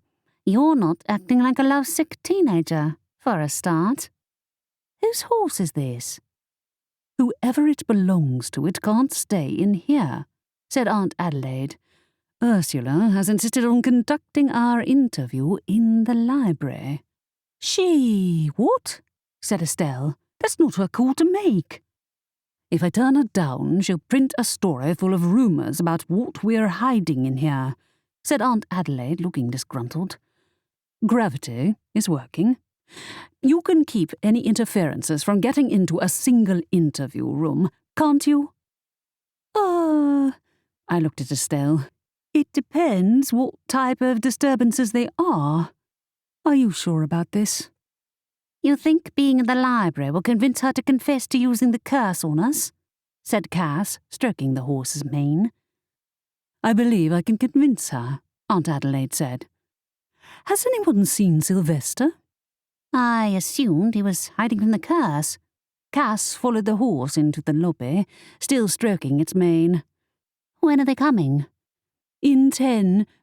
The doorbell rang. Minutes. Or seconds, said Cass, grabbing the horse's reins. I'll get him out of the way. Do that, said Aunt Adelaide distractedly. Estelle, Rory, fetch Candace and Sylvester, won't you? And keep that horse somewhere out of sight. Nobody objected.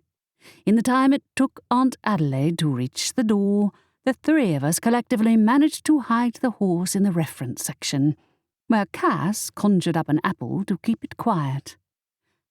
Where was that Tro? I whispered to Estelle. I locked him in a spare room. I hope they don't pick that one for the interview. Cass swore under her breath. This had better be worth it. I peered through the shelves as Ursula strode into the library, wearing a vibrant yellow dress. As before, her hair coiled on top of her head, and makeup adorned her face. Come this way. Aunt Adelaide beckoned her into the library. Estelle leaned closer to me. Rory, I'll go and make sure Ursula doesn't see or hear anything she's not supposed to. Can you find Aunt Candace and Sylvester? Will do. I held my breath as the horse let out a whinnying noise. What is that? Asked Ursula. The Magical Creatures Division comes with its own sound effects, said Aunt Adelaide. We'll quiet it down. Rory, do handle that if you don't mind. This way. As they headed through the reading corner towards the meeting rooms at the back, I leaned closer to Cass.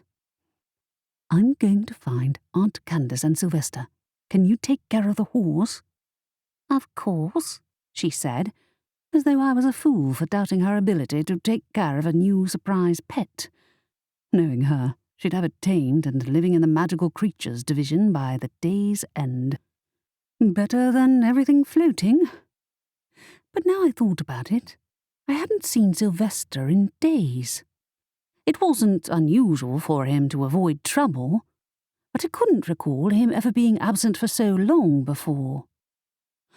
I backed away from the horse, listening out. From the silence, they must have entered the interview room. The library was cleaner than usual, probably because we hadn't had people in here for an extended length of time since the curse had manifested. But that made the absence of the others even more obvious. It would be helpful if the library had the magical equivalent of CCTV, so I could find people when they wandered off. Sylvester, I whispered. Jet! Hey, Jet! An instant later, the crow landed on my hand. How may I help you, partner?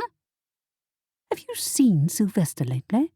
The crow shuffled his feathers. No, partner. Frowning, I returned to the front desk and searched for the book of questions. But the anti-gravity spell had reshuffled all the books that hadn't been on the shelves, and searching through all of them would take hours. What are you doing? Cass hissed at me from behind the shelf. I thought you were looking for Sylvester. He isn't answering. There was a loud crashing noise from upstairs. Uh-oh.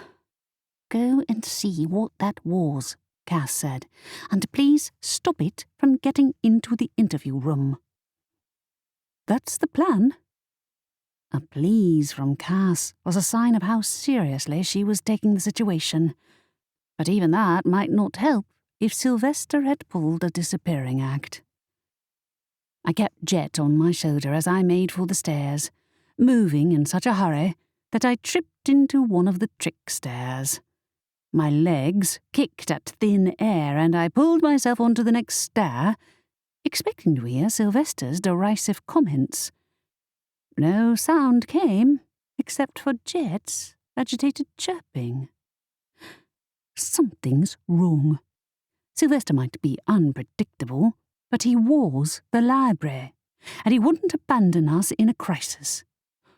What if he wasn't off doing his own thing, but missing?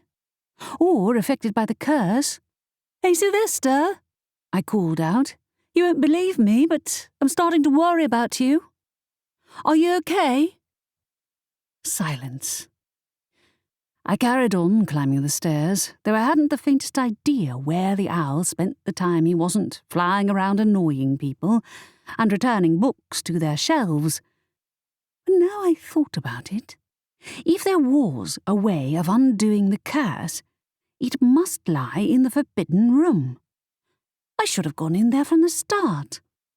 The room might not be able to point out the culprit, but if the library itself was created using a manifestation curse, the answers would lie in the room which knew almost everything. Or rather, Sylvester did, and he was conspicuously absent at the moment. But if Sylvester and the Forbidden Room's book were gone, and Ursula hadn't done it, how would we ever find the culprit? Chapter 11. The staircase to the third floor brought me to the source of the noise. Several tall figures with pointed ears had knocked over a bookcase, while Aunt Candace lurked behind the shelves, frantically scribbling in a notebook. "Aunt Candace," I hissed, "you're needed downstairs. Now." "I trust my sister to do an adequate job with the interview," she said. "I'd rather not give Ursula any more excuses to badmouth me." "And this won't?" I gestured to the people sitting on the collapsed bookcase, which they appeared to have turned into a picnic table. Who are they? Elves, of course. I thought elves were 4 feet tall, like Edwin. "Not in my books, they aren't," she said. "I heard normals find this kind of elf more appealing." "Aunt Candace," I said with more patience than she deserved, "it might have escaped your attention, but there's a reporter fishing for dirt on us and interrogating your sister as we speak. Sylvester is missing, and Cass is trying to stop a horse from rampaging across the ground floor." "It sounds like you're handling it," she said. "I've never had the opportunity to eavesdrop on my own characters before, and I'm not going to miss it." "She's impossible." "Have you at least seen Sylvester?" "No. I expect he's hiding, if he's got any sense." "I'm not sure you do." Teeth clenched, I left her to her eavesdropping and returned to the stairs. Voices drifted up from below. The interview was over already? I hurried down to the ground floor and ducked behind a bookshelf to listen in. "That was most illuminating, Adelaide. Thank you," said Ursula. "Any time," replied Aunt Adelaide. "Do contact me when the interview is printed." "Naturally," she said. "And please let me know if you change your mind about giving us a tour. I rather think this curse has undone the public's trust in the library. I heard there were a number of complaints in the last week from people who attended a party here and woke up with a terrible case of memory loss." The cheek of it. She must know perfectly well what had happened. From an outsider's perspective, it wasn't hard to guess. But considering nobody else even came close to fitting the profile of the caster, it must be Ursula's doing. I'd hoped to come down to find the police on the doorstep. But Aunt Adelaide and Estelle had their public faces on as they showed Ursula to the door. "The library wasn't responsible for the curse," Aunt Adelaide said in a firm voice. "It seems to be the result of outside interference, perhaps a prank by someone with a reason to amuse themselves with our misfortune. Prank or not, I have to confess I'm surprised you took no action to prevent the curse from spreading to the rest of town. There is nothing to be done against a curse of this nature," she said. Unless the caster decides to undo it, we must wait until it runs its course. Nobody has come to harm as a result, and it is certainly no more dangerous than anything else in the magical world. I suppose you know best, said Ursula, sweeping towards the doors. I look forward to writing your story. And she was gone, the oak doors swinging shut behind her. I thought she was getting arrested. I turned to face Estelle. Did she not confess? Not a word, she said. She kept trying to turn it around, bringing up stories of times things have gone sideways in the library. I swear she's been fishing for gossip all around town. Where's Aunt Candace? Eavesdropping on a pack of elves up on the 3rd floor. Worry arose within me. And Sylvester, I think he's missing. So, you don't think she set off the curse? Or did she slither out of answering any questions? The latter, Aunt Adelaide said. Her voice was calm, which meant she was hopping mad. Dad used to sound the same on the rare occasions he lost his temper. If I didn't know her for a witch, I'd suspect her of being a serpent shifter. Hey, snakes are intelligent, Cass protested. And is nobody going to come and help me with this horse? He's making a bloody racket over here. I'll help. Estelle ran over to her. So she didn't give anything away? I asked Aunt Adelaide. I caught her trying to bug the room a couple of times, but she was subtle about it. I suspect it's why she gets so much personal information out of her interviewees. That's illegal, isn't it? I said. Only if we proved it was her, Estelle said over her shoulder. Every time we tried to bring up the cursed book, she insisted she returned it years ago. Then she asked to borrow copies of 2 more of Aunt Candace's books, so we had to pretend we'd run out. She wanted to read Entranced by the Normal. My dad's life story, I said. What's it to her? Why is she so interested in our family? She's interested in getting a good story, said Aunt Adelaide, and she doesn't much care how many lives she ruins in the process. I can't stand her, Estelle said, and I like most people. But she must have set off the curse, I said. Right? She claimed she had an alibi for when the curse went off, which is true, said Aunt Adelaide. She's never been to the library until this morning, for a start. It's unlikely that the curse remained dormant until she entered town, unless she had help. I blinked. You think someone else set off the curse? Someone who was in the library at the time? She has an accomplice, Estelle said. She must do. They wouldn't need to be skilled enough to use the curse themselves if she already set it up. Exactly, said Aunt Adelaide. If we find her accomplice, then we'll get her, Estelle said. We'll question everyone who was in the library the day the curse went off. I'll make a list. There's no need, said Aunt Adelaide. I already made one, just in case. With a flick of her wand, a piece of paper appeared in her hand. Another flick, and the list duplicated itself. If her accomplice was in the library, maybe they set the boggart loose as a diversion. I should have guessed there was more to the situation than Cass's habit of not locking her pets' cages. Maybe. Estelle took a copy of the list from her mother. We'll go and question them, right, Rory? Sure.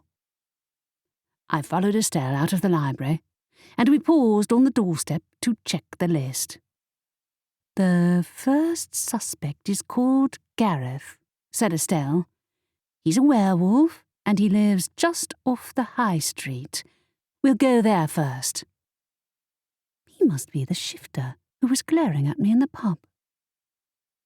The last-minute Christmas shoppers were out in full force today, causing us to have to walk around packs of bag-laden witches and wizards. The cobbled high street wound uphill, and on either side lay shops decked out in Christmas decorations, rammed with frazzled shoppers grabbing last-minute bargains. It took several minutes of dodging people before we managed to squeeze into a side street, where a number of houses were divided up into apartments. As we rang the doorbell for the werewolf's flat, a young blonde witch wearing a pink cloak and hat walked out the door of the apartment block. "Oh, hi," said Estelle. "We were wondering, is Gareth in?" "He's in jail," said the witch. "He was caught stealing from the wand shop." "Really?"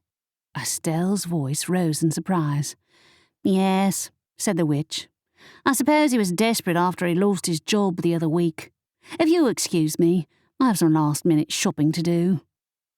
She walked past us to the high street, and Estelle and I exchanged bewildered glances.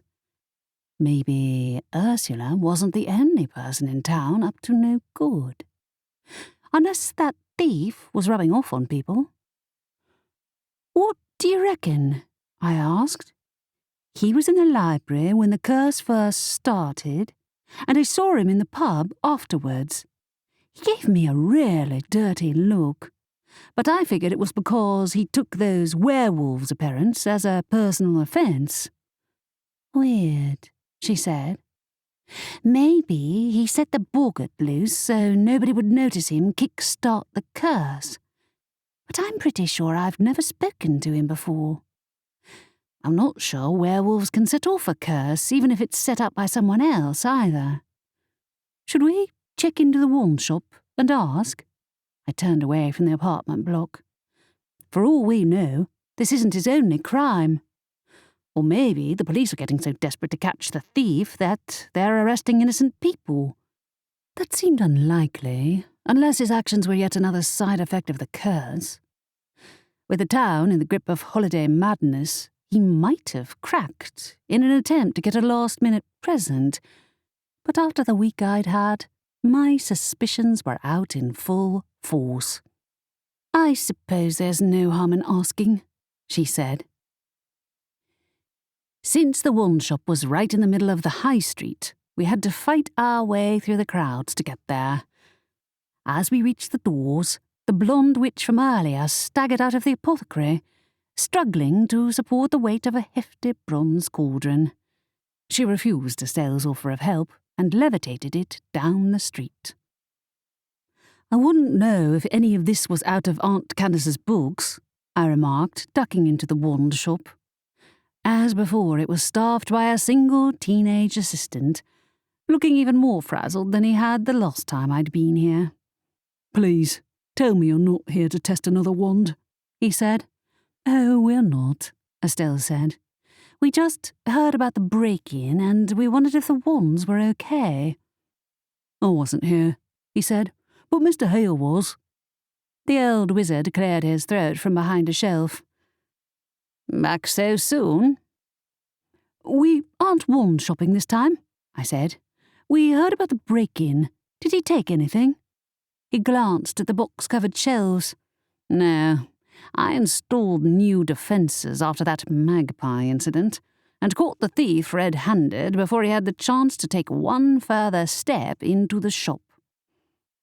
"Why would a werewolf steal from a wand shop anyway?" I asked. "I heard he lost his job, but he wouldn't have any use for magical accessories." "He pulled out a bogus story and refused to say anything more." The old man coughed. "We'll see if some time in a prison cell loosens his tongue." Said Estelle. "We're looking for a criminal ourselves, but not a thief. I don't know if you heard, but someone set a curse loose in the library this week. The wolf who broke into your shop was one of the suspects." "Interesting," he commented. "The thief already took one wand, so it may be that he had his eye on the same prize, but a wand wouldn't be much use to a werewolf. I'll keep an eye out, though. As for that curse of yours, it sounds like someone has a real grudge against your family." "Not necessarily. But now I thought about it, the thief and Ursula Hancock had arrived in town around the same time. Not that either of those things explained Gareth's sudden urge to steal a wand. As far as I knew, the werewolf had already lived here and had zero connection to either of those people. "Thanks for speaking to us," said Estelle. "We should head out." We left the shop, swept up into the crowd's madness once again.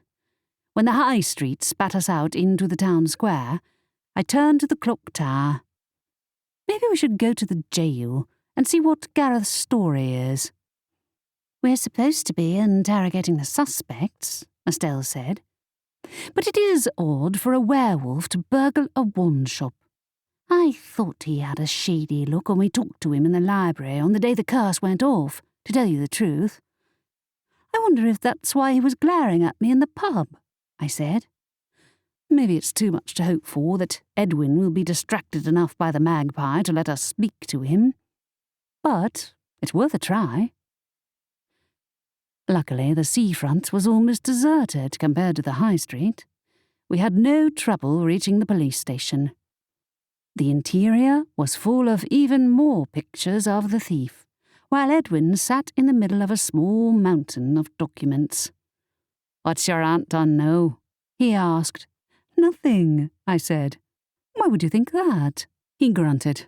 "I've been hearing stories. That friend of hers has been sniffing about the place." "Ursula tried to get into the jail?" Estelle said. "Please tell me you didn't let her in." "Of course not," said Edwin. "She asked me for interviews 3 times, but I refused." "What do you want then?" I blinked at his surprising bluntness. "We're looking to speak with the people who were in the library at the time the curse went off, and we were told one of them is in your jail. Gareth, a werewolf. He was caught breaking into the wand shop, right?" "Yes, he was," he said. "His trial is set for tomorrow. But due to the holidays, everything has been delayed." "And no more news on the thief?" I moved over to the wall display showing the magpie's movements, listing all the places he'd stolen from, and showing photographs of the various signatures he'd left behind. The thief himself was believed to be a wizard, not a werewolf, judging by the magical signatures he left at each crime scene. But why would both he and Gareth attempt to rob the same shop in the space of a week? And what about Ursula? Was her arrival in town at the same time as the thief a simple coincidence? Edwin scowled. "No. There seems to be no pattern to his targets either. He doesn't always take valuables. Yesterday, he stole a heap of chocolate goblins from the sweet shop." "Maybe he's a fan of chocolate," I said. Estelle glanced at me but didn't comment. I couldn't think why a nosy reporter might steal sweets, except in an attempt to drum up a story on our high crime rate, maybe. But why single out our town in particular, except to get at Aunt Candace? A grudge alone wasn't worth this much trouble. Besides, every piece of evidence painstakingly stapled to the wall indicated the thief was male. Edwin looked up at me. "If you wish to question the werewolf, that'll have to wait until after his trial." "But the curse is in effect now," said Estelle. "Gravity switched off in the library yesterday. Today there's a pack of elves on the loose and a troll locked up downstairs. They're not even real, so they can't be jailed for bad behaviour. We need to find out who did this, or I can't promise this won't ruin everyone's holidays." His lips pressed together. "Your aunt will owe me a favour for this. Pascal, bring in Gareth. Make sure he's handcuffed." The troll grunted and sloped through the back door which connected the town's police office with the jail. "Thank you," I said. "This will really help us." "It will," said Estelle, leaning to examine the wall display. "I don't mean to intrude, but did you run a background check on Ursula Hancock before she entered the town?" "We can hardly check the backgrounds of every single person who comes here for a holiday," he said. She showed the hotel proof of her identity and her reporter status, and that's enough for me. 2 trolls marched in, pulling Gareth between them and dragging him into a side room. Estelle and I followed close behind, where the troll deposited the shaking werewolf into a seat. His hands were cuffed, and he looked rather frightened. "I didn't do it." "Do what?" Estelle asked. Gareth, visibly deflated. "I didn't know the shop was covered in security wards." "What, the one shop?" I asked. "You must have known they'd increased security after the thief tried to break in. What were you even looking for in there?" "Thief? No. I was planting a recording spell." "To eavesdrop," Estelle said, her voice sharp. "You're with Ursula." "Not with her," he mumbled. "She asked for a favour in exchange for keeping the pack out of her stories. That's all. I needed the money, okay?" "You didn't just bug the one shop," I said. "You bugged the library too." "I assumed you had nothing to hide," he mumbled. "Not if you set the curse off," I said. "What curse?" He blinked. "I can't use magic." "I know you can't," Estelle said. "You mean to confess that Ursula sent you to bug the library on her orders?" "She did," he said. "She asked me to do the same to the wool shop, but I got caught. I didn't steal anything. And she's going to kill me for this. Please, take me back to my cell." Estelle and I both blinked at him. Our instincts had been wrong. He wasn't the thief or the person who'd set up the curse, though he was walking proof that Ursula was willing to skirt the law to get what she wanted. "I hope you recorded that," Estelle said to Edwin. "Ursula broke the law by sending him into the library." "Where did you leave the recording spell?" In a book," he mumbled. "That's enough." Edwin ushered us back out into the lobby. "Gareth will be taken back to his cell, and we'll decide his sentence after the trial." "A book?" I said. "We might never find it." "You aren't wrong," said Estelle. "Thanks to the anti-gravity spell, it might be anywhere. But I guess Ursula didn't curse us after all." "I guess not." Dissatisfied, I looked at the photographs on the wall beside Edwin's desk. The thief wore a hood in most of them, but something about the cast of his features appeared vaguely familiar to me. Not familiar enough to place, though. "We should go," said Estelle. "My mum will want to know why we haven't talked to the other suspects yet." "We have to tell her about this," I said. "Imagine what other information Ursula might be recording using that spell. She's breaking the law." Estelle's mouth pinched. "You're right. I'll see if that's enough for Edwin to arrest her." We returned to the library, where we found Aunt Adelaide pacing the lobby with a scowl on her face. "There you are," she said. "Nobody confessed, and none of the other patrons have the skills or reasons to use the curse. They don't know who Ursula is, either. What took you so long?" "Gareth," I said. "He worked with Ursula to bug the library with a recording spell in order to spy on us. He confessed to the police." "But he didn't admit to setting off the curse," added Estelle. "He got caught in the wand shop when he tried to bug the place too. Guess Ursula wanted to interview them about the magpie. I still don't think it's a coincidence that she arrived in town at the same time as the thief did," I said. "Perhaps that's the story she was searching for." "It's irrelevant," said Aunt Adelaide tightly. "The thief hasn't stolen anything from us, so there's no connection." My stomach sank. "Are you sure nothing's gone missing lately?" Estelle eyed me curiously. "Like what?"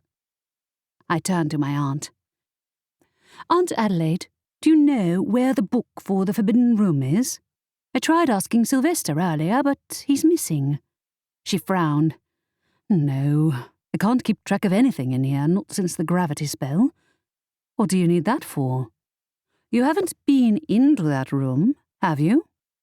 Oh, no. It had totally slipped my mind that I hadn't told her about my first expedition into the Forbidden Room. Once or twice, I said. It's how we found Cass when the vampire's killer took her. Aunt Adelaide's mouth pressed together. Far be it from me to treat you like a child, Rory, but that room isn't intended for beginner witches. Granted, there were extenuating circumstances, but in a case such as this one, we ought to be able to find the spell's cause without needing to consult the room.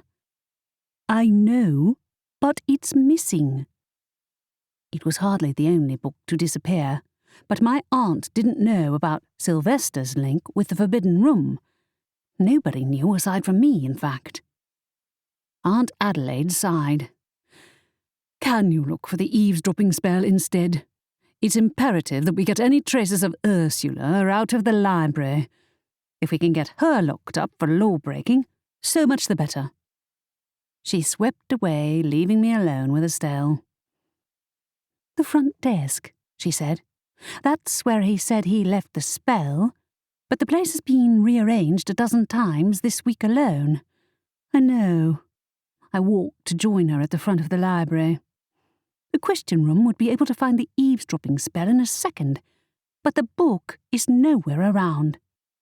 Are you sure Ursula didn't take anything when she came into the library? I was watching her the whole time, she said. No, I don't think she did. And, as useful as that room is, Rory, we're lucky we got out in one piece last time. We don't want to push our luck. My mum's right, that room isn't for casual use. I know, I said. I tried to ask Sylvester to find it, and he wouldn't answer. Has anyone seen him since the party? Sylvester's been disappearing all week, Rory, said Estelle. I never expect him to show up when we need him. He works for himself, and he's never been shy about expressing it. No, he works for the library. But with the book and the owl gone, his disappearance seemed more suspicious by the second. And the person who'd set off the curse would have reason to ensure Sylvester didn't get in their way. He'll turn up, added Estelle. I'm more concerned that he might not have a library to come back to. No kidding. If Ursula got away with claiming her innocence and her story made it to print, we might lose the library. Forever. Chapter 12. I woke late the next day, having spent half the night thumbing through copies of Aunt Candace's books. While rampaging elves and horses weren't the worst of what we'd seen this week, the pile of books on the coffee table in the back room was a reminder that we'd barely scratched the surface of Aunt Candace's extensive back catalogue. I'd eventually dozed off with my head pillowed on the open copy of my dad's life story. I moved my head, and it fell to the floor with a thump. Yawning, I rolled onto my side, opening my eyes. I wasn't in my bedroom, but back in my old apartment.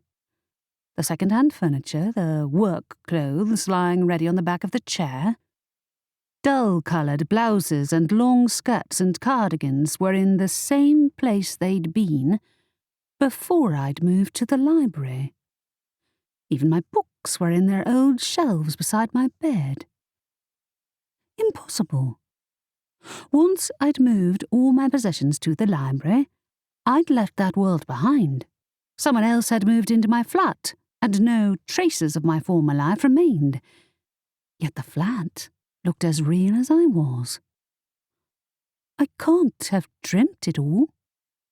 My voice echoed in the empty room, which seemed smaller than it had before I'd set foot in the library. And this can't be the curse either. Aunt Candace has never written my old apartment into a book. At least, I didn't think she had. I'd be having words with her if she turned out to be writing my life story as a follow-up to my dad's. Speaking of which, I reached under my head and found the copy of Aunt Candace's book I'd fallen asleep reading. That was real. So, was everything else just a dream? I shoved the thought aside.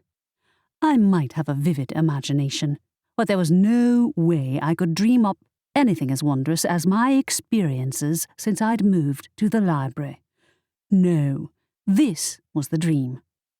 It wasn't the first time I'd revisited the memories of my former life, and I had fallen asleep in the middle of reading my dad's life story. It was no wonder the past was in the forefront of my mind. I ignored the old clothes, the second-hand furniture, and opened the door. Instead of a corridor, I found myself in the landing of the old house Dad and I had lived in before his death. I stared at the beige wallpaper and the navy carpets, now thoroughly baffled. I'd moved out of the house a month after Dad had passed away. Unable to deal with living in his home without him there, I'd taken the money he'd left me and put down a deposit on my flat. Last I'd heard, another family had moved into our old house years ago. "I'd like to wake up now," I said to the world at large. "Please." I didn't expect an answer, much less what happened next. "Rory?" said a familiar voice. "Is that you?" Common sense flew out the window as a stair creaked, then another. I remained still as an achingly familiar face came into view. "Dad." I gasped aloud. Then I ran and hugged him tightly. He hugged me back, and tears clogged my throat. He felt real, so real. "You're okay," I said. "You're alive." "Rory, what's wrong?" he asked. "Of course I'm okay. I just went to the library to see if it was okay to bring the others to meet you." "To visit who?" I wiped my eyes with the back of my hand. Then I stared. Aunt Adelaide and Aunt Candace stood behind him, both beaming. At Aunt Adelaide's side stood her ex-husband, along with Cass and Estelle. "How is this possible?" I asked. "I thought telling normals about the magical world was forbidden." "But we aren't normals, are we?" he said. "We're biblio-witches." "Some of us are normals," said a female voice. A woman appeared at his side, smiling, her hair bouncing to her shoulders the way it had when she was alive. "Mum, you're..." Not real. But they looked real as the library. "You're alive too. Why didn't you tell me?" Mum took both my hands, as though it hadn't been 15 years since she'd touched me. "We're normals, Rory. We don't belong here." "I do." My voice sounded small, and when I let go of her hands, tears fell down my cheeks. "I know this isn't real. None of this is. I want to wake up. Now." I turned my back on my family and found myself faced with the ground floor of the library, looking very much like it always did. I stepped forwards, my feet sinking into the soft carpet. Is everything I see an illusion? I know I'm awake, so how do I get out? Footsteps came from behind me, followed by the sound of a door opening. I spun on the spot and found my flat and the old house had vanished. So had the others, except for Aunt Adelaide, who looked up as Dad entered the library. "There you are, Roger," she said, accosting him. "I was beginning to think you'd never come back." I looked between them, my heart sinking. It's still not real, and neither of them looked at me.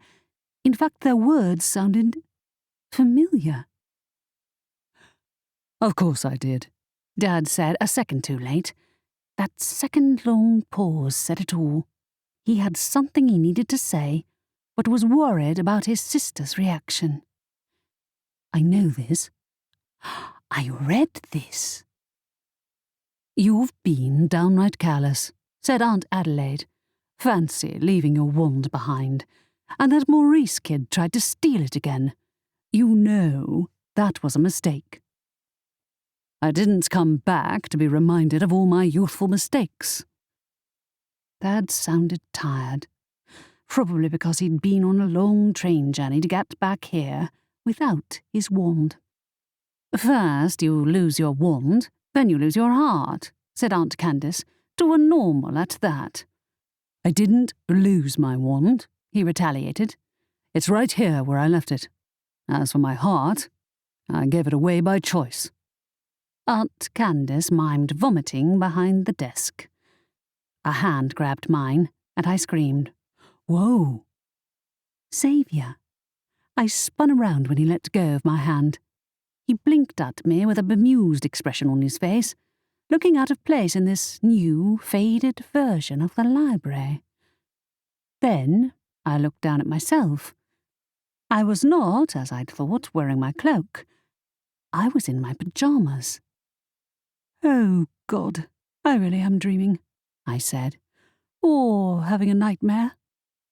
Do I often appear in your dreams? Asked Xavier. Sorry for startling you. Heck! If this isn't a dream, how did you get into the library? This is supposed to be an illusion. I mean, it must be. That's my dad. I waved a hand towards him and my aunts, none of whom had looked up at his sudden appearance. Wait, that's your dad? He asked. Of course. He looks just like you. You can see him too? I rubbed my damp eyes. How? You don't really believe you're dreaming, do you? He smiled. Because, as flattering as it might be to imagine I'm starring in your dream, you look a little freaked out. Because my dad is standing right there, I said. Please tell me I'm not standing here talking to you in my pyjamas while an illusion of my dead father has a chat with my aunts. Okay, I won't tell you, he said, his voice light, teasing.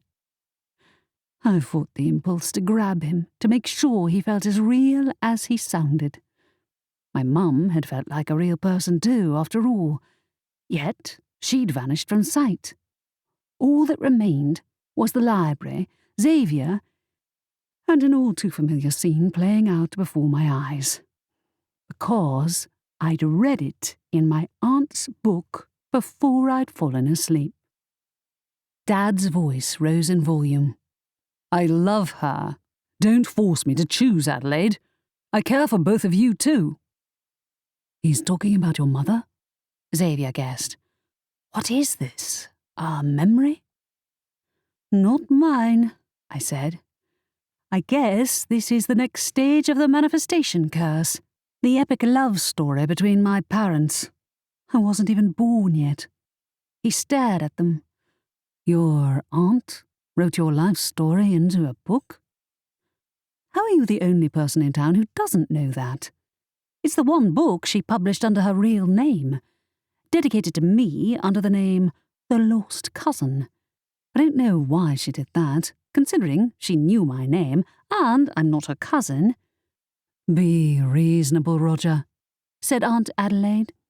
You brought Maurice here at great risk, and you should know better than to consider bringing another normal into our world.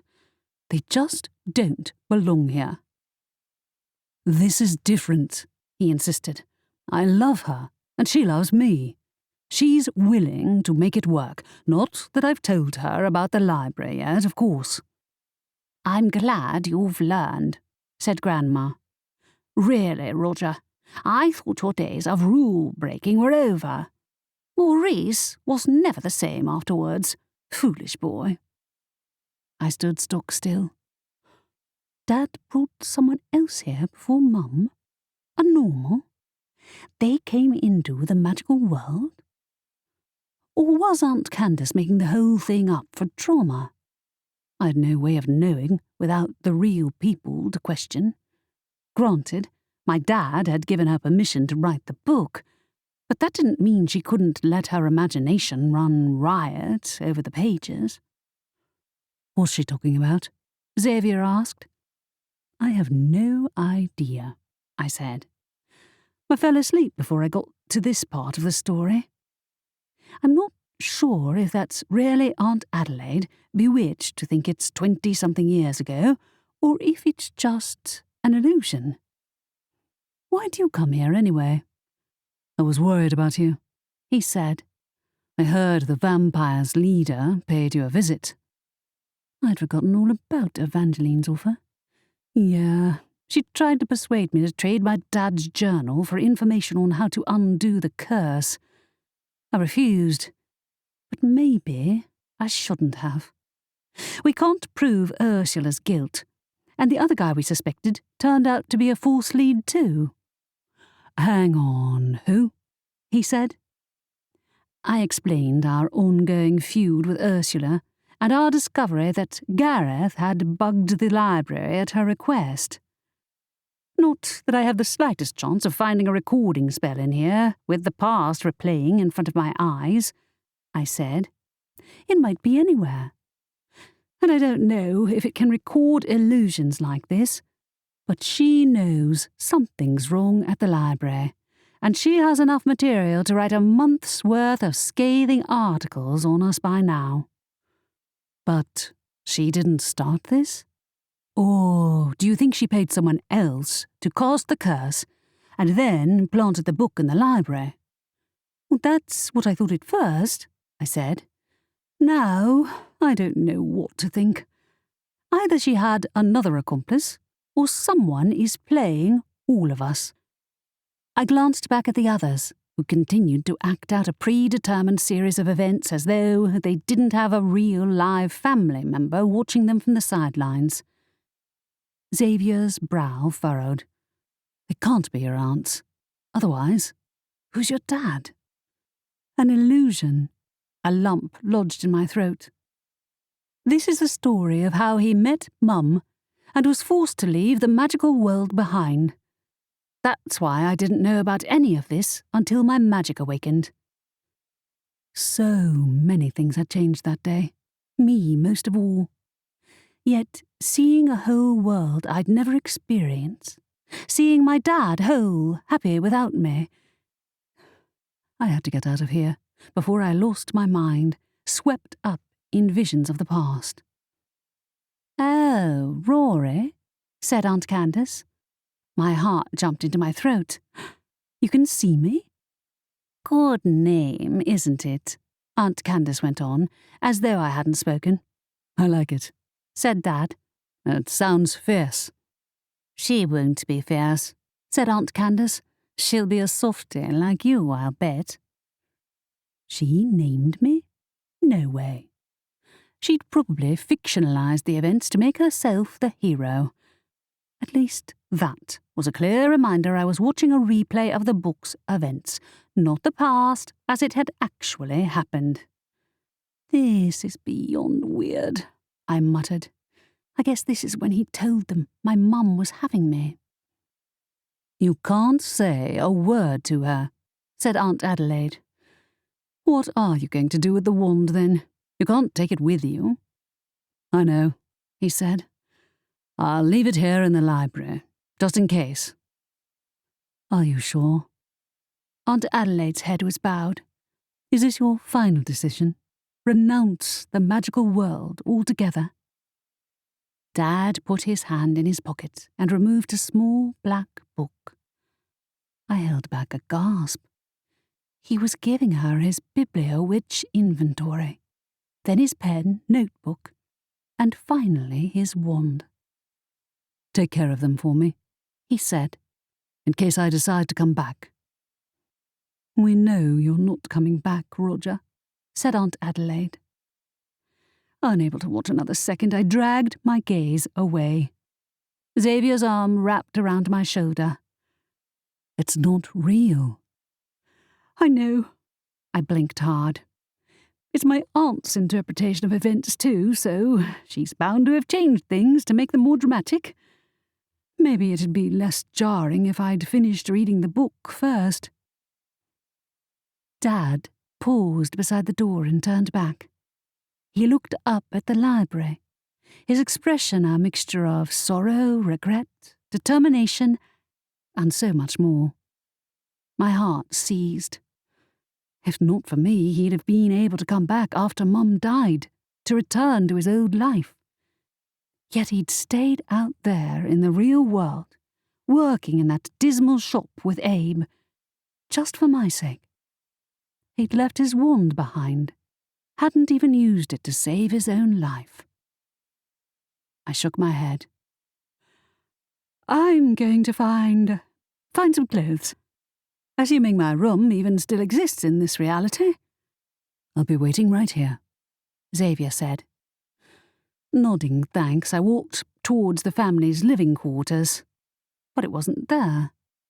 Instead, a blank wall stood in its place. The whole library had changed. This must be what it had looked like before my dad had left, and I hadn't a clue where the family's living quarters might be. Perhaps my room wasn't here at all. All right. Let's do it this way, then. I pulled out my notebook and wrote clothes. I fixed the image in my head as strongly as possible, concentrating on the magic and not on the scene playing out in the library. Then I looked down to see I was fully dressed. At least my magic still worked in this version of reality, even if I didn't exist. I walked back to join Xavier by the desk, which was more neatly arranged than it had been all week. None of the books looked like they might hide a recording spell. Wait, did the Book of Questions exist in this reality? I peered under the desk, but found nothing but dust. Everything was shelved away. What are you looking for? Asked Xavier. The eavesdropping spell Gareth left in a book here, I said, and the Book of Questions.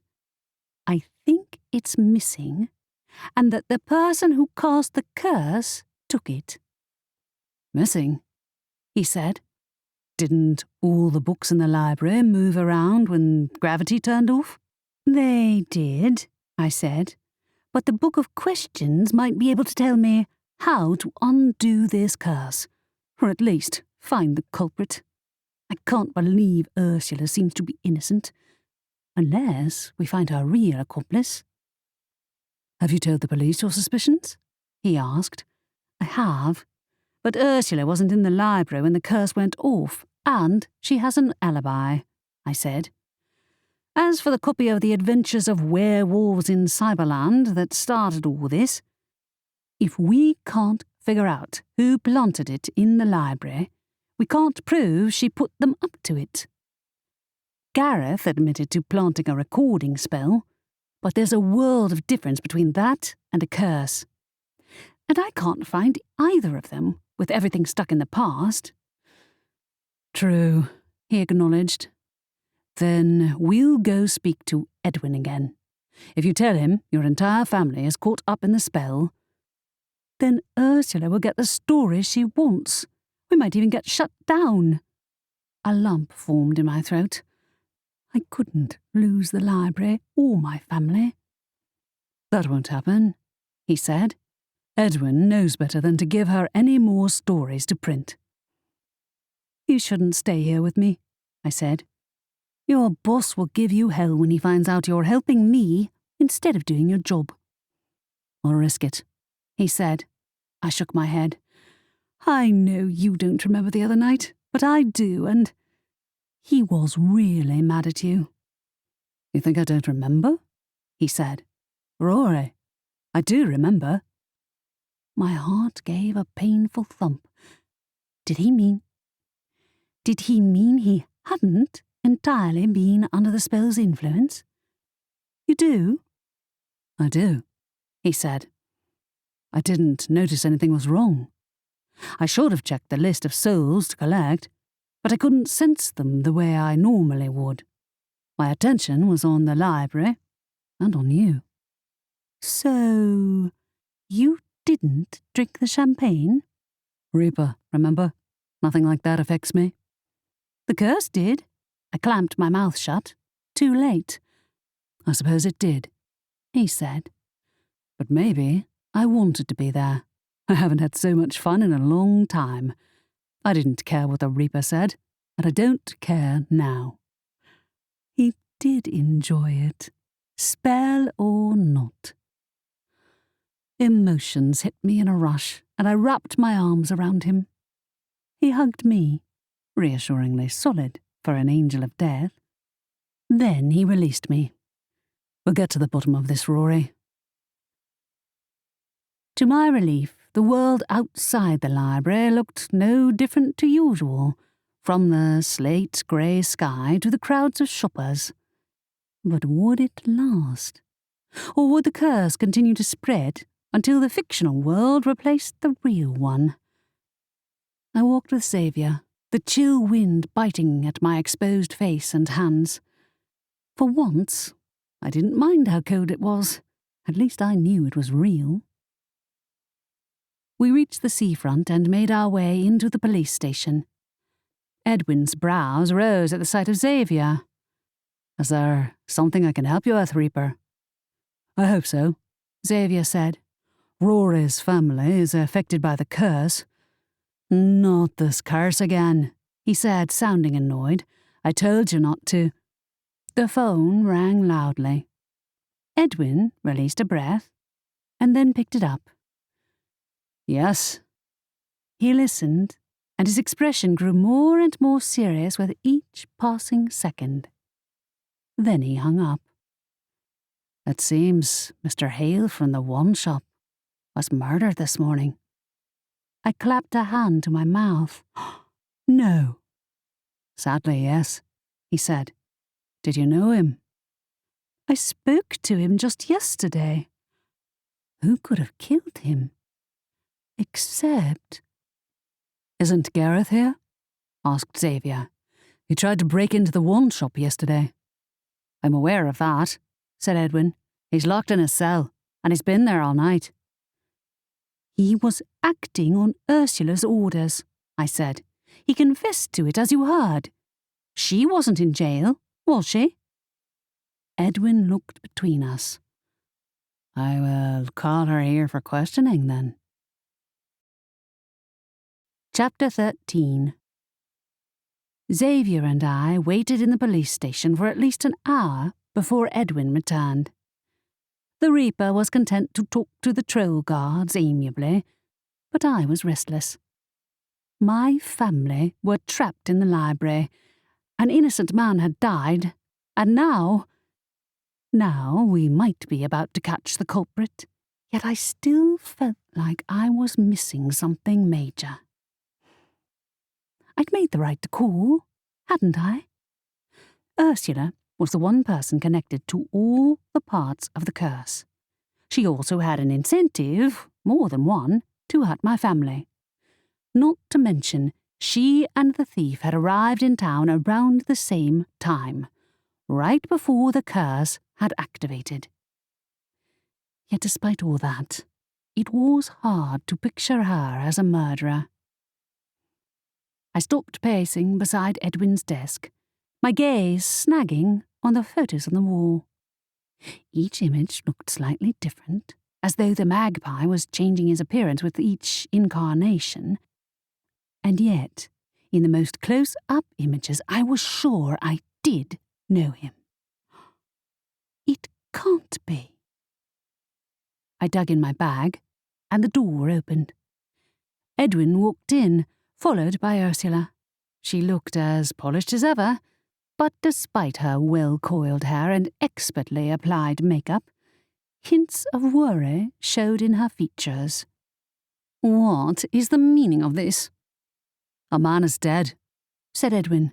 Since you're already accused of being connected with several other crimes, I saw fit to bring you here for questioning. I did no such thing, she insisted. Candace has been out to get me since we were students together. Gareth has already confessed to helping you illegally bug locations in town. in order to spy on the residents," he said. "The owner of one of those places, the one shop, was found dead this morning."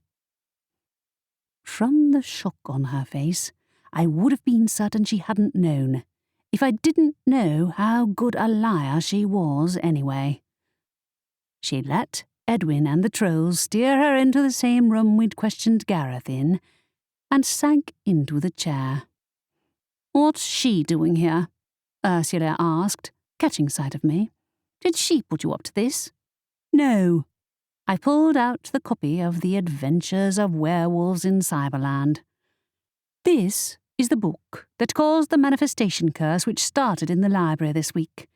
It's getting worse, and only the coster can take off the spell. All the signs point to Ursula being the person responsible for the curse, since the book is signed and addressed to her." Ursula looked from the book to me, her mouth twisting. "Fine. I'll explain everything." "Do so." Edwin looked expectantly at her. Her shoulders slumped. "Mr. Hale refused to speak with me, so I asked Gareth to find a way of obtaining the information I needed for my article. If someone murdered him, it had no connection with my actions. If Gareth has been locked up the whole time, he can't have committed the murder, can he? You're forgetting the part where you had him plant a recording spell in the library to spy on us," I said. "This book is the spell, isn't it? It's been listening in on our conversations all along." Her lip curled. "Yes, very clever. Will that convince you I had nothing to do with the curse someone used on your family? No. The book might be cursed as well as planted with a recording spell. The first book that came to life under the curse had this exact title, and it's the only copy of the book we found in the library." "She's right," Xavier added. "If I fetch the curse-breaker, will he back up what you say?" "Of course." Her voice trembled a little. "I had nothing to do with the curse, or Mr. Hale's death." "Then I'll ask Mr. Bennet." Xavier retreated, while I remained standing awkwardly beside the troll guards. The curse-breaker can't refuse to examine the book in front of witnesses. But the presence of the thief's photos was a reminder that there were still several parts of this which went unexplained. While Xavier was gone, I turned to Ursula. "You said you came here for a story," I said. "How do you know you'd find one if you didn't engineer the curse yourself?" "Because your family leaves drama wherever they tread," she said. "So, you had a particular interest in Rory's family?" Edwin watched her with obvious dislike. "He's on our side. Lucky for us. And yet, my family remain trapped in the curse." "Because of their possession in the library?" "Or because of my dad?" I frowned at her. "Why the wand shop, then? Are you really so interested in whether I get a wand or not?" "It's not about you, Aurora," she said. I folded my arms. "Then who? The rest of my family has had wands for their whole lives. I'm the only one of us who's moved here recently." "That's not—" She broke off as the front door opened. Xavier glided into the room a moment later, followed by the curse-breaker. "Mr. Bennet, you refused to provide me with an interview." He did. Odd. He was one of the few people in town who did have reason to dislike my family, thanks to his lingering grudge against my grandmother. "I did," he confirmed. "Where is this book?" "Here." I handed in the book, more confused than ever. "It's jinxed with an eavesdropping spell, isn't it?" He held the book for a moment, turning it over in his hands. "Yes, it is. Nothing more, just a simple eavesdropping charm." My heart sank. The book wasn't the source of the curse. But if Gareth had planted it in the library without cursing it. Which book was cursed, and where was it now? Ursula shifted in her seat. So, you admit I'm innocent? I expect an apology. You're not off the hook, I said. You spied on us behind our backs, not to mention sending Gareth to steal from the wand shop. You still broke the law, even if you aren't the killer. Yes, and she will be punished accordingly. Edwin waved a hand, dismissing us. Watch her. I will see the others out. Is that all? Said Mr. Bennet, walking out into the lobby. Can you tell where the curse might be coming from? I asked desperately. It was cast on this particular title, but there must be another copy somewhere in the library. I'm afraid I cannot help you unless the source is found, he said, and even then, the caster must undo it. Soon. The curse is spreading. And in cases like this, the curse will eventually start to displace reality. The entire town might fall under its spell. I gasped. But the town in the book isn't an exact mirror of reality. She made up people and created fake names to avoid lawsuits. The Reaper wasn't involved in the book, for one. He can't just disappear. He'll probably be fine, said Mr. Bennet, since he doesn't belong to the same plane as the rest of you. Doesn't belong to the same, I trailed off. Because there can't be a world without a Reaper. But me? My family? We might all disappear, or turn into the previous versions of ourselves from the lives we'd had before I'd ever moved here. I couldn't go back to being that person again. I couldn't lose my family. Mr. Bennet left the police station. Xavier made to follow, but I didn't move. I think he did it, I said quietly. Xavier turned back. Rory, who did what? The thief was the person who set off the curse. I don't know why, though. To steal from us? But then, what was his interest in the library to begin with? Unless he'd been the one to take the book of questions. But how would he even know it existed? So, who planted the book in the library, and why? Edwin asked from behind me. To set off the curse and create a diversion, I said. I'm sure of it. He blinked. How do you know? I don't, but I can find proof. I think. I needed to speak to my aunts to confirm my suspicions. Assuming they weren't incapable of communicating, doomed to replay the events of my dad's life story forever. I hurried out of the police station, Xavier on my heels, leaving a bewildered Edwin behind us. You're sure your family is in there somewhere? He asked. They must be. I quickened my pace, heading for the town square. Cass and Estelle weren't born when my parents met, so I don't understand why they disappeared and I didn't. Because you're not part of the story? I wasn't part of their narrative. I was just the lost cousin in this version of the world. And it was only a matter of time before I disappeared from existence. No, I won't let that happen. I'll stop this first. They're alive, I said with more confidence than I really felt. Even Mum is, in this reality. I wouldn't have thought Aunt Candace would have written Mum's death from cancer in the book, if it was an epic romance. It was, he said. So the book is essentially about your father meeting your mother, falling in love, and then leaving the library behind? Does it show what happened afterwards? Or is that it? Pretty much, I said. Afterward, the library threw a tantrum and went into complete chaos, or so I'm told. It's possible that the thief knew that was going to happen. Maybe.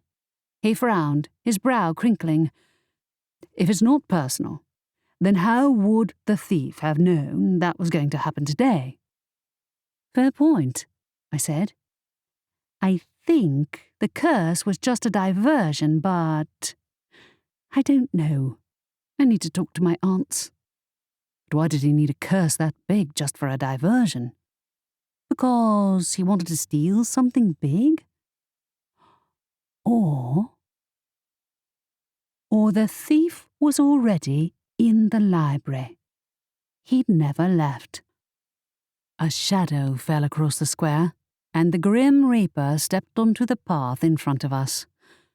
My heart jumped into my throat. Waves of silence rippled across the square. Nobody else was around, either because of the curse or because the Grim Reaper's presence had sent them fleeing. He looked me up and down. Aurora Hawthorn, what exactly are you doing with my apprentice? Nothing, I said, far too quickly. At least I knew I wasn't dreaming. No spell could manifest an exact image of the terrifying Grim Reaper. He was beyond reality, and no curse could banish him from existence. Pity I couldn't say the same for the rest of us. I came to help Rory with the curse, Xavier said. Her family has fallen under the effects of the curse. Considering the curse affects the nature of reality, I'm concerned it will affect my ability to do my job. My cousins have both gone missing in the library, I hastened to add, and my aunts are trapped under the spell. Xavier came to check on me and help me report the incident to the police. The thief, he was responsible for the curse, and I think he's still in there. Then you had better go back to the library, he said coldly. Come, Xavier. No, I can't lose my only ally. Pleading looks were lost on the Grim Reaper, and as he beckoned again, Xavier stepped after him. He gave me a last apologetic look and was gone. I can't dwell on him. I was the only person who could get my family back, and if I hesitated, I might never see them again. Sucking in a deep breath, I pushed open the door to the library.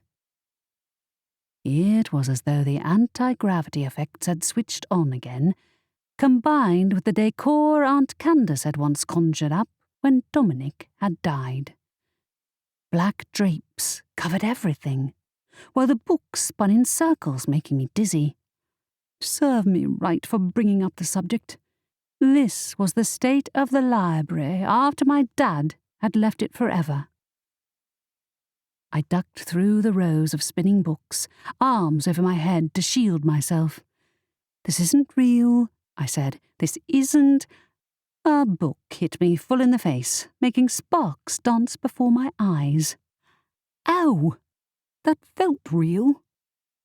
I sucked in a deep breath and called out, "Hey, Aunt Adelaide! Aunt Candace! Where are you?" Silence responded. My fear grew and so did my resolve. "Okay, thief. I know you're in here. I think I know who you are too, but I don't understand why you hate my family so much." Another book clipped the side of my face. Rows of them spun like a merry-go-round, forming a whirling dervish that filled half the reception area. If anyone tried to walk in, they'd get bombarded. Think, Rory. I dug in my bag. But what use was basic Biblia witch magic against a curse this powerful? I needed more than that. My hand brushed against the emergency paper in the bottom of my pocket. If any situation constituted an emergency, it was this one. That's if it works when my aunts are under a curse. One way to find out. I tapped the word help. The library kept on spinning. Then Aunt Adelaide and Aunt Candace tumbled into the middle of the lobby in a heap. Aunt Candace yelped and shielded her face from the whirling books, while Aunt Adelaide straightened upright, pulling out her Bibliowitch inventory. She tapped a word, and the books flew backwards, but didn't return to their shelves. "You're alive!" I exclaimed. "Please tell me you can see me." "I can hear you, too," grumbled Aunt Candace. "I'm too old for this." I sagged against the desk with relief. "I thought you were going to be stuck under the curse forever." "It won't last," Aunt Adelaide said. "The emergency button creates a loophole, but the whole library is under the curse. And when it spreads, it'll reach the whole town, I know." I dug in my bag for my copy of Entranced by the Normal. "This is what's replaying. Who is the man in the photograph?" Aunt Adelaide's eyes widened as I held it up. "Maurice Hudson, a friend of your dad's. I didn't know there were any photos left." "Except for the wedding photo," I went on. "He was the best man." "Yes." "And he was a normal." A book flew past and Aunt Adelaide smacked it out of the way. "Yes, but I don't see how this is relevant." "It's him." I had to raise my voice over the clamour of moving shelves. "He's doing this. I don't know if it's revenge or whatever, but I've seen photos of the thief, and it's definitely him. I don't know how he turned out to have magic after all either, but I think he came here for revenge, and he killed Mr. Hale from the wand shop." Aunt Adelaide clapped her hands to her mouth, while Aunt Candace swore. I knew there was something not quite right about that boy. "And he's in here," I pressed. "Look, the thief is here in the library. He never left. And he set off the curse, so—" "He didn't," Aunt Candace interrupted. "That is, he did, but the manifestation curse was mine. Your father and I made it together." Aunt Adelaide stared at her. "You... what?" She shrugged, looking embarrassed. "It was Roger's idea. When we were teenagers, we thought it amusing to see if we could make a Bibliowitch spell that would bring fantasies to life. We thought it would be fun entertainment for the locals, controlled, of course. It was supposed to be contained within a single room, but we couldn't get it to stay under control. And the prototype, I thought I'd lost it somewhere up on the 3rd floor." "So the thief found it," I said. "And I guess one of you told him about it, just like you told him about the forbidden book." Aunt Adelaide looked alarmed. "Candace, please tell me you didn't." "We were children," she said defensively. "Has a normal ever bested a witch before?" "Look at the state of the place," she said, waving a hand. "We have only a short time before the curse sucks us in again, and the thief is hiding in here somewhere," I added. "The curse doesn't affect you, Rory," said Aunt Candace. "Perhaps it's because the affected books were written before you moved here. I'll have to look into it afterwards." "If there is an afterwards," said Aunt Adelaide. The spinning books gained speed, while the lobby began to warp before my eyes. Then, in an instant, my aunts were gone. I sank to the carpet. "I can't do this. I'm not a worthy Bibliowitch. I couldn't even use a wand." But if I didn't find a way to undo the curse, my family would lose everything. Even Dad would lose the life he'd wanted me to have. The reason he'd asked for Aunt Candace to write the book and dedicate it to me. The lost cousin. No longer lost. Now I had a home. The book fell to the floor where Aunt Adelaide had dropped it. "The lost cousin," the dedication read. Dad had believed in me, and I would make him proud. I'd save the library he'd loved so much, even if it meant losing him again. Chapter 14. I walked through the library, hoping it wouldn't be the last time. While the spinning had stopped, my aunts remained in the lobby, playing out the same scenes over and over again.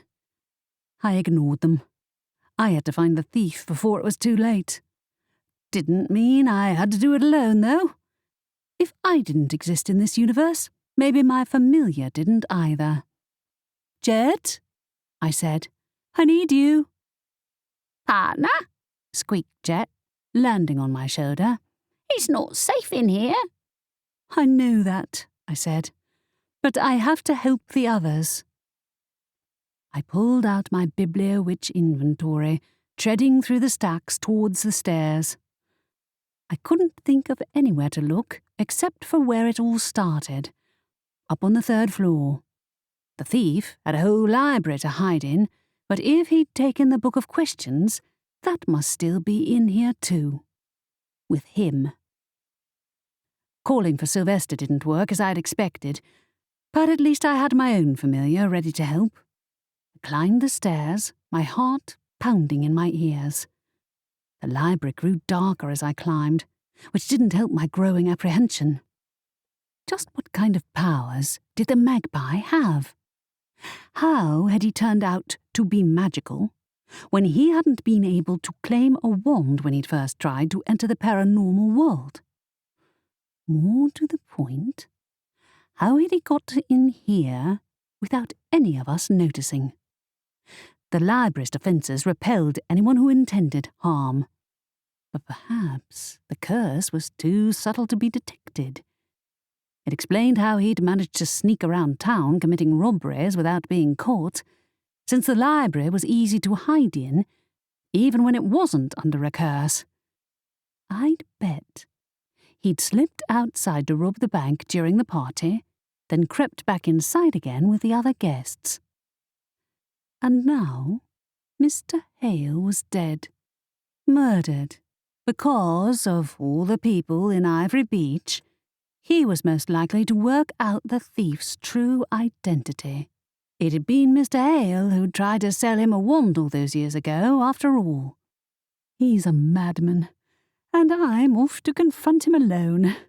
Higher and higher I climbed, and the darkness deepened until I was forced to tap the word light in my Bibliowitch inventory. The light put a beacon on my head, but it was that or fall downstairs. Jet shifted on my shoulder. "It's dark, partner." I know. I winced when his claws dug into the skin of my neck. Don't worry. If the curse keeps cycling through all Aunt Candace's books, there isn't anything in here that we haven't seen before. I know what's real and what isn't. My feet touched down on the 3rd floor. It was pitch black, with a horrible smell lingering in the air. Had Cass's manticore got out again? Holding my Bibliowitch inventory in shaking hands, I tapped the word light, and it ignited like a torch, showing me the huge shape of the manticore towering over my head, jaws slavering. "Hi!" My throat went dry. "Let you out of your cage, did he?" The manticore, which resembled a cross between a giant lobster and a lion, roared, snapping its pincers. I jumped behind the nearest shelf, jabbing at the page, and hitting the word rise. My spell missed and hit the bookcase, which flew into the air, dislodging hardbacks. Backing away, I found myself trapped between two sides of towering shelves. Not shelves, trees, with thick trunks and grasping branches. I backed up further, and the trees thickened, branches rustling. Oh no! I'd skimmed Aunt Candace's horror pen names books last night, and I was pretty sure one had involved a monster stalking people in the woods. I'd prefer not to find out the hard way if it was possible to die in an enactment of a fictional tale. The manticore roared from the other side of the shelves, its pincers knocking the books aside. With a loud caw, Jet flew around the manticore's head, his tiny feathered shape distracting the monster from its human prey. I ran out of the forest and into a maze of bookshelves, my heart pounding. As long as I held the light, the beast would be able to track me, but without it, I'd be lost in darkness. I ran down the nearest row of shelves, finding myself backed up against the far wall. The only way out was through the door into the magical creatures division, the same place the manticore had escaped from. At least I knew its cage was empty. Pelting behind the door, I slammed it closed, and then darted into the manticore's empty room. Now I'd backed myself into a corner, but what choice did I have? The manticore wasn't tame even when it wasn't acting out one of Aunt Candace's horror stories. If I ever got out of this alive, I'd order her to destroy all evidence of the manifestation curse, or else I'd throw all her horror pen names books into the ocean. With shaking hands, I wrote the word lock in my notebook, willing the door to hold closed. Please be okay, Jet. The manticore's growls grew closer, and I edged backwards until I was right in front of the empty cage. Tattered pages littered the floor, suggesting the beast had snacked on a book recently. The word werewolf stood out on one page. Hang on a second. I spun on the spot, scanning the other scattered pages. Sure enough, among them lay the tattered remains of the cover of The Adventures of Werewolves in Cyberland. The manticore had chewed up the whole book, the perfect way to dispose of the evidence. I didn't particularly want to pick up the slimy remains of the cover, covered in the manticore's drool, but only Aunt Candace could undo the curse, which meant getting hold of the book was only half the battle. The door trembled against its hinges, and the manticore let out a deafening roar. Oh, God! It didn't matter where the thief was now. I was trapped in a manticore's cage, and the curse had taken on a life of its own, escaping the book altogether. Is that it? I said loudly. Are you going to let the manticore eat me without showing your face? I know who you are, Maurice. I know you wanted to make my dad and his family sorry for the way the magical world rejected you. I would have thought you'd want to speak to me yourself, rather than letting the manticore do the talking, considering I have what you always wanted and never managed to gain. Silence. The door didn't tremble again. I held my breath, gripping my pen and notebook. At my feet, the shredded remains of Aunt Candace's novel lay scattered in piles, covered in serrated tooth marks. Then a voice called back. You won't make it out alive, Aurora, one way or another. I thought you were friends. My voice shook. You and my dad. He never meant you any harm. He mocked me, he said. He brought me here to this town only to let his people cast me out. He even threatened to erase my memories. Maybe he should have. My heart thumped erratically. He broke the law to bring you here. He was only trying to help a friend. It's not his fault the magical world didn't accept you. And I wasn't even born at the time, so punishing me will achieve nothing. He gave it all up for you. The door flew open, and I braced myself. But it wasn't the manticore who greeted me. Instead, the man from the photographs, the man who'd been at Mum and Dad's wedding, stood there. Tall and thin with dark hair, his narrow face identical to the photographs of the magpie beside Edwin's desk. I don't understand what you... He gave it up. All this. He gave a sweeping gesture at the library in general.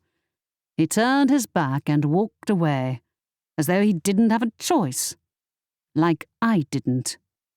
That doesn't make it my fault. The notebook's spine dug into my hand. "You're nothing more than a pretender, Aurora Hawthorn," he said.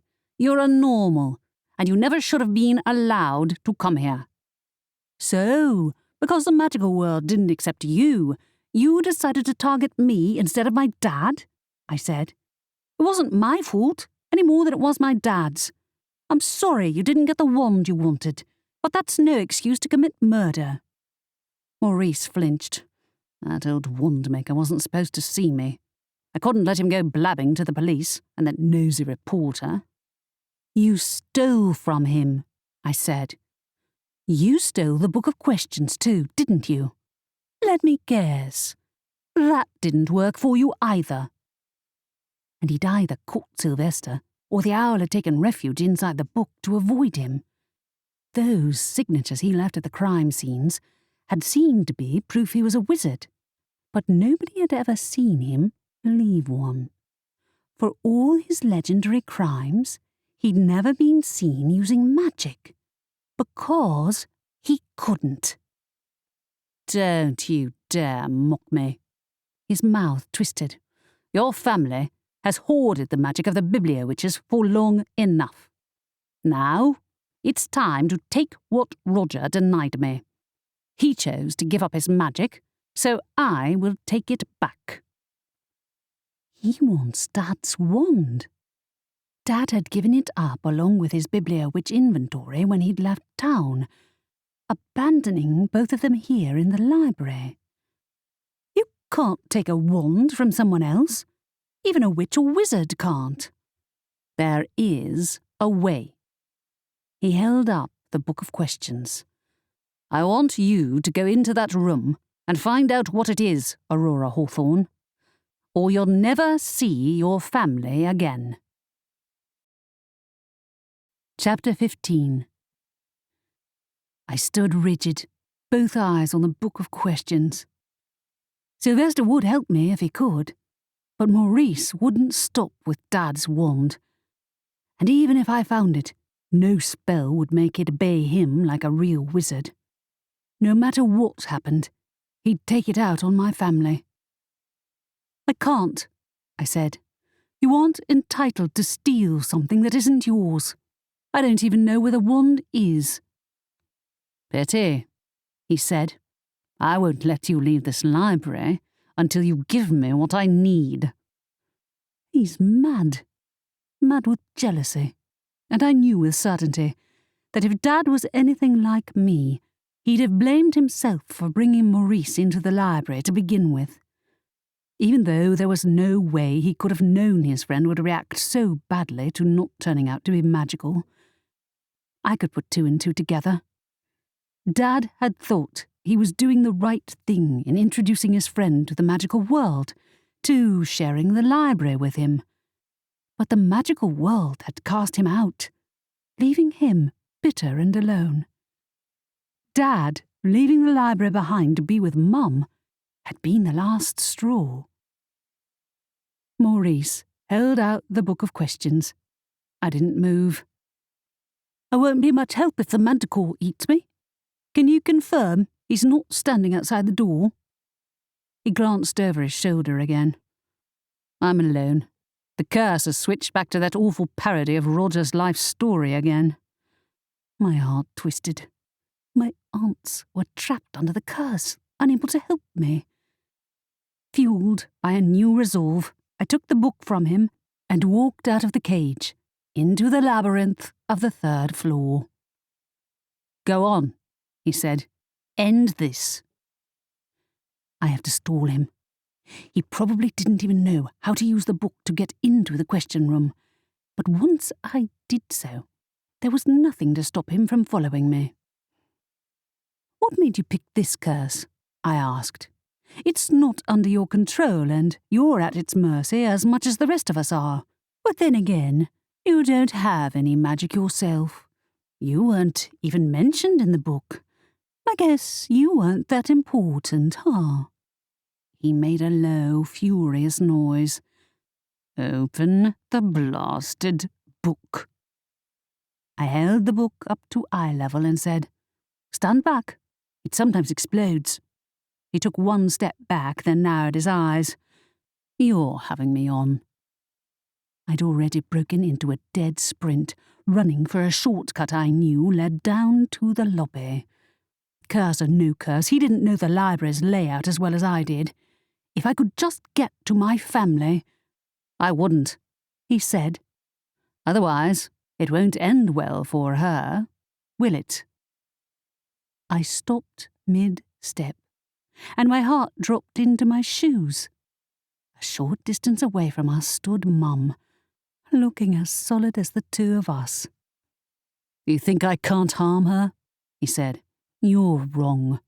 The curse is now in full effect, and it's becoming real.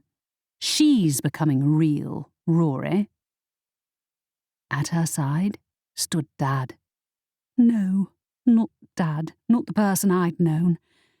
Yet he looked exactly like him, as though the spell had plucked the image of my father fresh from my own memories, or rather, his memories. This Dad looked younger than me even.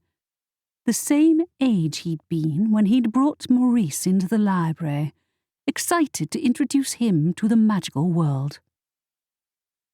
"He could have saved your mother, you know," Maurice said, "but he chose not to. The same way he could have made the magical world accept me, yet he chose to let your fellow witches and wizards cast me out instead." My throat closed up as Mum turned in my direction. I hadn't seen her looking so alive since before the cancer that eventually took her life. Perhaps magic could have spared her from death, but Dad hadn't had that choice. Maurice was wrong. Dad stepped to Mum's side. "Come here, Rory," he said. "You," I choked off. "You died. Both of you died." "Not in this world," said Mum. "Here I came back to the magical world and I lived. Because of you." I squeezed my eyes shut. "Dad never brought his wand with him. There was no way to save you. No way to save himself." "Do you agree with those rules, Rory?" asked Maurice. I opened my eyes. Dad would have broken the rules if magic could have saved Mum's life. He was willing to break the law to help a friend. Of course he would have done so again, if there was any chance it would stop cancer from killing Mum. I didn't doubt that an inch. He didn't help you, because you cast yourself out and turned bitter and hateful. You did this to yourself. Maurice's eyes narrowed. "You won't escape this, Rory. The curse has already taken your cousins, and it will soon spread outside the library. Imagine what will happen when the rest of the town finds out your father was the one responsible for the curse. They may already have guessed. I can still put a stop to it, you know. Just give me your father's wand, and all will be forgiven." So that's what he wants, to cast himself as the hero. But it wouldn't work, because I didn't know where my dad's wand was hidden, if it even still existed at all. "I don't know where it is," I told him. "But the Book of Questions does, doesn't it?" he said. "I'm told there isn't a single question it can't answer." "That's not true," I said. "It's failed to answer my questions before. My dad probably told you otherwise because he didn't know. Even my aunts don't know everything about it." "Then you'll never escape, Aurora," he said. Think, Rory. Letting him into that room was out of the question, not while the curse was still in effect. But Dad had left his wand here in the library. And while things might often disappear in the library, nothing was lost forever. I raised the Book of Questions. Maurice leaned forwards eagerly. and I hit him over the head with the book as hard as I could. Then I ran. His furious shouts pursued me as I pelted towards the illusion of my dad, now interacting with the copies of my aunts. He turned around as I skidded to a halt next to him. "What's the rush, Rory?" he asked. He can see me. He's real enough to know who I am. Maurice's shouts echoed behind me. I gave Dad a pleading look. "He wants your wand, Dad. Don't give it to him." His eyes widened. "My wand? I left it in the library." "Yes?" I said quickly. "Where did you leave it?" "I have it right here." He pulled it out of his pocket. Of course. If this version of my dad was becoming real, then so was his wand. Or a version of it, anyway. Whatever the case, it might be enough. "Please, give it to me," I said. "It's the only way to stop him." He hesitated. Then he pressed the stick of wood into my hand. "I trust you, Rory." I gripped the wand, which felt as real as any I'd handled in the wand shop. More, if anything. But that might be the terror pounding in my chest as Maurice strode closer. I held the wand out, and a rush of energy flowed through my veins, tingling up my right arm to my shoulder. Sparks flew from the end. Whoa. Maurice's mouth tightened. "Good. Now give it to me." "I won't." Real or not, the wand sure felt solid, and the sparks were proof enough that it would work for me. I raised the wand, waved it in the same way I'd been practicing for weeks, and the thief flew back into the bookshelves with a deafening crash. "Sorry, but the wand chose me." Sparks flew from the end, as if to accentuate my words. Maurice let out a hoarse scream and hurtled towards me. But suddenly my dad was there, blocking the way. "Do you really want to do this, Maurice?" "Roger." Maurice's eyes widened. "You're real?" "Real enough." Dad picked up the book of questions and tossed it to me. "Now it's up to you, Rory." "Right." I waved the wand, conjuring a rope to tie Maurice's feet together, the same way I'd seen Aunt Adelaide do when she needed to bind up a particularly adventurous paperback. Then I took the book of questions in hand. "I wish to enter the forbidden room." At once, I tumbled headfirst into nothingness, the wind roaring in my ears. Then I landed in the square room with the blank walls. Sylvester sat in the centre of the room, looking bedraggled. "About time someone came to rescue me," he grumbled. "I've been waiting on tenterhooks for that evil little man to come in here." "Don't worry, he won't," I said. "I need to know what he did with my cousins, and my aunts." "Your cousins? They'll show up when the curse is undone," he said. "As for your aunts, I suppose I can lend a hand, if you get me out of here." Darkness fell, and so did I. The next thing I knew, I lay flat on my back in the lobby. Beside me, the scene with my two aunts and my grandmother played out. My dad was presumably further back, watching Maurice. This is seriously confusing. I climbed to my feet and walked towards my two aunts. They paused, and even Grandma turned to look at me. "And who might you be?" "I'm Rory." I turned to Aunt Candace. "You set a spell loose in the library. I need you to undo it." She blinked at me. "You look just like me, but I don't have children. Neither did Roger last time I checked." "Oh, no. It was the version of them from the alternate world. They thought they were 20-something years younger, and that my dad was still alive. As for me, I didn't exist in this version of the world. I hadn't been born yet. I'm, your distant cousin," I said. "The lost cousin. Candace, one of your spells has escaped again."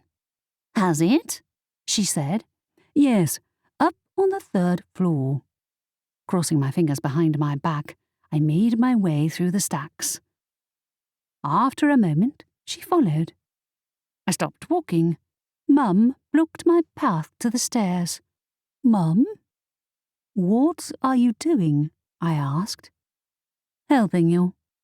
She held out the copy of The Adventures of Werewolves in Cyberland. Aunt Candace looked at the cover, bemused. "That looks interesting," she commented. Not a bad idea for a title. Candace," I said. "Please, can you undo the curse on the book? You're the one who cast it, and it attached itself to that title." "Oh, yes, the manifestation curse." She took the book, muttering to herself. "Tricky. I might need Roger's help for this one. Roger!" "Yes?" Dad approached us, and my heart jumped into my throat again. I was with both my parents for what was likely the last time in my life. When the curse was undone, they'd disappear. His hands were on the book, and he started to mutter under his breath, too. Around us, the library spun, its shelves blurring together. "Dad," he turned to me. "Do I know you?" "Ah, the curse is taking hold again."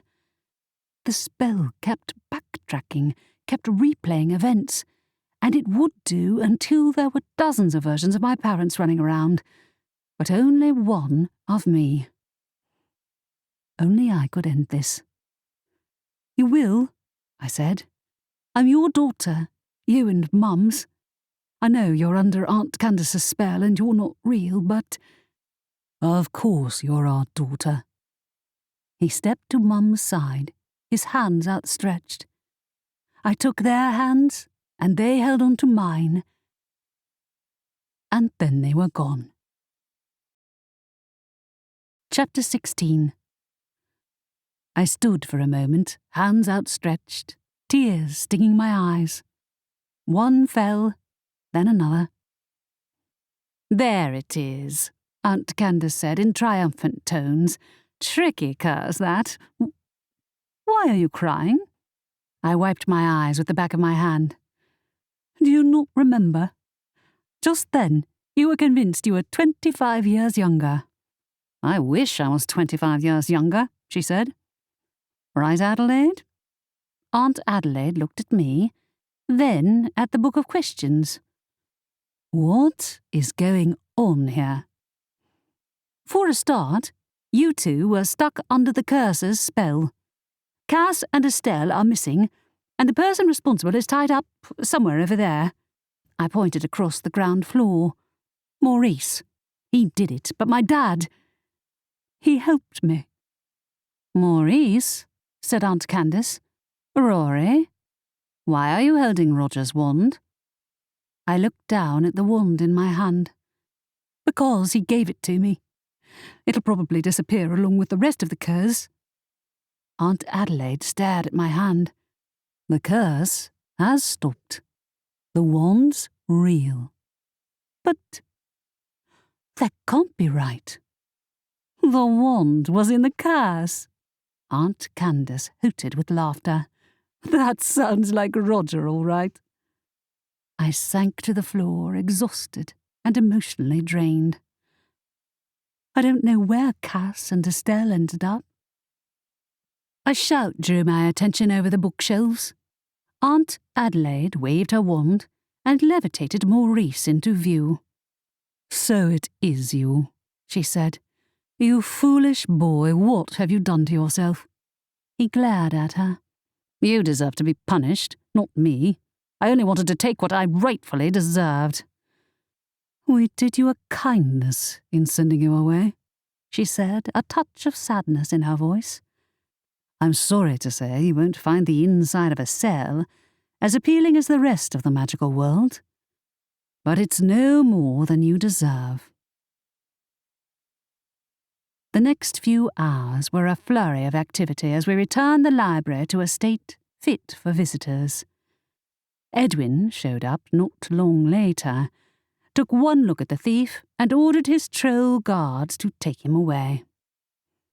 Aren't you going to tell him Aunt Candace created the curse? Said Cass, who'd shown up on the third floor along with Estelle, and had had to charge around catching the manticore and returning it to its cage. I think we'll spare him, said Aunt Adelaide. It is Christmas, after all. And the curse helped out in the end.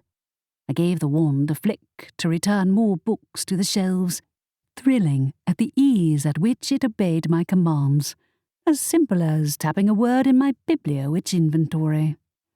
Yes, and you have a wand now, said Aunt Candace. I knew you had it in you. Speaking of my dad, I said, why didn't anyone tell me about Maurice? You never told me my dad invited his best friend here and then tried to get him inducted into the magical world. Aunt Adelaide grimaced. He was 17 at the time, young and foolish. So were the rest of us. It seemed harmless at the time. I'm sorry for everyone he hurt. He got it all twisted in his head and convinced himself we deserved to be punished, I said quietly.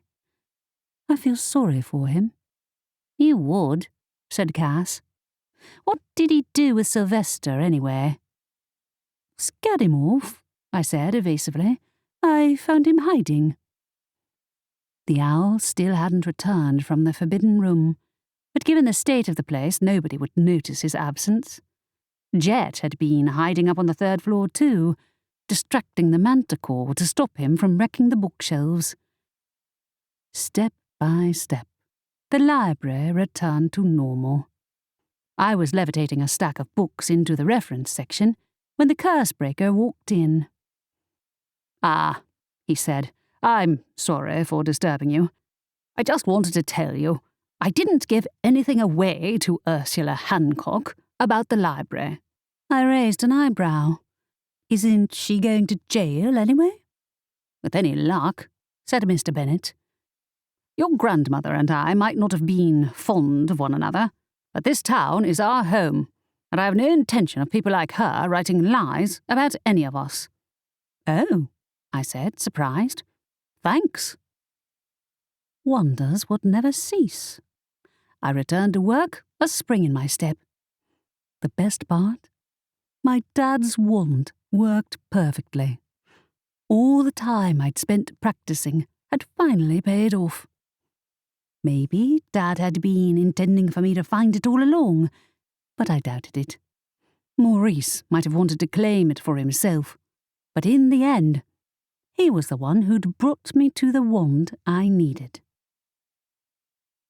A stream of other visitors and Jet's gossiping told us that the effects of the curse were gone, the rest of the town was none the wiser, and Ursula had been unceremoniously fired from her reporting job, as well as facing a hefty fine. We should throw a party, said Estelle. A real one this time, without spiked champagne. You know, that's not a bad idea, I said. Might want to give everyone the chance to recover from the holidays first, though. Everything would go back to normal. Or as normal as it got, in a town like Ivory Beach anyway. Humming under my breath, I returned to the front desk and spotted a note lying there. It was written in unfamiliar, looping handwriting. We have left town. Do not contact my apprentice again. The Grim Reaper. This has been Sorcery and Stories, a Library Witch Mystery, Book 3. Written by L. Adams. Narrated by Hollis McCarthy. Copyright 2019 by L. Adams. Production copyright 2019 by L. Adams. Edited by Sean Toole.